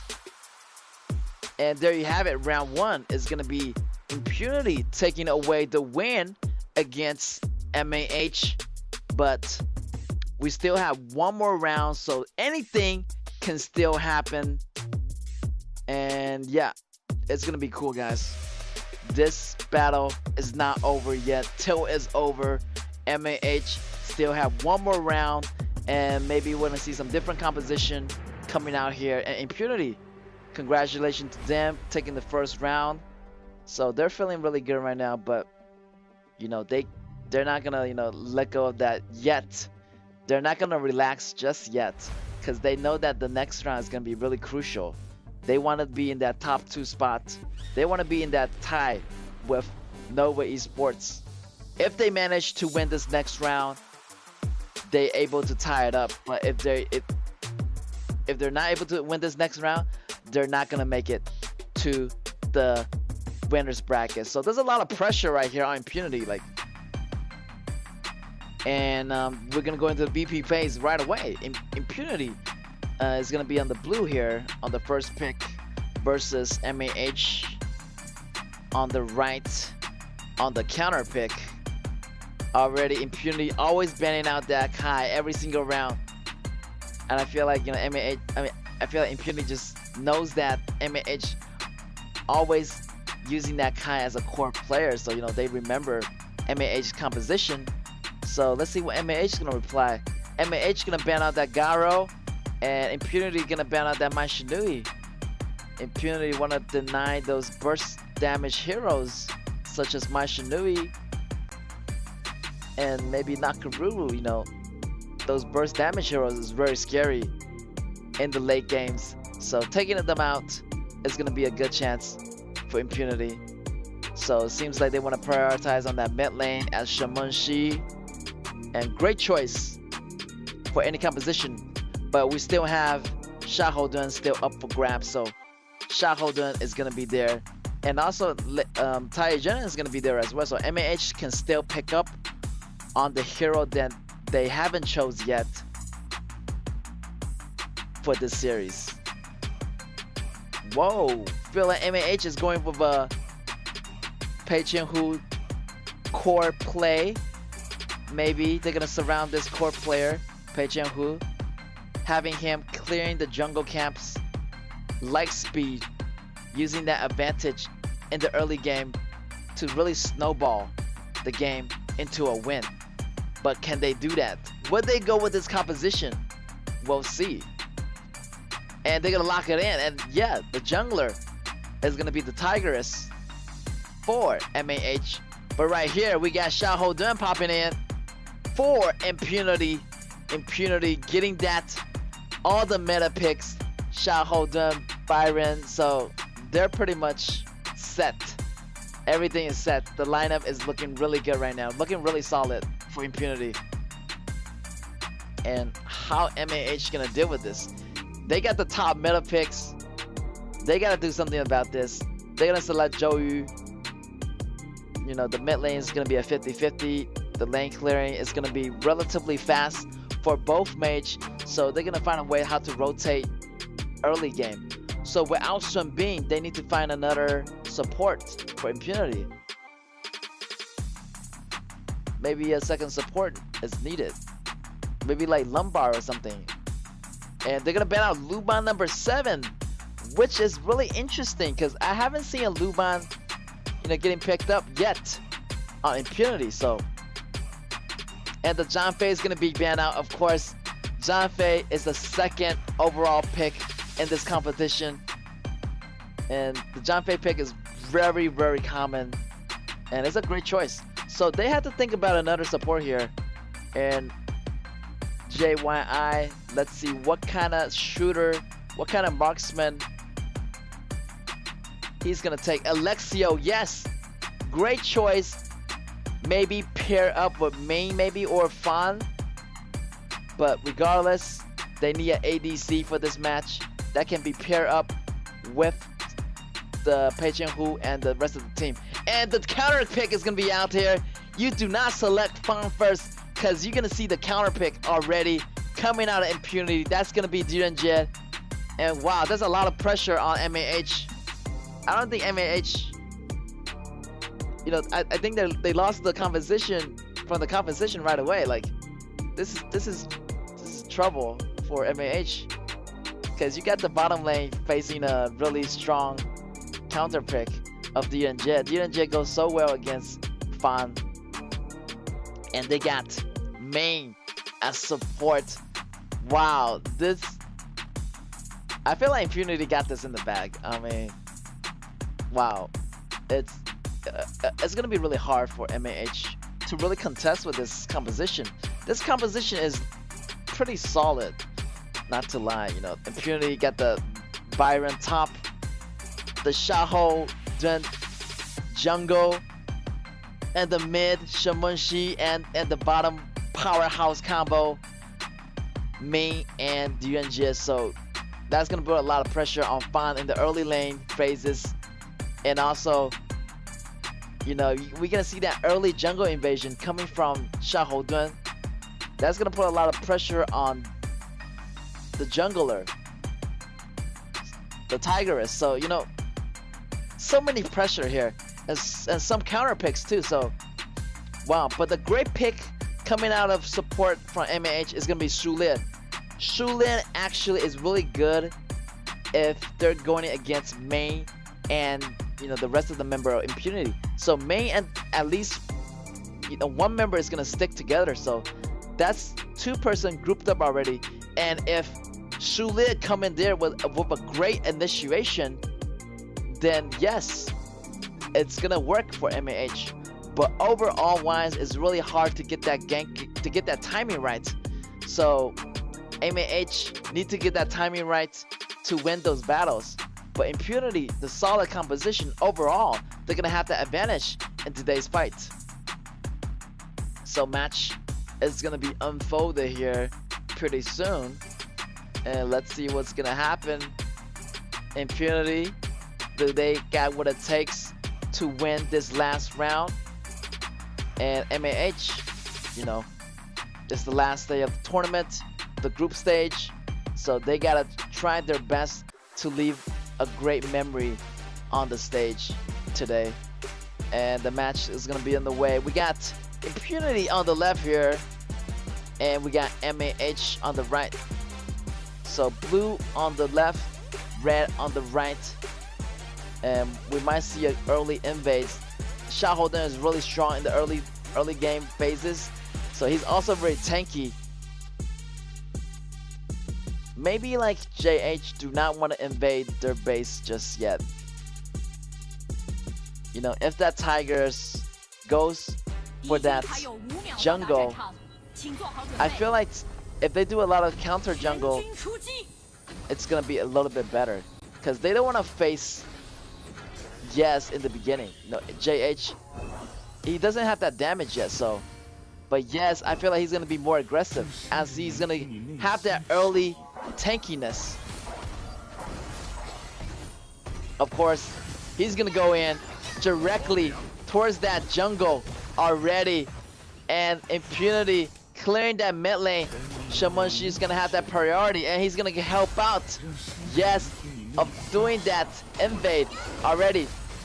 2 junglers fighting for the rep buff, and it's gonna go within the hands of the Tigress. And now Impunity gotta back up here, because they don't have the rep buff, and they might be in trouble here, as the red is there on the Pei Qianhu. Pei Qianhu gets that attack, slow him down, getting the first blood, getting the ball rolling for the red team. Wow, the red team actually getting the triple kill.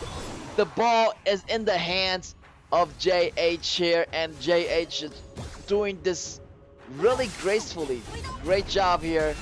MAH starting off on the right foot, and they're gonna use that snowball, the effect to invade more jungles. So it's really up to Impunity how to balance it out. Already level 4 on the Pei Qianhu. Pei Qianhu is a little bit in trouble. He has to back out, but still the gold count is really coming in. The gold league, MAH got the league over Impunity. Right now, MAH just feeling the heat right now. They know that they want this fight really bad, but they gotta fight it smart right here. That early lead doesn't mean really much. You have to go into mid game to see if it really works out for you. Already that Shamanji getting that blue right there, using that bomb to drop on Fan, and Fan is probably gonna face a lot of pressure from Jed and from Shao Xland in the mid lanes. The push is gonna be happening here. The Pei Qianhu come in, is gonna have the red, is gonna slow X Hero down. Byron goes down, as multiple member of MAH right here being really aggressive, and they're gonna surround this player, the core player JH, using that Pei Qianhu to create some miracles happening. Already Fan facing the pressure, but still MAH using this power, using this rhythm to invade their jungle. Even though their bottom lane is getting destroyed, they're still fighting the battles. So they need to go back and protect their lanes before their tower is getting fall down, because that Direnje and that main, the damage is gonna be online sooner or later. It's gonna be hard to take down those dynamic duos at the bottom. And I feel like Fawn this round, you know, poor Fawn, he's just getting killed over and over. So I'm just waiting for him to be more conservative and be more reserved and let the rest of the MAH take over. Yeah, just be like the support right now. JYI need to farm up before engaging in any team fight. Right there, Shang Yu try to push back. The CC's coming in from Xiahou Dun. And I'm just waiting for that Tigress to become really powerful right now. 4 minutes already, the pace is going to be a lot faster. Tyrant is going to go to Impunity. Impunity looking to make a play in the middle here. But look at Sulit's position. Sulit is hiding in the grass, charging up the ultimate. This might be trouble. Boom! In your face! Impunity just falling victim into that trap. Sulit, what did I tell you? Sulit is the man with the plan, the playmaker. But the turnaround comeback damage from Impunity is gonna be there. But hey, look at this, Tigress is coming in. But the stun is gonna be there from Byron. Tigress goes down, and HY is also in trouble. Wow, so much damage coming out of MAH. That's gonna be a 2-for-2 trade. Impunity and the rest of the crew falls, but it's gonna be an even trade there. Like, you know, Up and Megami falls into the victims of HY's combo. The damage coming in from Shangyu and HY just too much to handle. And I feel like they have the combos to take out Direnje, but they're not gonna have any ability left for the rest of the team. So it's up to the rest of the team, like Fawn, like Tigress, to finish off Byron and Xiahou Dun, those tanky heroes. You can't have all your spells going to the same heroes. You gotta allocate those spells correctly in the right order. So yeah, MAH don't have to rush it. But Impunity, overall, they have the better composition. So in the end, Impunities still will stand on top. Already we're gonna see that Impunity making the move for the middle tower. Watch HY's position. Always try to make the gank happening, setting up the kills. And I feel like we're gonna go into a slowdown here. The slow is gonna be coming in as the snowball effect is not really rolling. The momentum has slowed down a lot for MAH. Now the momentum is back on Impunity side. And look at this, Fawn is in trouble here, half HP. I don't know what he's doing. Maybe he's trying to lay down the shuriken to clear out the lanes, but he needs to get out. JYI feeling dangerously low, and the ball is back on Impunity's court, and his Direnje's damage is up online right now. Got some damage here. And blue team got the turret, got the both outer turret of the both inner turret as well on the top lane. Look at that damage coming out of Direnje.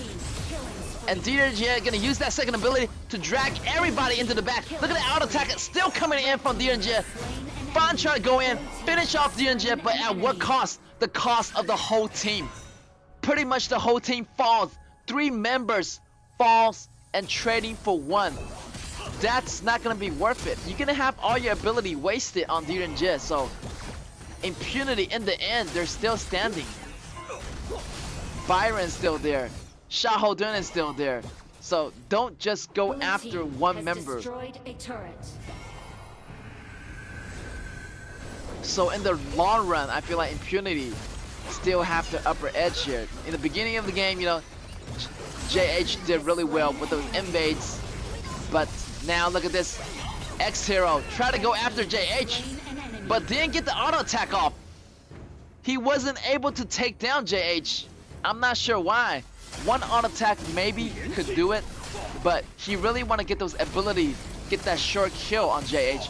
Look at this, Yaz in trouble here. Xiahou Dun providing some stuns, and he needs to get out. Right there, the invades 2-on-1. Yes is not quitting. Yes is pretty tank. And he still got the smite. So he's able to take this buff. But here come Tigress. Tigress with the attacks. And the basic combos. That's going to put Yes on the run. But the turnaround, the comeback coming from DNJ is going to be enough to take down HY. Destroyed a turret. Alright, Torrent looking relatively good. Alright, another battle going on here. One goes down to Shaman-Shi's attack. And Shaman-Shi still got that damage going on. There's gonna be a double kill for Shaman-Shi. The kitty bomb dropping on multiple members. Wow, 4 members. Almost 4 members down for MAH. 2 man is gonna remain standing. 1 man coming back. So 3 man standing here. Can they defend the top tower? We got the fires on the floor. The rose petal is gonna be out, but it's not gonna be enough. Look at Up's damage; it's going crazy. They don't need a minion. The minion is not leaded, and his attack is just long enough to reach the towers. Look at the flash coming in from Shang-Yu. Megami need to back up, and they're gonna get taken down. The combo coming in by MAH. That's what I'm talking about. The burst damage is just enough to take down Up and Megami. But that top tower is suffering a lot here. They have to fight back. This is a good opportunity. As long as they take down DNJ, the rest of the members should be okay. As long as they got the CCs going on, and it's gonna be good. Those cooldowns after taking down Up and Megumi, and they're gonna use that momentum to carry that game forward, using that momentum to bring down this Overlord. So yeah, DNJ and Main has to be more careful of those fights. Right there, Yes, looking for a smite. Can they do it?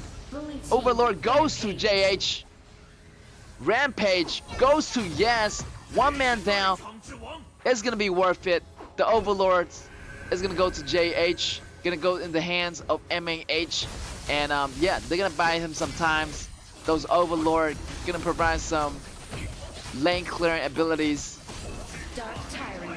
on MAH, but the Dark Tyrant, you know, goes to Impunity, and Impunity, I feel like they still have a little bit upper edge here. You know, as long as they do the battle right, don't let the jump happen from HY, I feel like it's gonna be safe. But you gotta watch for HY's position, and also watch for Shang-Yu's position. Once he get that jump on you, and they're gonna follow up with a lot of succession of CCs. But they all have to come at the same time. This is trouble for HY here. JH goes down. HY is not there to the rescue. And it was, you know, that Tiger is surrounded. And he was able to get out. He was in a bad position. So Impunity, gonna use it. Gonna use that to make a push. But hey, there's a lot of dragons here. The Vanguard's coming in from both lanes, on top and bottom. They gotta go back and clear those up. I don't know why JH was doing there. He's just hiding in the grass. And he was really far from his allies. HY knocking up 2 enemies. But that's his ultimate. He used the ultimate on the 2 tanks. And that's gonna cost him.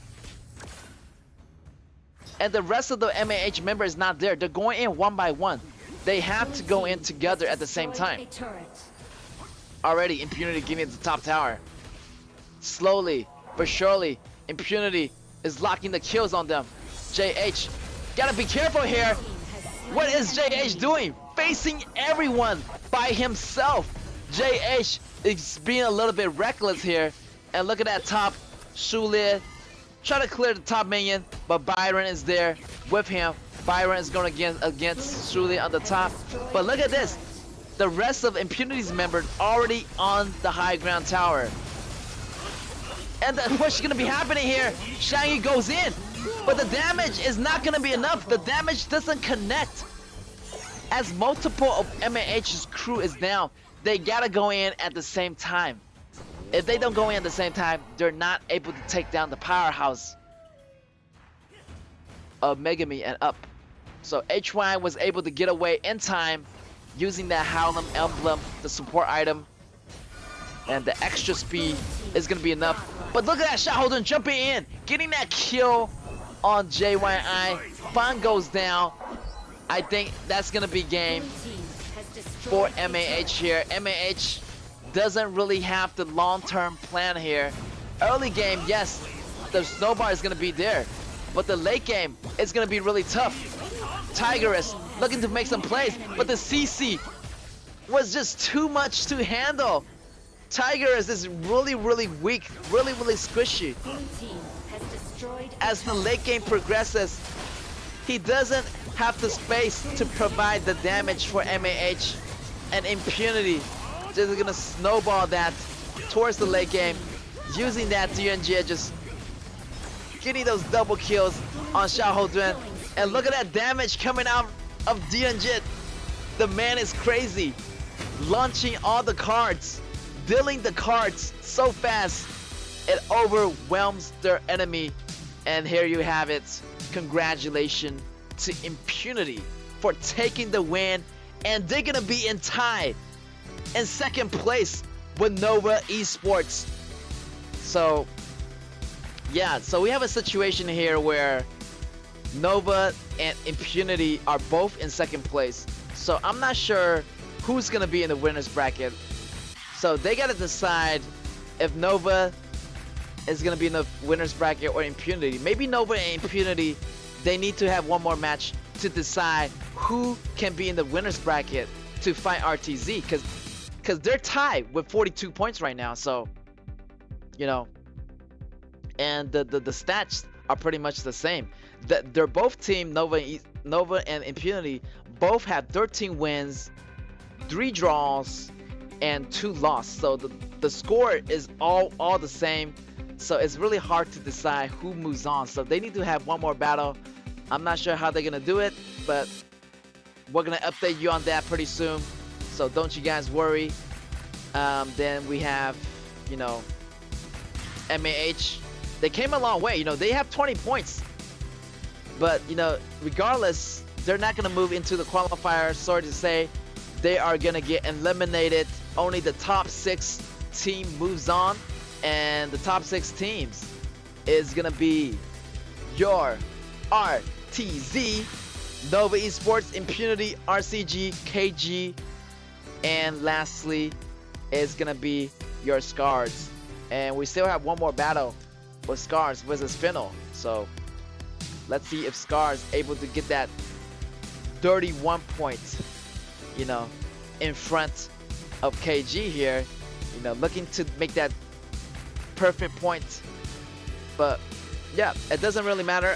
Those top 6 teams are locked in for the qualifiers, and the question is that who gets to get in the winner's bracket for RTZ? Is it gonna be Nova or is it gonna be Impunity? And yeah, what a fantastic battle today. Like Impunity, wow. Impunity, RTZ, and Nova, they all win their fights perfectly today.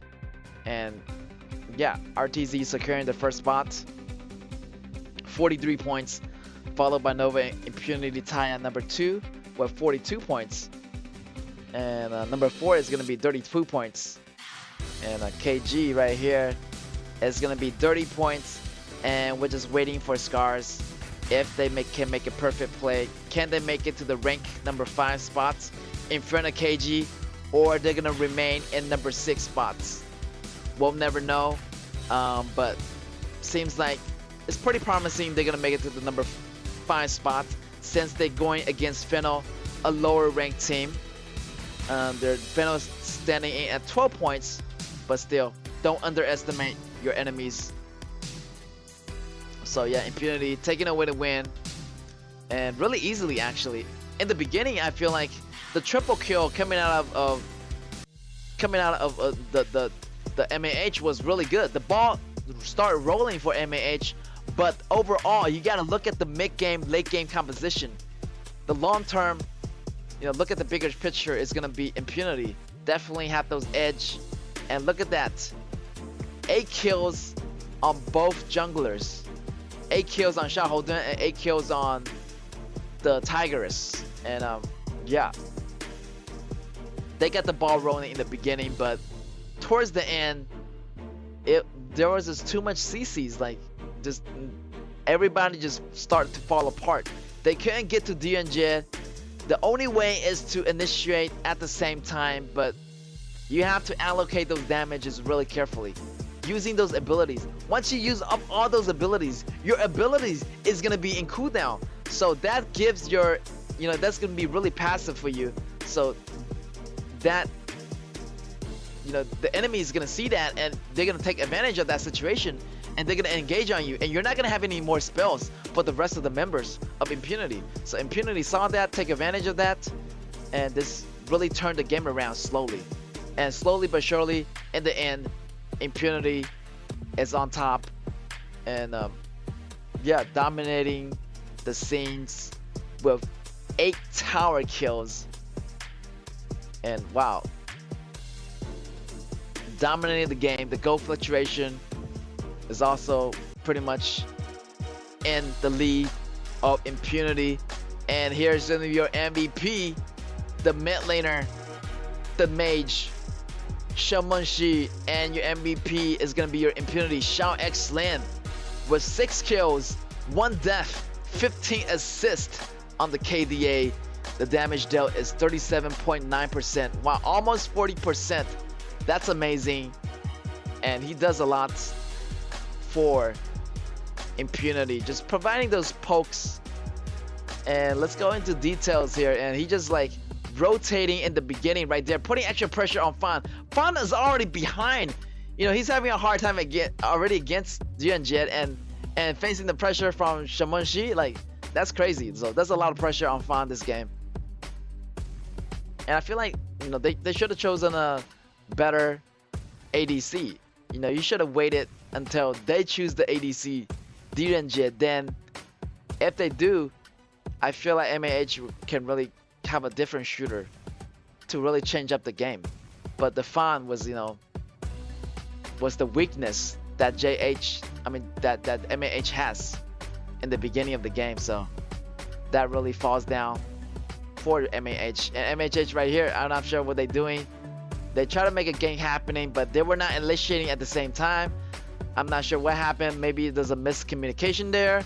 And Diren just got too powerful in the end. And everything just fall apart on MAH. Yeah, MAH came a long way. I hope to see them in the second season of the tournament, as they're a really good team to work with. A lot of good composition be coming out of them. So yeah, congratulations to Impunity this round. And we got one more match coming up. Don't you guys go away. We'll be right back.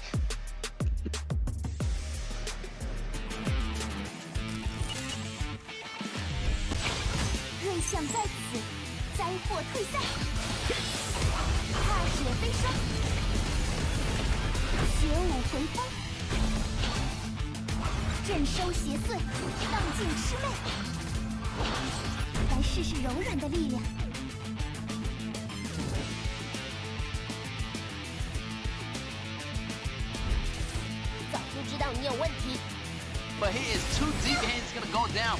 No damage is too insufficient. Everybody's gonna be solo. This is gonna be Luna's chance to shine. Come on, Luna. Luna's gonna have those 1 kill.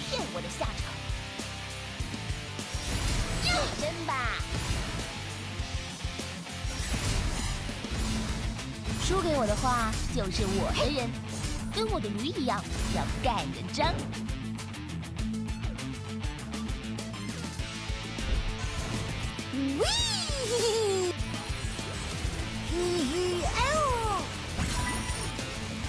Coming in, Monkey. What that damage? ASD goes down. Minky goes down. 3 triple kill.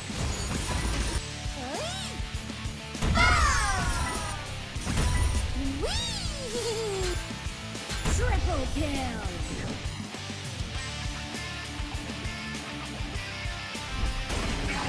粉色炮火，绝佳搭配。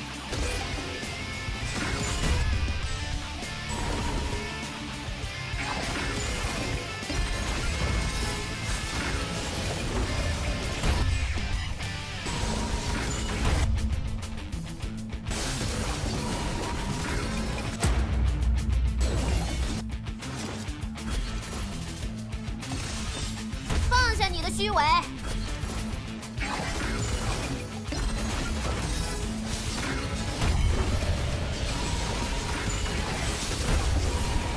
Quadra kill.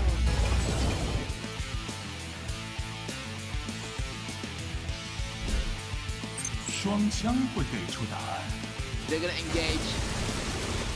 10x going in with the ultimate. And this could be it. 再给你一首歌的时间。 Right there. Here get taken down. RCG, they want to back up a little bit. They're getting taken a little bit too low. Popping in with the ultimate on the Marco Polo. Triple kill. 藏好了吗？ It's gonna be a quadra kill. 灼烧黑夜的热情。贴住，在下的飞吻。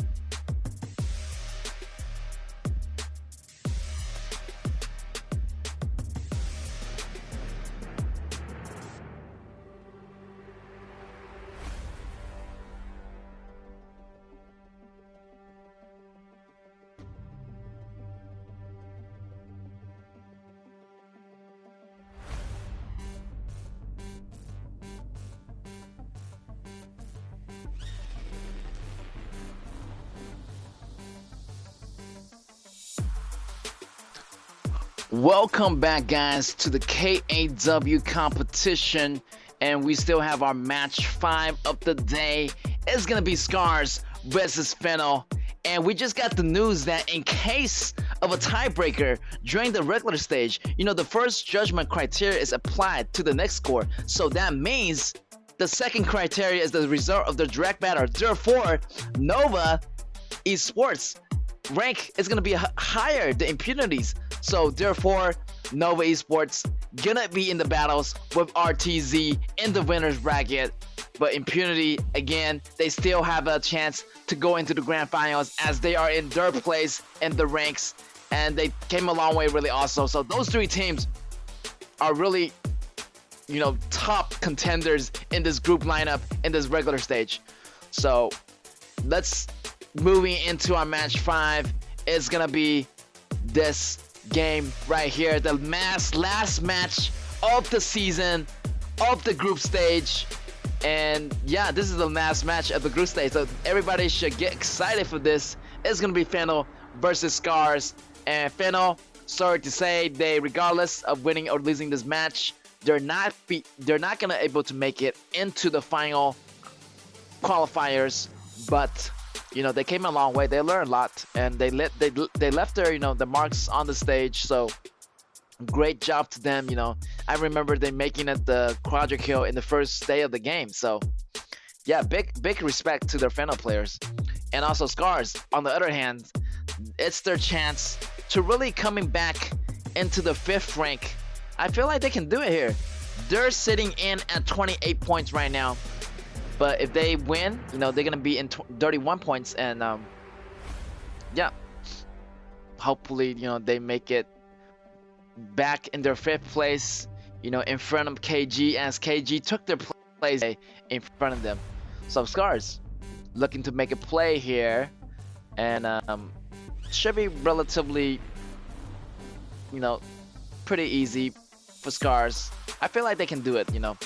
I feel like Fenos, it's a great team, but you know, Scars still have something going on with them. Like they need to get their head back in the game also. I feel like they have some kind of up and downs. They lost to RCG and they lost to, you know, RTZ on previous 2 days, so they're feeling a little bit frustrated. But yeah, no matter the fact, they really want to try to get the much win as possible before going into the qualifiers next week.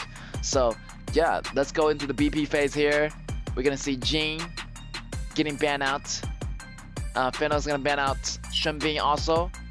Scars over here are gonna ban Da Chao and Musashi, and getting picked up is gonna be our Shamonshi, prioritizing that mid lane.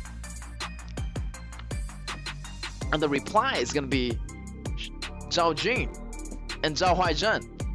Great picks. Those two combos work really well. Maybe when we see Charlotte getting picked up by Phenom too, because Charlotte and Zhao Huaizhen does a lot of combos together, and they do it really well. So you can see in today's match, Charlotte and Zhao Huaizhen works really well, or you can see Main is getting picked up by Phenom, and also really works really well with Zhao Huaizhen. So those warriors, those assassins, those CCs, you know, they're like the duos, the warrior duos for the top and the jungle. So I feel like Scar is gonna have a tough time in the early game, as Main, you do not want her to get so powerful and just overwhelms you. So let's see what kind of ADC that Scars is going with here. I feel like Scars need to choose a safe ADC, because maybe not Garo, maybe, you know, not Gunshenli, as those ADCs are getting banned out, and also Lady Sun getting banned out. So yeah, both teams are lacking an ADC right now. And Alexio, yes, great choice, but you gotta watch out for that Main. So, you know, Ochike too, he has to do a good protection. He has to protect Autumn at all time. You know, they're gonna surround their players, the core players, around that Autumn. Autumn gonna have that ADC, have that damage that carried the game for Scars. Hopefully, you know, he can do that. But Phenom's over here, they got the combos of Main and Arise playing that Zhao Huaizhen really well. So yeah, and they're gonna pick up on the ADC, gonna be Concert U and Yarya. We see a lot of Yarya lately, and it's great to see that Yarya getting paired up with Concert U. That's gonna be a lot of physical damage defense already on Concert U. Feel like this composition for both sides is pretty nice. We got the early game composition coming from Main and Zhao Huaizhen, so those early games, there's gonna be some powerhouse damage coming from Phenom here. So they do not want to mess with that. But in the late games, I feel like, you know, once the item coming in from Nakaruru, it's gonna be enough. And Autumn definitely having that damage online definitely work out for Scars. So, you know, Phenom gotta watch it. They either need to dominate early, or if they fall behind, they're not gonna catch up. It's really hard for this composition to catch up if they fall behind. And once Scars get that goal, it's gonna be really steady for them to win the game. Yeah, they have really a lot of safe choices. So let's see how Phenom's gonna handle this game. Are they gonna be more aggressive, or are they gonna be more reserved? Scars over here got some combos going on. We got the combos of Zhangfei and Libu, looking really solid actually. This composition really looking really good for Scars. So Phenom, they gotta find a way how to break up this combo and have Main actually getting that jump on Autumn. but Autumn is gonna be really cautious, being really, you know, taking the awareness. You know, he's gonna have really high awareness and try to figure out where is that player main. And yeah, Miggy is really good with this character. He's always playing main for the top lane, so it's gonna be great to see him choosing main again and really put main back into the composition of the mix. So yeah. Alright, as the match starts, we're gonna take a look at the Summoner skills. We have Ivalice choosing that Yarya with that healing ability, and that's gonna provide his teammates with the extra HP they needed for that team battle. That heal ability is gonna heal the whole team in those crucial moments. So you never know those crucial moments might be. So carrying that heal is very crucial in those dire situations. All right, Scars, check it out the composition here. Yeah, Scars can really one-shot this. They have a composition that can really ace Fennel, and Fennel is not too careful. Like, Fennel is gonna drop really hard to the ground if the you know, the Janfei combo and the Libu combos come in, and like boom, the bombing cat is gonna be really devastating once they land all their combos at the same time, and Nakaruru and Alexio just finish them off. I already can paint the picture right there. The picture is in front of you. Is up to you to decide if Scars can make it possible here. Look at Janfei clearing out the jungle camps, and Dragon try to check out for the positioning of their jungler, but it's okay. It's okay. First blood already on Miggy, and what did I tell you? The damage on main, it's crazy in the beginning. Level 2, you're gonna have your damage online, and I feel like not many hero can beat main in the early game. And Fennel looking for an invade here. The battle's gonna happening. Zhao Jin looking so low right now. ASD's gonna take him down. Tay is gonna go down at the same time. Here come Arise. Arise getting so low. ASD going so low too. Main's gonna pick up that double kill. Main already got 3 kills in the pockets, and she just on a roll right now. Miggy is on a roll, and he is just not quitting right now. We're gonna take a look at that replay right here. Wow, look at that kick in the face. Libu just go down just like that. Libu try to go for that river sprite, but you know, it's kind of risky. If you're fighting like main in the top lane, you do not want to, you know, step outside of the turrets. Miggy in the grass, looking for a replay here.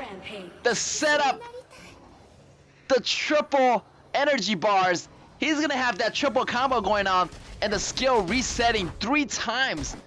The 1 and 2 ability. The 1 is gonna pull them in. The 2 is gonna kick. So the punch and kick combo really works out. And wow, that damage just took down Tay by surprise. And Miggy is on a roll with 4 kills in its pocket already.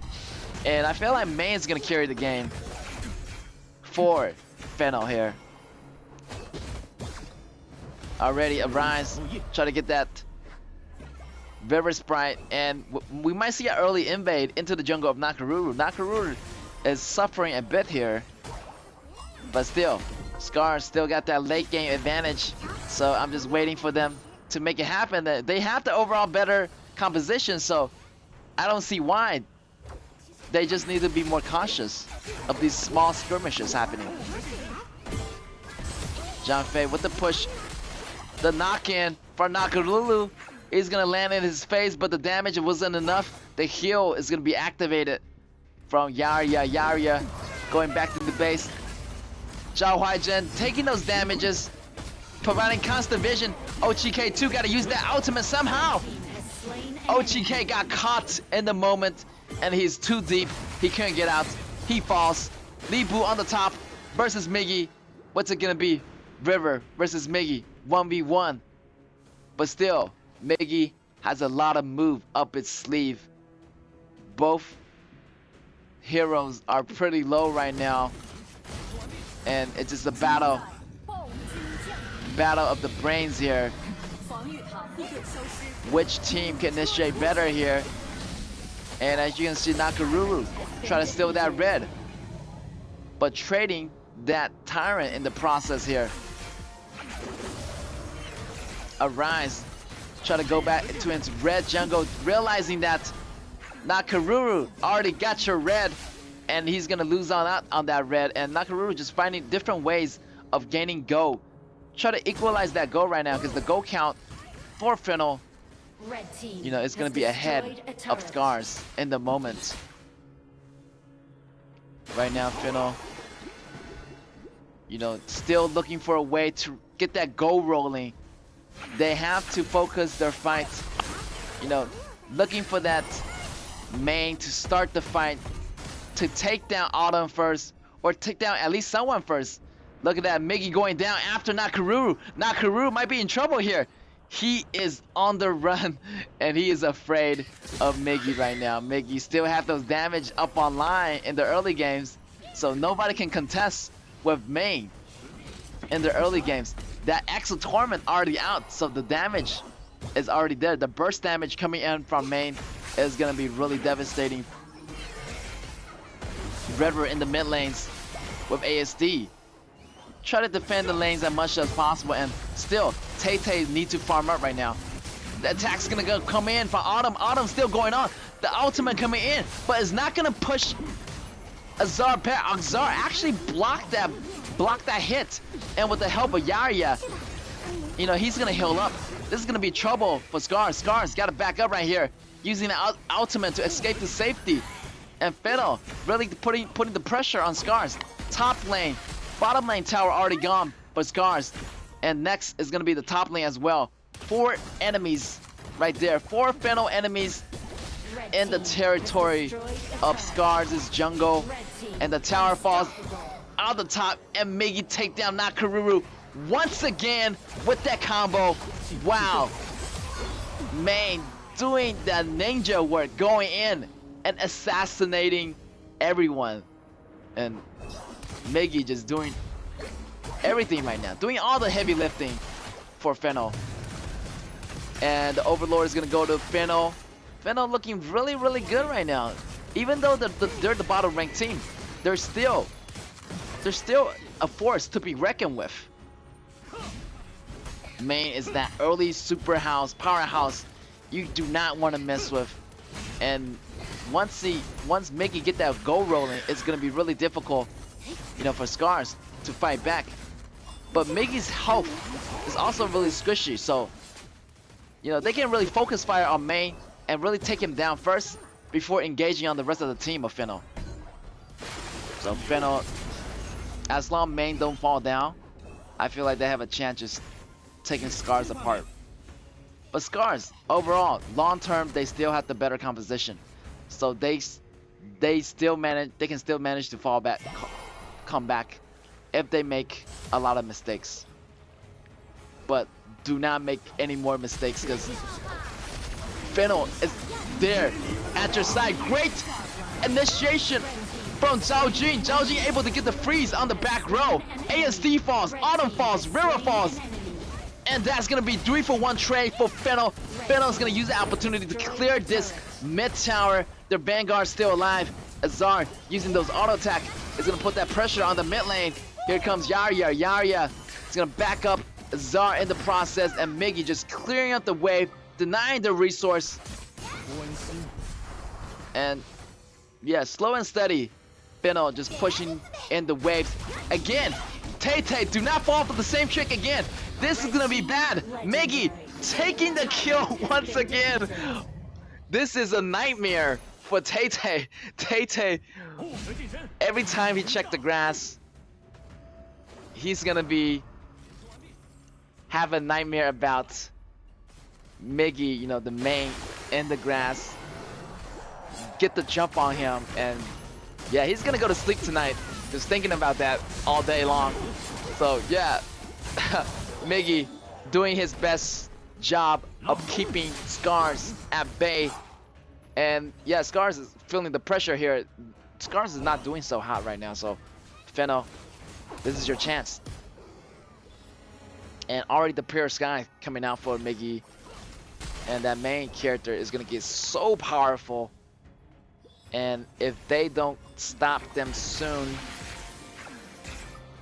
they are gonna face a lot of trouble. But still, I feel like Scar's composition, this composition, they can't afford to make mistakes. But you know, you cannot be so careless. You cannot make the same mistake over and over again. So you can make mistakes, but not too much. You still have a chance to fight back, because you know, main this hero doesn't really scales pretty much late game. Late game, his damage is pretty much lower in the late game as you gain armor in the beginning. But you want to end the game late game, so you have to wait until your damage is coming out. Look at this damage coming out from Shamanshi. The damage coming from River is gonna be enough. River stays alive actually.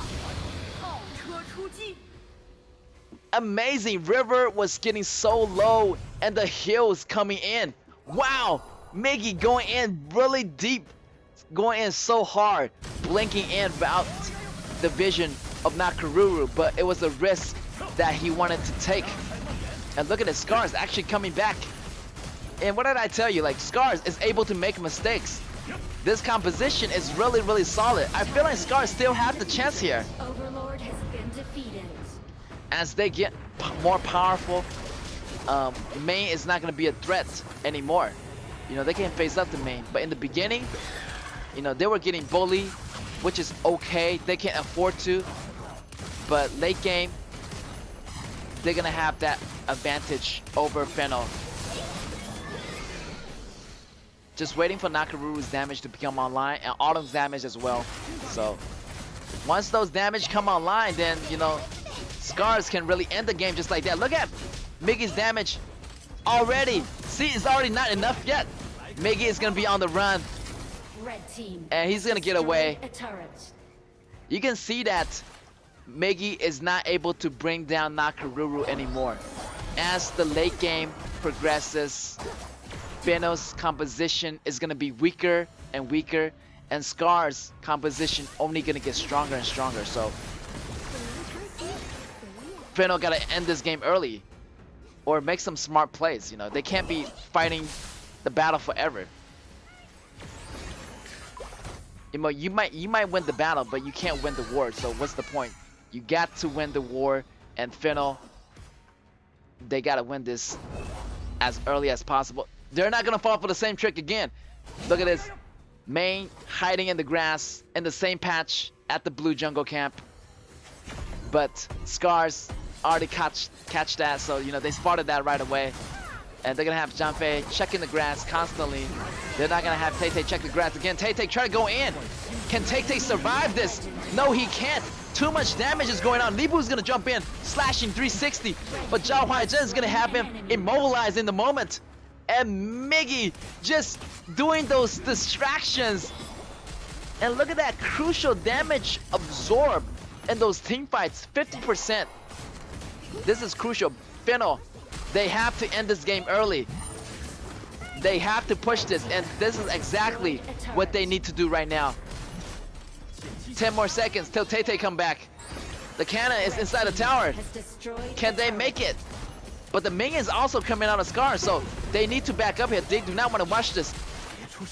They want to rush this or not, but they need to back up right now as Nakaruru is back.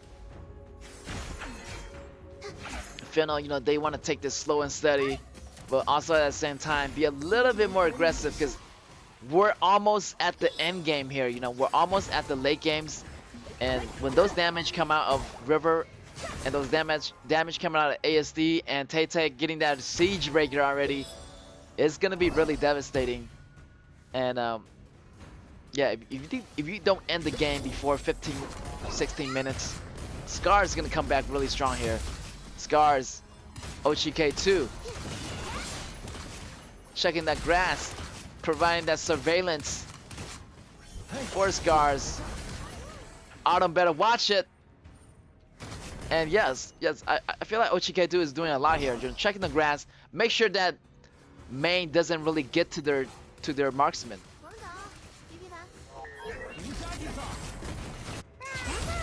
Miggy try to distract him as much as possible. Tay Tay kind of in trouble here, getting picked off by 4 members of Fennel here. And Miggy also in trouble, but the difference is that Miggy can escape. Main's second ability is to flip over the walls, and you gain a moment of immunity for that part. So no spell can be targeted at you, and no attacks can be targeted at you. So those abilities are really cheap, you know. Those heroes, these new heroes have newer abilities, make the old hero look like vintage. So you know, so these new heroes, they got these built-in abilities that it's insane. Immunity and invulnerability, and the fight is gonna be happening. Fennel got the upper edge here. They got the Overlord pushing in. Can they take down this tower? But I don't think so, because the rest of the members of Scars is over here, taking down the Vanguards already. Miggy gotta go. Feeling solo, a Rise coming in with the attack, but Zhao Jing getting really low. The Flash is gonna come in for Autumn. Autumn providing all those damage. A Rise goes down too. He can't get over the walls. He doesn't have any abilities. Here comes Concert U with the ultimate, but Li Bu popping in. Double kill for Autumn. Li Bu still going at it. Here comes Tay Tay. Here comes Miggy, last man standing. What's he gonna do? He can't fight everybody by himself. This is a cat and mouse game, and the cat is gonna win, taking down the mouse. That's gonna be Miggy.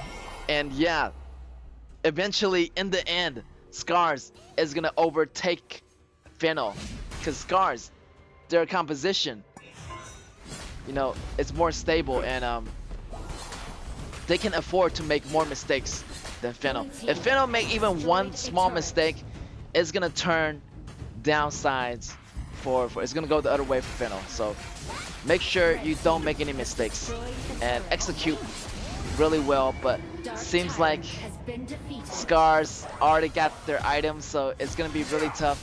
You can see Scars is slowly fighting back. The goal is equalizing. In the beginning, Fennel's half that upper league.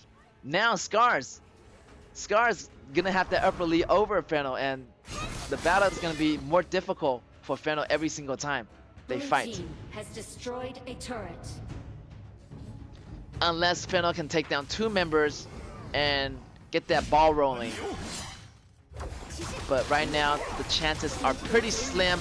Look at this. Miggy try to initiate. Li Bu is in trouble here, but he's gonna use that ultimate to escape, but no! The takedown coming in from Fennel. Fennel is still going at it. But here comes Autumn. Autumn damage is coming in online. ASD with the chase. Tay Tay burst damage in on that Zhao Jing. Zhao Jing doesn't have that HP, and Concert U is in trouble right here. Falling extremely low. What is he gonna do? Is he gonna go for the dive? And Concert U managed to get into safety. But look at here. Here comes Main in the back, hiding in the shadows, waiting for a chance to strike. Who is gonna be the victim here? Main has to make something happen. He's going after Nakaruru. Nakaruru is in trouble, but the dive coming in is not gonna be enough. Nakaruru getting that extra life item, getting that reincarnation revival armor, and the fight is gonna be happening. This is bad for Fennel. Fennel members goes down. 4 goes down. 4 members. Only Yarya come back. That's 2 men left standing for Fennel here. Fennel is facing a lot of pressure, and that Alexio just really hard to take down. His damage is too much for anybody to handle. Already, look at that John Fei blowing in the face of Fennel's members. Concert U goes down. They're still going at it. The damage coming in from Autumn. Autumn has to go out. Frozen coming in. That Destiny popping out. Tay Tay managed to survive for a second, but he gets taken down, and Fennel has to back up right now as they do not have the minions for the next lane. But yeah, long term, Scars got this in the bag. So like pretty much Main doesn't have the damage it takes to take down multiple members now. Main probably have the damage to take down at least 1 or 2 members, but they're facing a lot of damages here. Main hiding in the grass, trying to make some plays happening. But hey, they got the Overlord here. Just waiting for Tay Tay to come back. So that is gonna put some pressure on Scars. Actually, Fino might have a chance here with the Overlord. They can use it because they got the top and bottom high ground towers. So that's gonna be a lot of pressure for Scars. Can Scars survive this fight? Look at this damage coming in from Nakaru. Miggy is gonna absorb that. And right now, Scar just looking away to clear those minions before engaging in any team fights. If they lose the battle here, they're gonna have a lot of Overlords, Vanguards coming in. You know, they have to clean up the Overlord before engaging in those fights. You can see Miggy hiding in the same patch of grass as last time. And yet the Tempest Dragon is already here. And here's the final battle is about to begin. Who is gonna get this Tempest Dragon? And is it River? River goes in face first. River is kind of dangerous here. He does not want to go in. You want to have Zhang Fei goes in and take some damage before River engaging in those ultimates. So the Splendor is gonna come out of the Zhao Jun. Zhao Jun is gonna have some safety nets with that Splendor.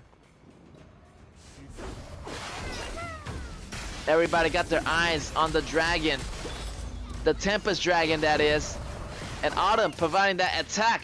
Zhang Fei still have the ultimate here, so this fight I feel like it's gonna go in Scars' favor if they make this fight smart. As long nobody gets taken out on Scars, I feel like this fight is gonna go to Scars. But Fino is not gonna wait. They want this dragon. They want to draw Scars into the open to start a fight. But Scars is not falling for it. Scars just keeping their cool. Just, you know, laying in the back, chilling, waiting for the right opportunity here. River, in the river, try to find a way into the back row, testing the waters here. But they have to realize, you know, Fino got the super minion advantage on both lanes. Whoa, look at this. Yarya getting taken so low, and he's gonna go down. Evilus get taken out. That's gonna be a 4v5 situation, but Nakaruru is busy cleaning up the lanes, and Scars actually starting the dragon. Here come Nakaruru. Nakaruru, they have a chance. They need this dragon to push back the lanes. Here comes Miggy. Miggy goes in. The start's happening. The buff is gonna go to Scars. Scars is gonna start this fight. Consul Yu goes down. But look at this. Miggy still goes in deep, trying to make things happen. Unstoppable. And I think he's trying to go for after the bottom tower, but I don't know why. Like, he was just there. So yeah, 3 members fall for Fino, and Scars looking to make the win here. But they still have 3 members in the base. Yarya coming back in the playing field, but they have a Tempest Dragon inside the base. This is gonna be trouble for Fino, and there it goes. Scars securing the first round of the win. And yeah, overall, Scars, they can afford to make mistakes. Their composition is more stable, is more late game, mid game, and you know, I feel like it's really hard to take down Scars' composition. They got Shamunshi, they got Alexio for the late games, they got burst damage, they got protection, they got knockup. So yeah, even though, like, you know, Fino did really well in the early games, it wasn't enough. Like, they need to be more aggressive and end the game early. If not, this composition of Scars really can overpower them in the late games. So good job to Fino for doing those early ganks in the beginning. And yeah, wow, crazy. And Miggy was really so good with that main hero. And I remember so many times Tay just falling for the trap in that blue side jungle where Tay got ganked many times, got solo kill by Miggy twice in a row. So yeah, it was funny to see that. And but later on, you know, Scars kept their cool. Like, they know their composition is able to make it through the late game, so they were really patient, take their times.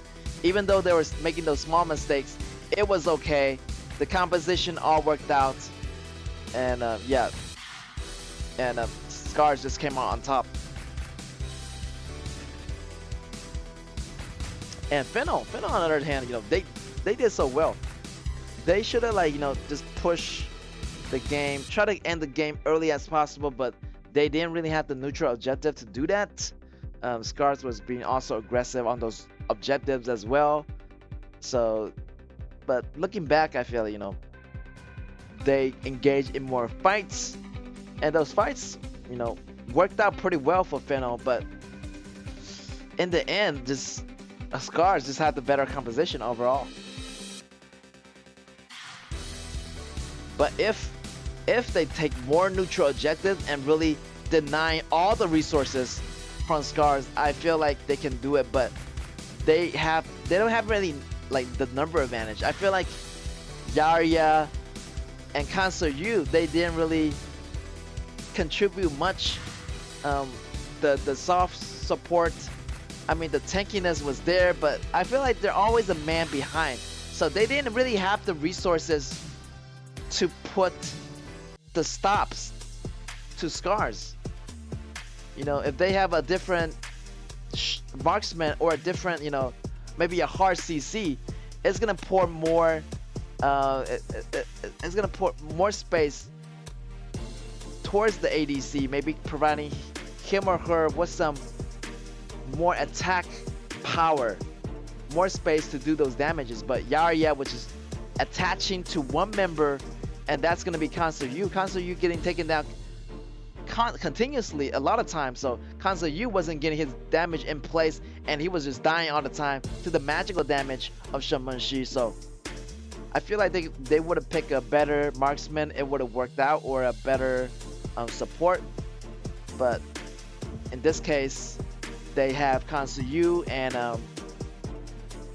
Yarya, and which worked out great in the beginning, but the late games is not gonna work so well. The magic damage coming in from, you know, Shamanshi was too great. Even though, you know, like Azar getting that succubus cloak, it wasn't enough. The magical damage, the burst damage, the true damage coming from Libu. So there's two damage sources that Kanso-Yu can avoid.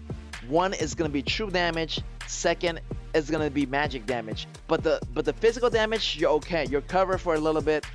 Your second ability is gonna have that cover for you, but that Libu and that Shamanshi gonna put a lot of stress on that Kanso-Yu.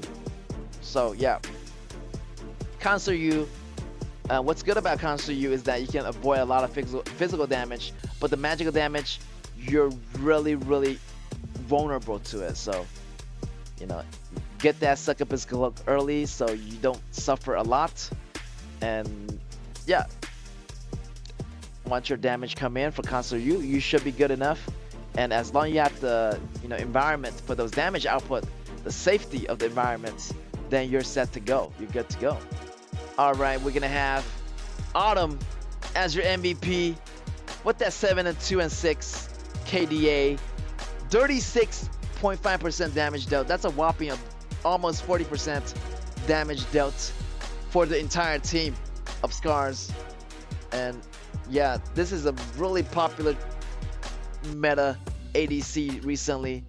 The damage just deals so much damage, and also that attack on the ultimate, it really have that execution effect on the enemy. So wow, and the chase is gonna be good. You can really jump over walls with two different kind of ability. You can float in the air, and right there, using the ultimate, using that second ability, try to deal some damage.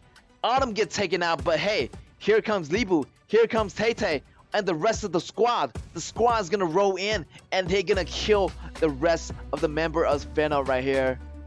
Even Libu gets frozen. He's still able to bounce out, able to deal maximum damage. And yeah, overall the competition was much better. The knockups was there. There wasn't any much knockups, and the CC wasn't enough on Fennel.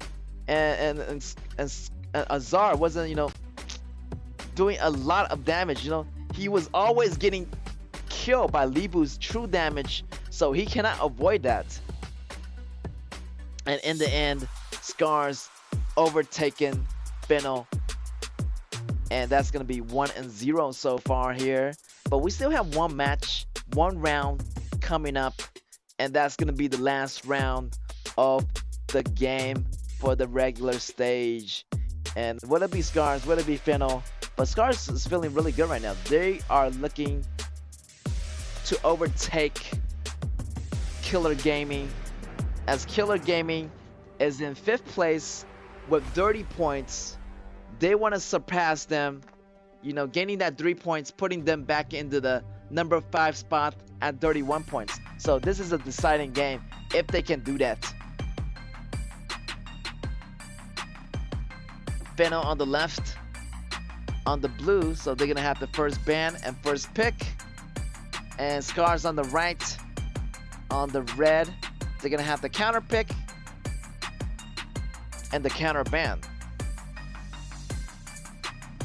Seems like Musashi and Jane are getting taken out, and the support is gonna be Da Chao and Shun Bing getting taken out of the picture.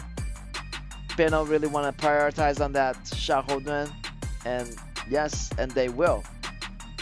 Getting that Xiaohoudun picked up, and let's see how Scar's gonna react. Having that Yixing has been so popular. I feel like I see him in every single game. Great mage in the mid, and the spells is just tremendously great in those team battles. And here it goes.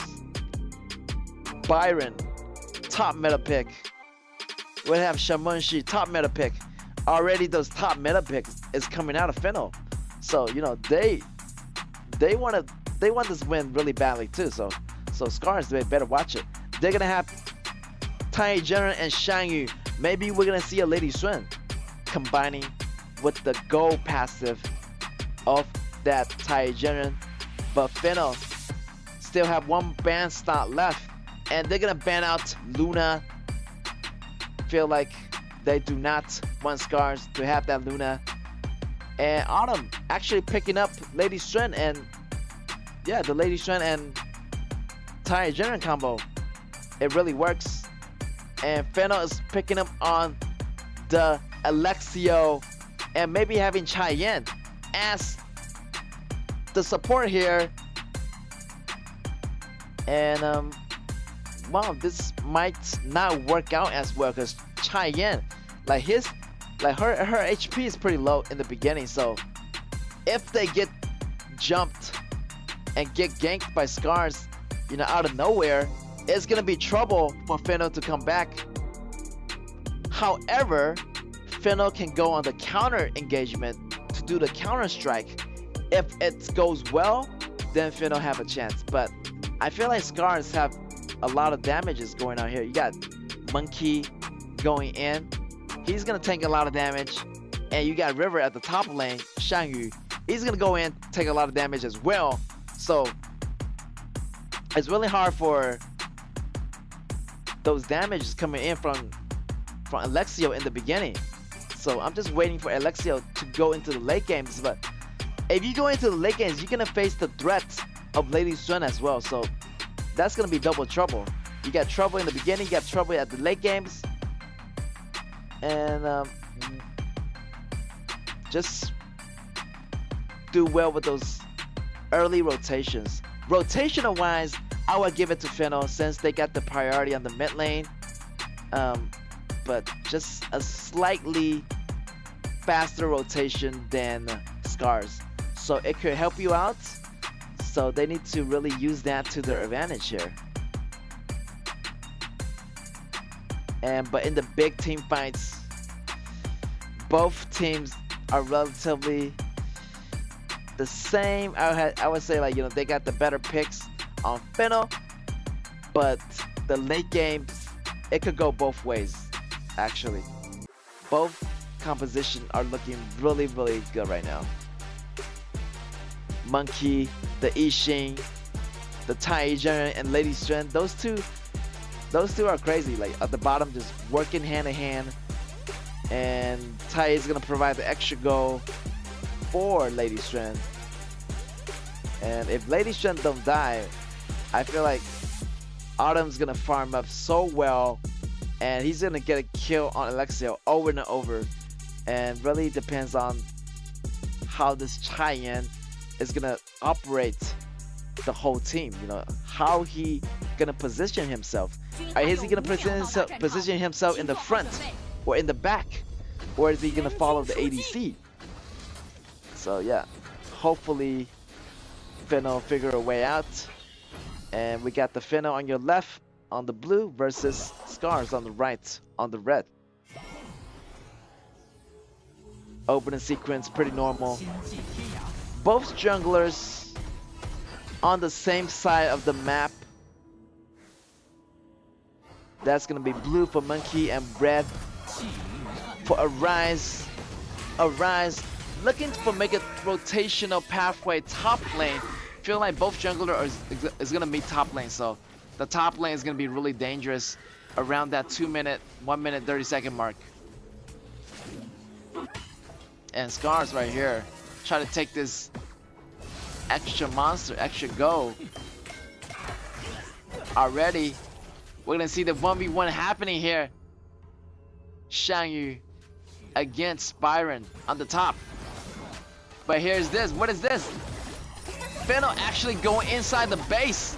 Try to take this red, and it's gonna be good. Arise taking the red, but at what cost? They're gonna still have the jungle sprite protection. Tay gotta back off right here. It's okay, now they're on the chase here. OGK2 on the chase. And they gotta back up here as they go down 2-for-1 trade. And that's gonna be in favor of Scars actually. Scars getting that kill and getting that kill on Alexio Autumn. Getting that kill is gonna help him tremendously. And right there, Scars is in a little bit of trouble here. Can Scars run away in time? Fennel right here is being a little bit too rush. They want to take their patience. They want to, you know, do those smart fights as much as possible, guys. Right now, our Autumn is farming up pretty well and being really, really aggressive. Because Autumn and OGK2, they're really good with this combo. I've seen them do it in previous matches. Lady Strand and entire Jenna, they're a perfect combo. And they're gonna farm up those items. And once you know it, Autumn's damage is coming out online and Alexio is gonna be in trouble. Alexio only have that Cheyenne as sustainability. And Cheyenne's only can have that mini stun. And that mini stun don't really, you know, hits all the time. That mini stun need to hit, so he need to hit with that mini stun ricochet around all of the member or Scars, providing that mini stun and giving them Fennel a chance to do those damage. But the CCs isn't enough on both sides. I feel like 2 CCs right here, 3 CCs coming from Fennel. And also they have like 4 or 5 CCs, like 3.5 CCs on Scars. So Scars have a little bit more, slightly more counter crowd control over Fennel. And that's gonna put Scars in advantage here. But the counter pick is gonna come in right here. Counter pick is gonna be good. Scars actually know what they're doing and they know how to handle this composition pretty well. So the BP phase is going to be more and more difficult as we are moving into the BO5 next week. And yeah, Autumn right here getting the push on the bottom lane. 2 minions still surviving. Here it comes. Shamanshi. Try to make something happen here. And 4 minutes already. And here comes the Shadow Tyrant. The Tyrant's going to go down. Not yet for the Shadow Tyrant. Still before the 10 minutes. The Tyrant's going to go to Fennel. Fennel is going to start the fight. Fennel got the extra gold they needed for the entire team. So they got a little bit of the goal equalizing here. No more deficit for them.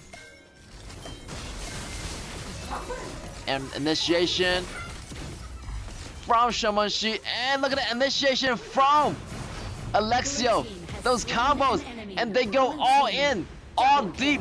And that's going to be 2 kills for Shamanshi. Wow, those combos actually work out pretty well. You have Shamanshi dropping down the bombs on the ultimate. Then you have Autumn getting taken down. You have OGK getting taken down. And you have Azar providing that homing missile on that ultimate. It's working really well for Fennel. And Fennel gains the upper lead at the moment. Miggy still at the top with Byron. Scars got the Overlord out of that. That's gonna buy them some time on those lanes, getting them a little bit of extra pushing power. Ishin gotta land those spells better. Here come OGK2 with the ultimate. It's gonna provide them with some extra life. Tay feeling really extra tanky right now. Miggy falls.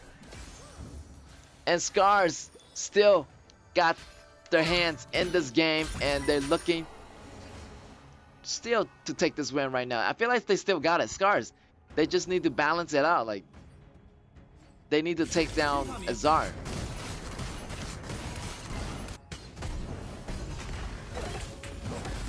Right now, 6 minutes pass already. 3 and 4 on the kill charts. Go pretty much the same, so you're not gonna see one team gaining the advantage over the other. And right there, Scars just slowly but surely try to gain some goals. Try to push on that bottom tower as the vanguards move in. And Fennel's over here. They need to start doing something here. They were on a good roll in the early game.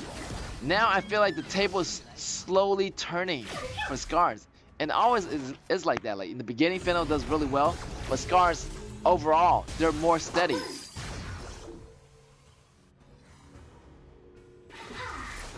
Scars try to get those auto attack on that tower. The long range. And it's gonna draw Shot Holder into the open. The stun's gonna come in. Miggy goes in with the first ability.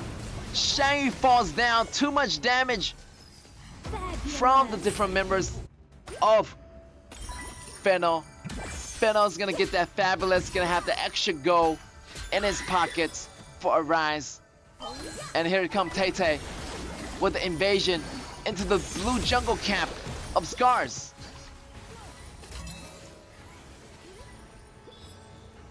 Fennel right here, just being really chill and just looking for the smart fights.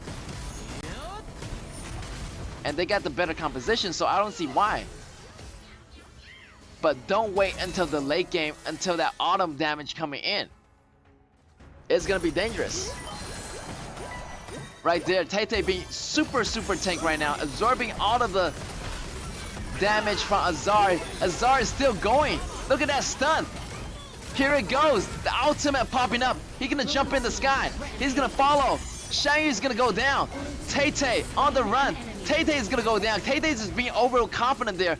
I don't know what is he doing there in the first place. Taking all the damage from Azar, from Alexio, the killer ADC. ASD try to salvage the situation, clean up some minions, but that's not gonna help. We still have Fennel coming in hot on the bottom, getting that Tyrant, and sooner or later that 10 minutes mark gonna come in. Those Shadow Tyrants be popping up, and that's gonna be a lot of more buff for Fennel. And yeah, those fights gonna be more difficult, and it's gonna be harder for Scars to fight back. Scars over here, compositional wise, late game it's okay, but late game overall, I have to give it to Fennel, the better composition. Because they got Byron, the top meta picks, and they got Shot Holder. but they need to engage at the same time. Because that Alexio, the power, the attack, is almost coming out online. But Autumn has a slight lead go over Alexio. Alexio and the rest of the Fennel try to push this tower, but the minion is not going to be there. So they need to back out right now. They need to watch the lanes and make sure all the lanes are pretty healthy before they get engaged in those big team fights. If they don't push those minions back, if they lose those team fights, they're gonna lose the game. The lane's gonna get pushed in. They're gonna lose the towers, and next thing you know it, you're gonna lose the base. The fight's gonna be happening here. The push coming in for Xiangyu, and they're gonna get surrounded. Fennel right here. Byron arriving late to the scene. OGK2 activating the ultimate is gonna save multiple members of Scars, and great job, Scars actually positioning themselves, getting those 4 kills at the same time, getting that final kill. That's gonna be ace for Scars, and Scars looking to capitalize on this game. Try to take down the minions, try to take down their turrets. Outer turrets falls down, inner turrets falls down, and look at that, Autumn is on the road. The damage is in hot for Autumn. Right there, Autumn goes down. The damage coming from Azar also does so much damage. And with those effects, the lower your HP, the more damage it's gonna deal to you. So great job on Azar. And the Azar damage is, the ultimate is so much better than Lady Shen's ultimate. So everybody go check out Alexio's ultimate. It's gonna have that homing missile effect. It's gonna follow your enemies wherever they go, as long as you get it into their range. Shadow Overlord here, going to Scars. Scars needs some time to build up his damage, but they have to be careful. Fennel's composition, they can pretty much come back anytime. Here comes Tay-Tay.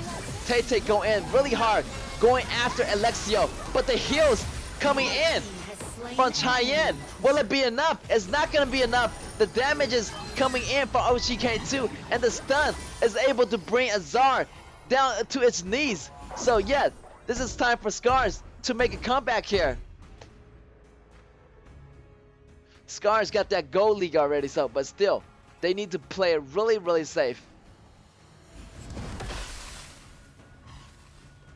Scars got a winning chance here.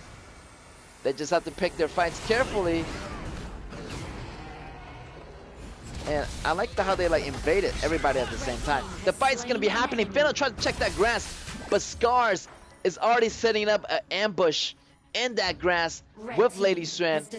Byron goes over, gets destroyed, and already Scars getting that goal rolling in. The goal deficit is over. They're ahead of Fennel in the goal counts. Blue team has destroyed And I wonder how the big battle is gonna go. has destroyed a turret. Autumn got most of the damage item, so it's gonna be one shot, pretty much. Fennel looking to make a play here. Fennel's kind of, bunkering up, hiding in his base right now. Fennel don't want to do anything too carelessly. Here come Taijin and the rest of the crew. Xiaoho Dun taking extremely low damage, and he is able to survive with that low HP. But what about Miggy and the rest of the crew? Cheyenne can heal 2 or 3 people in his circle. They have to be together. If they remain together, it's going to be really dangerous. Azar getting taken extremely low. He got to bounce out. He got to go back and recover. But slowly but surely, Scar just using that minion lane, just using it to its greatest advantage. Scars looking to get that Tyrant. They need more neutral objective buff, Scars, they don't want to rush this. They got what it takes to finish the game, so they want to take this nice and slow, where they want the buff, they want the lane, they want everything. I'm just waiting for that River to jump on the right person. This might be a 4-on-5 competition. Miggy jumping in, but got taken out. This is a chance for Tay-Tay to shine. Tay-Tay jumping in. Multiple member of Scars jumping in. Here comes Scars. Here comes River with the push, with the ultimate. And wow, that's gonna be 3-for-1 trade for Scars. Scars gonna use that opportunity to push that bottom lane turret. Bottom lane turret gone. That's gonna be super minion for the top and bottom lane. And already we're gonna see that push on that tower. And it's gonna be good. And here is gonna be your victor, your champion, Scars. And they're gonna walk away with 31 points. And they're gonna take their 5th place back into the charts. So yeah, right now RTZ number 1 place, Nova number 2, Impunity number 3, RCG number 4, Scars number 5, and number 6 is gonna be your KG. And those 6 teams are your final qualifier teams for the knockout stage. And I can't wait to see those BO5 happening. Those BO5 double elimination matches is gonna be fire. It's gonna be lit. So everybody better be there next week to check it out. Scars taking the victory once again. Both matches, Scars did pretty well, but still Fennel did a really good job standing up to them. I feel like Fennel, still have a fighting chance. Hopefully they come back in the next season of our KAW tournament. But yeah, congratulations to Scars for taking that win. So those are your top 6 teams, and there's more to come here, and we're gonna go into the highlights here of having that match with Scars against Fennel here. And Fennel did actually pretty good in the beginning. They have that composition where they do really well in the beginning, but they just can't really go to the end. So they need to remain more calm. They can't letting the resources get taken by the other team. Once you fall off, once you lose some rhythm, they're gonna fall behind. So they have to practice where they can afford to make mistakes, but also bouncing back. And Scars is really good at that. Scars in the first game, they make so much mistakes, but they still bounce back. So they need to practice of how to make mistakes, but don't make the mistakes on purpose. Maybe practice with your teams. Having going into the match, make you purposely fall behind in those matches, then actually coming back. So they need to practice how to make mistakes and coming back from it, like Scars in the first game. And second game, Scars did really well in those team fights and really know how to position themselves. So Fennel still have a lot more to learn from their enemies. And congratulations to Scars for taking both wins, getting that 3 points, getting that 5th place in the regular stage. So yeah. And we're gonna go into the statistics here. Seems like Lady Strand is decked out. And look at that, Azar, just didn't have the space to do those damage. And yeah, I feel like they're missing a Shenbing or something, because Shenbing could definitely replace a great support, but Shenbing wasn't there. But we still have Cheyenne, but the damage was just too great. So many burst damages coming in, and the heal, they couldn't keep up. And Miggy kept falling down on the top, and everything just started collapsing on Fennel. So yeah, but regardless, great job to Fennel. They came a long way, and I hope like they learn a lot, they experience a lot from this, and they can grow a lot from this as well. So Scars, look at the goal statistics. They always, they're not always in the league. Fennel, was in the league for a little bit, then they just overtaken Fennel by surprise. They can show them that they're the better player, even though they don't have the better composition. They able to play at a higher level than Fennel. with those other compositions that's not so meta pick. And that's gonna be your MVP. Look at that whopping of 41% damage dealt for Lady Strand. And that's gonna be Autumn from Scars with that KDA of 7 kills, 2 deaths, and 6 assists. Wow. Lady Strand definitely does a lot of damage that game. And pair up with Tai Jenen is a devastating combo. And you can see in the beginning, Azar was just out there, like not having the support with him at all time. And maybe this is a great fight here. And Azar just getting taken out first in the battle of every single round. That's why his goal was always behind Lady Swan. Lady Swan was able to get those kills. At the same time, Lady Swan was able to use that passive of Tai Jenen to gain more gold ahead of everybody. And getting those items up means a lot. Getting those Daybreaker, getting those Eternity Blade, getting that damage piercing item right there. Another turning point into the match. Most members just will quit chasing already, but look at Scars. Scars just being really aggressive.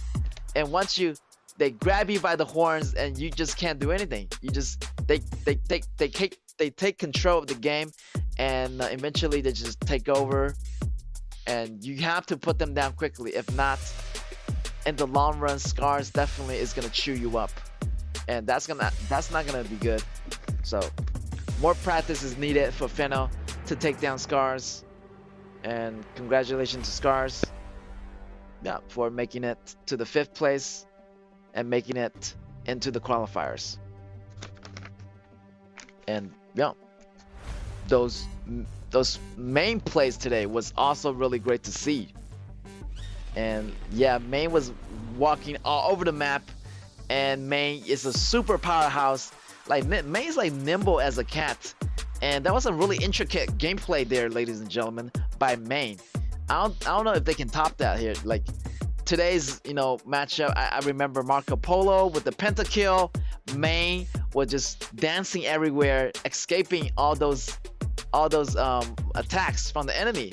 So yeah, and like Main was just like slippery as a fish. Nobody can catch her in time. So it's great to see that in these matches. Maybe Main's gonna become a strategy where, I mean, Main's really good at taking down Guangyu. I know that, and taking out different kind of hero has mobility. So it was cool to see that in today's matchup. And yeah, the plays was a masterpiece. But in the end, the compositions, you still have to work it out with your team.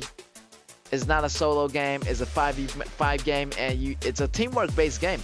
So working together as a team, working seamlessly together like one brain controlling 5 player. You have to the teamwork level has to be on that level where your coordination is perfectly choreographed like a dance. Each move is synchronized with each other. So having that being said, Scars definitely have that better coordination over Feno as their late game and mid game composition and strategy. And the strong period, they know how to handle each situation, and they just know how to handle each team fight game more carefully. So yeah, so this game is more about a strategy. It's not all about the fighting. It's much more about a game, a series of moves and counter moves to outmaneuver your opponent. So teamwork is much needed here. And if you fall behind the beginning, you still can catch up. So Scars did fall back and fall really much behind the beginning, but they still call up because of the composition of the teamwork they had was impeccable. So it's really hard to bring down that composition from the first round. And Feno, they did a great job of fighting, but too much fighting is not necessary. It's all about pushing the towers, and how can you push your towers and giving your opponents more pressure. So yeah, lesson learned. It's a tower pushing game, but the fighting is also important, but don't be stuck in the fighting mode for too long. You have to push those towers. In the end, you have to work with your team. It's not a solo game. It's not a solo show. So team coordination is much needed here. And yeah. And let's see how Scar's gonna face off different kind of members in the qualifiers. So the qualifier next week is gonna be cool. We have BO5 on Thursday, another BO5 on Friday, and our grand final is gonna be on Saturday, and it's gonna be a BO7 match, the grand finals. So I don't know what's gonna be like. Who is gonna be in the grand finals? What do you think? Out of these 6 teams, who are your favorite teams, and who do you think is gonna be in the grand finals? And yeah, so far I feel like, looking at the ranks, I feel like Nova and RTZ might be in the grand finals, but just you know, based on the calculation of the current rank so far. But anything can happen. They still have to deal with Impunity and KG and Scars and RCG, so anything can happen in the qualifiers, the semifinals, the quarterfinals. It's gonna be really cool. Maybe these teams are really, you know, not showing their true skills. They're gonna show their true skills pretty soon, because we only have the qualifiers left. The knockout stage is gonna be in effect, and the grand final is coming up. So they gotta do whatever it takes to win, and they can't afford to lose right here, because we're not talking about BO2s anymore. We're talking about BO5s, and it's gonna be really intense. So yeah, just do it and just work it out with your teams. They probably have to practice a lot in the rooms with their teammates, with their coaches, and kind of start to analyzing all of the teams here. Only 6 teams left. How are they gonna do it? And they need to go with a lot of different kind of composition here, because we're talking about BO5. So if your hero gets banned early, you have to choose a different composition to go with that. So anything can happen. They're gonna have a lot of analysts analyzing which composition is the best and which composition is gonna have the best, securing those multiple objectives and really taking control of the game. And yeah, we're gonna have a review over today's results. We're gonna have RTZ versus RCG in the beginning of the match, and this is the key moment here. RTZ was able to secure the #1 spot in this game, and the win's gonna go to RTZ, making them the #1 team to walk out the group stage, staying at the rank #1. This is amazing. And the second match, Alpha D versus Archive Esports. Alpha D came up on top with 2-0. So unfortunately, Archive Esports still have 0 points, but you know, they came a long way. And then we have Nova Esports beating KG. You know, that's gonna put them in #2 spot. And Impunity beating MAH. That's gonna be putting them in the #3 spot. And with the tiebreaker, as I mentioned, I will mention again, in case of a tiebreaker in the regular stage, the first judgment criteria is going to be applied as the next score. So the second criteria is the result of the direct battles. Therefore, Nova is going to be having a higher rank than Impunity. And yeah, this match is going to be awesome. And this match's MVP is going to be Autumn. It's going to be 10-time MVP for Autumn, and is the second MVP on the chart here. But we're going to take a look right away who is going to be the top MVP, and we'll see how's that going to go out. And maybe we're going to have an interview pretty soon with one of the players, and let's see how they're going to do it. But yeah, amazing battles today. So much moments that we can remember. We got the pentakill from the Marco Polo And the Yarya, we finally see Yarya and Marco Polo finally making it together into the stage of the KAW tournament. So, yeah, that's crazy. And that was my favorite moment of the day, where I see Marco Polo getting the pentakills out of nowhere, like just like, wow, Alpha D really knows how to apply those damages, and getting that pentakill was no surprise, but still I was really excited to see Marco Polo's first penta in this KAW tournament. So yeah, that was pretty cool. And yeah, and Yarya, definitely go test it out with your teammates. Test it out with your friends. It's a really fun game. And we're gonna go into the the rank here. As you can see, there you go, RTZ at number 1 place, Nova in number 2, Impunity at number 3, and RCG, Scars, and KG following by that place with 32, 31, 30 points, and they're gonna be your top 6 teams for the KAW tournament, and those 6 teams is gonna move on into the qualifiers. And sorry to say to those bottom 4 teams, they are gonna get eliminated. So yeah, great matches. They're gonna have more matches coming up for you guys today. And yes, and again, just to mention, in case of a tiebreaker in the regular stage, Nova and Impunity, they tie for 2nd place, right? But the first judgment, the first criteria is going to be applied on the next score. So the Nova's esports, they went first. So the second criteria is the result of the direct battle. So Nova, in that case, going to be ranked higher than Impunity. So putting Nova in 2nd place.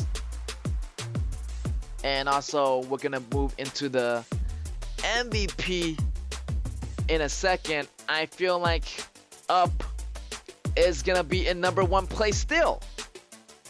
And yes, Autumn actually is the MVP that round of our last match today, and that's gonna put him in number 2, the 2nd player to reach double-digit MVP.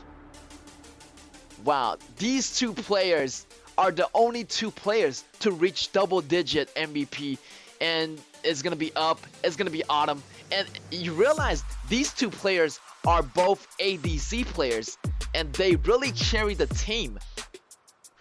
They really carry the game for their team. So that's really cool to see, and maybe this MVP is gonna keep going into the qualifiers as well. But for the group stage, number 1 place is gonna be Up with 12-time MVP. Autumn is gonna be 11-time MVP, and the rest of the crew is gonna have 9 and single-digit MVP. So those MVP, big respect to Up and Autumn for doing that. And we just got the interview go, and we're gonna interview Fennel, the Evilist player, the support from Fennel. We're gonna go through the interview in a moment shortly. Oh, hey. Hi, Finos. That was a great match today against Scars. So I would like to ask you to introduce yourself. Hello, everyone. I am Ivalis, and I am 25 years old. I'm the captain in the support of the Team Fennel. In the future, I want my team to be the best team in the world. Yes, and that was a cool match today. And also, I want to ask you, unfortunately, you have not made it into the playoff. Is there anything you want to say, to different kind of your friends or to your teammates?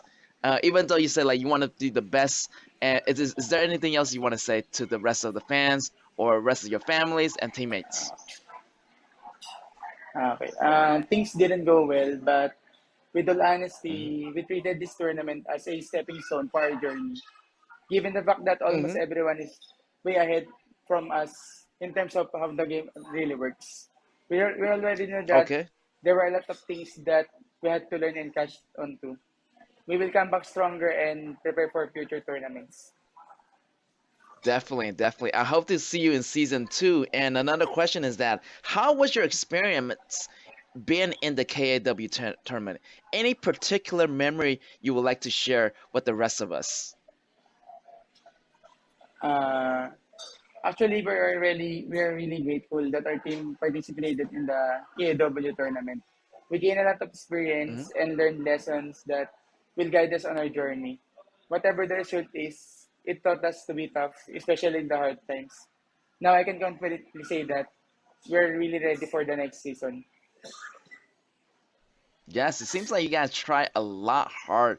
After every single match, you just try harder and harder, and you guys are walking away with so much experience. And also, I would like to ask you, what team do you think will become the champion in this KAW tournament?